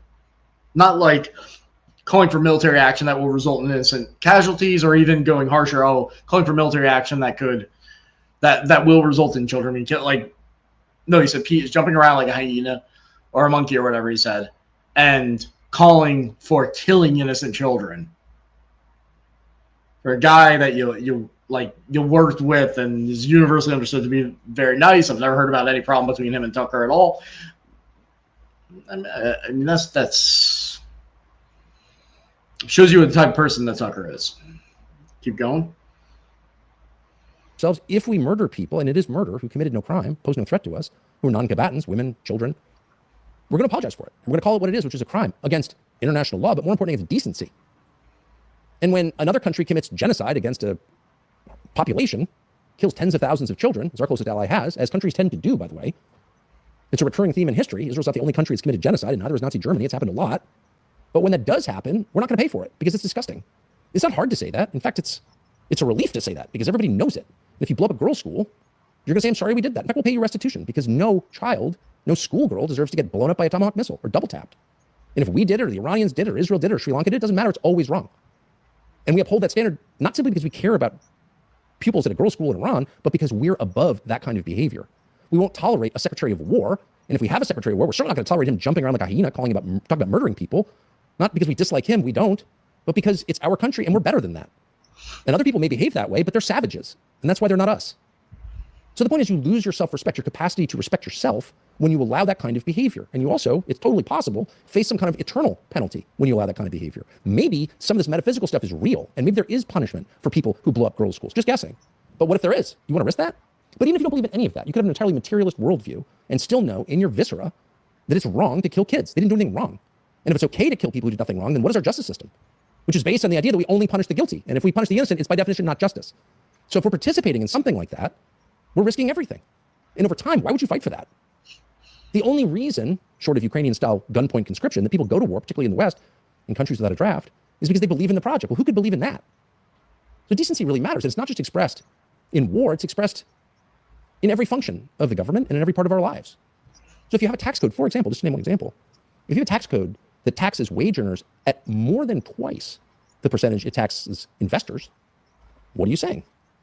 Well, you're saying it's twice as virtuous to invest money or to inherit money and keep it in the markets as it is to go to work in the morning. Really? Of course that's what you're saying. Because any tax code penalizes the impious acts, the bad things, the vices. Cigarettes cost $18 a pack because we're against smoking. So if being an ordinary wage earner, driving in from the suburbs to make 80 grand a year, if that's taxed at twice the rate of being a private equity baron, what are we saying? That it's twice as virtuous to be a private equity baron and to inherit money or to invest. Well, that's not only distorted, it's indecent, it's disgusting. And why is it disgusting? Because it takes no account of the welfare of your own citizens. It's literally indecent. And if you keep it up, even if you don't have a revolution, even if they don't storm the Bastille over it, which they probably won't, because most people don't know that that is happening, though they have a sense that this is out of whack. But if you keep that up, over time, nobody believes in the project. You can't believe in something you have no respect for. So it's not just that you won't fight wars, it's you won't do anything to improve the country, and it'll cease to be a country. So requiring, demanding that our leaders and ourselves act with decency toward other people is absolutely essential. It's not just something you pay lip service to in the way to getting rich. It's the heart of everything. And it's the only reason in the end that you can be proud to say you're American. You're proud to be American because we have a more efficient economy, more fast food outlets than any other country. Like, what is the reason to be proud of being American? Well, it's a beautiful country, and it's a decent country. And that's kind of it, because economies rise and fall. Clip that. Are real. We're just setting a marker to make sure we clip that one. What are the reasons to be proud of America? Because of beauty and, what do you say, what is it? Beauty and decency, which he just explained to us, it is no longer beautiful, and it is no longer decent. And that's about it, he says. Wars are lost. A lot of stuff happens on the way from here to 500 years from now. But the things that we can control, beauty and decency, those are enduring, and they matter more than anything else. So if we give up on that, we've given up on everything. And the last thing, and maybe the most important thing that this country needs to be, is united. It needs to be a nation, and Americans need to be a people. By definition, it can't continue without that. It's too big. No country can continue without a sense of itself as a nation, and countries that fall didn't, and that's why they fell. And it's not easy, because this nation doesn't have a working majority of almost anything, not a race, not a religion, ethnic background, history, culture. And if it continues along that path, of course, it will break up. You will find parts of the country simply have nothing in common with other parts of the country, so why would the interstate highway system continue? Why would you be able to fly from one city to another without a visa? And you may scoff at the idea that could happen here, but it's happened in plenty of other places. Why wouldn't it happen here? It doesn't have to happen here. A lot about America's disunity is already baked in the cake, and so arguments about immigration, while relevant, won't change the mix of America, which is, again, a country without an overwhelming majority of any one thing. So in the absence of that, and the absence of an organic, obvious identity, one will have to be created in order to keep the country together. And it's worth doing. And there are a couple things you can do to affect that. And the very first is stop mass migration into the United States, because at this point, there is no justification for it. And no, that's not a racist position. It's the position of a lot of non-white voters in the United States. But it's also a very common sense position for two reasons. One, there's been too much. It hasn't been justified by our economic needs, actually. It hasn't been a desperate need for labor, and that's why we brought in 50 million people from other countries. That's not true. An awful lot of Americans will be looking for jobs soon. So that's not real. And for another, it's been too fast. And even if every person who's come into the United States over the last 60 years was an amazing person, and a lot of them are amazing people, it would still be change at a pace that people are not wired to metabolize. People cannot deal with this pace of change. It makes them crazy, and it uproots them. It makes them feel no connection to their neighbors or to their nation, which is not a small thing, because when the country comes under pressure, if it defaults on its debt, for example, and there's nothing holding the people together, they will come apart. So it's a national security question, really, that you have some kind of national cohesion, some sort of shared culture. And culture is not race. It can sometimes flow out of racial identity, but it doesn't need to. Culture is a shared set of assumptions that holds a big group of people together. And the second reason you can have any more immigration of any kind is because of AI. So you can't simultaneously say, we're going to eliminate a third of all American jobs in the next 5 years, but we need a lot more people coming into this country for work. It doesn't even make any sense at all. And so it's not an attack on any other country or group when you say, I'm sorry, we don't know what's going to happen in this country. We're going to have 100 million people without work. Probably not a great time to bring in new people. In fact, it would be crazy to bring in new people, and it wouldn't be good for those people either. But that's not ever the point. The point of running a nation is to protect that nation and the people who live there. So there's no justification for any immigration into the United States of any kind until we understand the effects of AI. So how do you fix the immigration system right now? Well, one thing that no one's tried yet is just take tax dollars and send them to American citizens instead of to people who aren't American citizens. It's really, really simple. I know it's not racist or mean to say to people, if you come to our country for a better life, more promises, or whatever you say you're here for, and maybe you are here for those reasons, we're not going to subsidize you while you're here. Why would we? Does the United States have an obligation to pay welfare benefits to the rest of the world? And if so, where does that obligation come from? And of course, the answer is no. And it was a little more confusing 10 years ago when most Americans felt they lived in the richest country in the history of the world and that prosperity would never end. But now it's very obvious that the U.S. is at its absolute limit in what it can pay for. That it's basically spent all of its money running around the world creating chaos. There is no justification for spending $1 on anyone who comes to this country illegally, not one. And so if you just cut off benefits to people and check social security numbers, you probably wouldn't need to round anybody up or shoot anybody, just not paying you to be here illegally. That's not hard. In fact, it's the easiest possible solution, which makes you wonder why no one's thought of it. And by the way, there'd be some people who stayed anyway and made their own way, and they might be a net addition to your country. You never know. But you would never, unless you were insane or hated yourself or your nation, you would never pay people to come here illegally, like ever do that. And anyone who disagrees could explain why you would do that. And no one can, of course, so they call you racist, but that's not racist. It's just obvious. And the second thing you would do, if you wanted to truly unite the country, would be to pick a language, and that language is English. There is no fact of a culture more important than the language that people speak. In some ways, language is culture. It is the thing people from different backgrounds and, yes, religions and races share. They're united in a language. They read the same books. Language shapes the way that you think. So people who think in a language think a certain way. If you haven't traveled a lot, maybe you don't know that, but when you go to countries, if you go to Finland or Hungary, countries in which, a total of 15 million people globally speak between those two countries, and you'll notice people think a little bit differently. So language unites. But one thing we know for certain is that different languages divide dramatically. That is always true. It was true in the Roman Empire, and it's true now. It's true in Canada. It's true in Belgium. It's true everywhere. And so if you were serious about holding your country together, and keep in mind that if the country doesn't hold together, then it breaks apart, and that implies violence, also known as civil war. So the stakes couldn't be higher. If you were serious about holding your country together, you'd be serious above all about making certain that everyone in your country spoke the same language. And why wouldn't you? Because you were intimidated because somebody called you racist? Really? If that scares you, you're not fit for leadership. Not quite what you're fit for, but you're certainly not fit to lead a nation if you're intimidated out of doing the right thing by a false slur like you're racist because you like English. By the way, more people speak English in Nigeria than do in Miami. So it's not tied to a race, obviously, but it is tied directly to the survival of a country. So Just there's so you guys, no reason. In fact, there are a lot of reasons.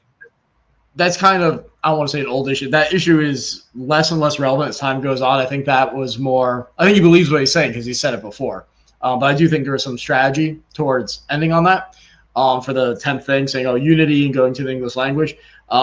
Because if anyone out there travels internationally like I do, you'll see that with the way the translating apps work now, Like that language gap is really quickly going away. And I know that I totally understand saying like, oh, I want English as an official language, but I don't know if he said it yet, but he goes into, he's like, well, we shouldn't even have government documents in non-English languages, which is one of those things that sounds good, but then what do you do when someone doesn't speak English? like that is going to happen. And it's just funny to me that he's casting himself as like a modern thinker, right? Like, oh, the new founding father. I am the upgraded founding father. But then he's completely unaware of how this issue of speaking English first and that sort of thing, English as an official language, how that's becoming less and less of a problem. Because contrary to what's out there, people are speaking English. But like it's not like if you look at the stats, yeah, there's some people that come here and then don't bother doing it. But like most do try. And English, we have to remember, is also one of the hardest languages to understand. If you talk to people who know multiple languages, saying English is usually the hardest or one of the hardest ones. So have a certain amount of grace, but also with the apps and the things in the ear translators, that's all being addressed. So I'm not opposing what he's saying, but he's calling for a revolution, guys. He's talking about overthrowing a system as a justification and saying that there's going to be civil war, the country's going to fall apart if you don't do this. Completely detached from reality, completely detached from modernity, completely detached from modern technology, trends, accurate forecasting, and all of it. We can continue. I just want See how much time we have left. Yeah, we have like a few minutes left, and it's on 1 okay. so it'll be quick. But I just want to come in and just say real quick, this whole last United slide, everything he's saying, is pretty useless because he criticizes Trump. Trump effectively closed the border. He's been doing deportation. Yeah. So that is already, Tucker's just regurgitating Trump's already done. And then with English being he wants it to be a language, Trump did sign an EO to make English the official language of the country. So we have an EO making it English already. Now, I don't know if Tucker then wants to now enforce that. Now that's a different mechanism. But there was an EO sign, so there is nothing federal that has another language besides English on it now. States could do what they want. If states want to include other languages in their state stuff, that's fine. But federally, English is recognized as the language of the United States now. So 2 moot points that Tucker's making that a lot of people maybe just don't know or maybe forget that Trump signed that EO. So just want to throw that in there. Let's finish up on this awesome, 2 videos in a row, Ryan, that you are just trying to murder us. I'm just not gonna lie. I know. Thank you. Can we take a break from Tucker for a while? Well, we'll see what happens. I'd like to. To prohibit printing any federal document or ballot in any language other than English. And there are also a lot of reasons to resist multilingual announcements or road signs or airplane signs in other languages. Well, what about people who can't speak English? Well, that might be a worthy national project. Any American citizen who doesn't speak English might be offered free English classes by the federal government or state government or charities to which most decent people will contribute. If you want to learn English, we will help you learn English. Most of the world, the business world, the world of aviation and science, everybody speaks English. So the idea that there are people in the United States who do not speak English, it's hard to believe that's not voluntary. But whatever the cause, we can fix that. Just like we get everyone IDs too. But the point is, if we don't do that, then the current trend will continue. And if it's clear what the current trend is, whether it's toward nuclear war or replacement by machines in the AI development, or in the case of America breaking apart into components, the trend, if unaddressed, is really, really clear. That's where we're going. And so somebody needs to begin work immediately on one question, which is what unites all of us? It's probably not going to be that hard. Because most of the divisions that we think are irreparable, they're chasms, there's no way I have anything in common with that person. If my daughter married him, I'd freak out. Most of those divisions are artificial. They were actually foisted on us by our leaders, whose incompetence and graft needed a cover. There are smart people who've been saying this for a long time. It's not to say there aren't natural differences between people. Of course there are. Including between races. Of course there are. But are they bigger than the things we have in common? No, they're not. But they've been exacerbated and inflamed and intentionally highlighted as part of a long... Real quick, I don't like how he snuck that in there. I think he'll defend it by he goes, oh yeah, of course there's natural differences between people and natural differences between races. And he just continues on. Now he'll probably talk about like bone structure and things like that. It's probably how he'll try to get away with that one, but based on the other things we pointed out, especially what he said in the 2-hour podcast attacking me, that should not sit right with people. Inherent differences between, right? Like, I won't go into it, but look into why people have different colored skin and stuff. What do you mean inherent? He could try to defend himself with a technicality there, but the implication there is ugly. And it stems from, for those of you that don't really study extremism, like in white supremacist world, especially, and actually black supremacist world too, is just smaller.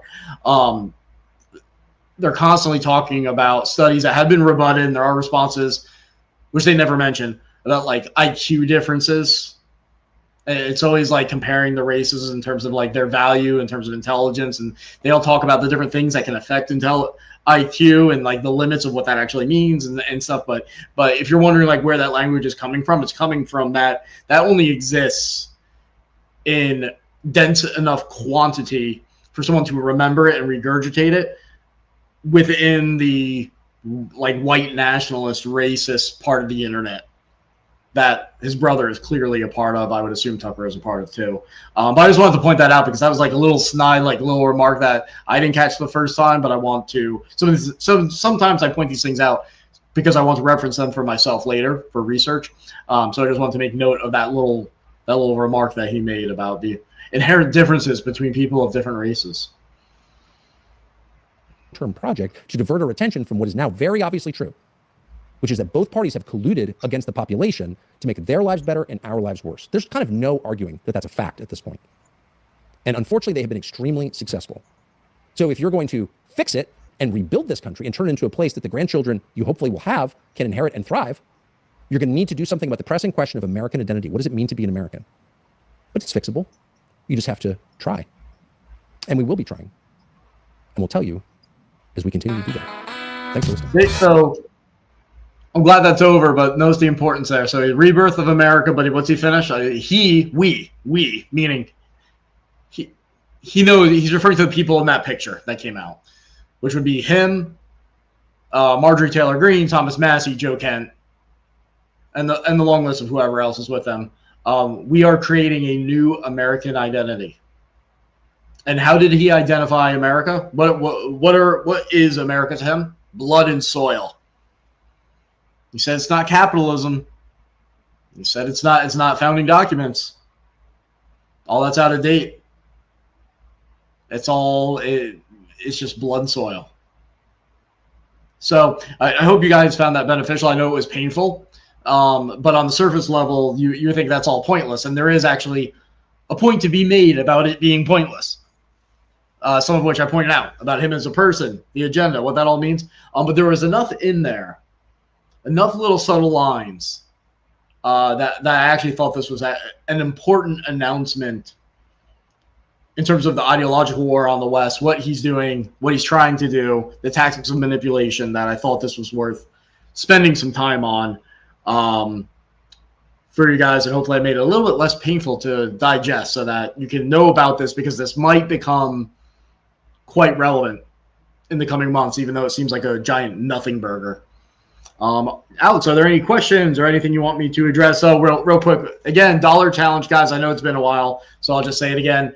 The dollar challenge, remember, if you go to the link that I posted in the chat, I can post it again if I have it. Dollar challenge, we always challenge people to donate at least $1, and it's tax deductible, so it could be less than $1 to the Morrow Institute. So I can continue the show. Help me as I try to figure out my own employment and income situation and what I want to string together and how to pursue all that. But then most importantly, hopefully get the equipment to upgrade the podcast, upgrade the quality, and pay for some things to get bigger distribution, just relatively small things, and then pay for certain things like tools, programs, and some additional help so that we can process the leads that we currently have, the research leads we want to pursue, and some of the stuff that I'm sitting on and have been sitting on for a long time, and just need more hands and need the resources to get out there so it can actually make a difference. So that's my pitch for the Morrow Institute. And before we get to any questions or anything that Alex has, like, subscribe, share. Make sure you interact in the chat. Comments and all that is actually a donation because it helps us with the algorithm. That's like the most important thing, because if you're not seen, you don't exist. So how do we get seen? The algorithm rewards engagement, sharing, commenting, all of that. So please do that. At least like the posts. This one, the ones advertising, the other ones I make. Doesn't cost you anything. Share, subscribe, all that stuff. That doesn't cost you anything. Please remember to do on all the platforms that you see me on. Alex. So we handle all the questions in the super chat staring. So you guys were awesome in the chat as always. We appreciate all you guys. There's a lot of regulars that keep coming back, and that's just fantastic. Now, one thing to add to what Ryan said, we love the live chat. The live chat is great. What also helps boost the algorithm is once the show is done, go leave another comment when it's over, because that also helps really push the algorithm. So the live chat's great. We love the live chat. You guys interacting is amazing. It helps. I love throwing up the comments on the screen. I think that's a great part of it. But also, once we close out here, if you can go back, especially on YouTube, and it doesn't even matter if the comment's like, hey, great job, you suck, I don't care, whatever it is, that comment helps as well push it in the algorithm. But the chat's awesome. It's bumping, and we have a lot of really good people that are coming back consistently, some new people that pop in. So we appreciate you all. You guys are awesome. All right, thanks everybody. So then the plan is next week, next Thursday, if something pops up, we can always do an unscheduled surprise podcast if something pops up, like happened when Tucker attacked me for 2 hours, or when the president was giving the address. So keep an eye on all of our social media pages and our alerts. But the plan is for next Thursday, 9 p.m. Eastern, for the next episode of the Counteroffensive. And I'll give you more details about what that is and which pile of research I want to release to the world for that one. So next Thursday, I'll see you guys. Thanks for tuning in to the Counteroffensive. I'll see you then. Later, guys.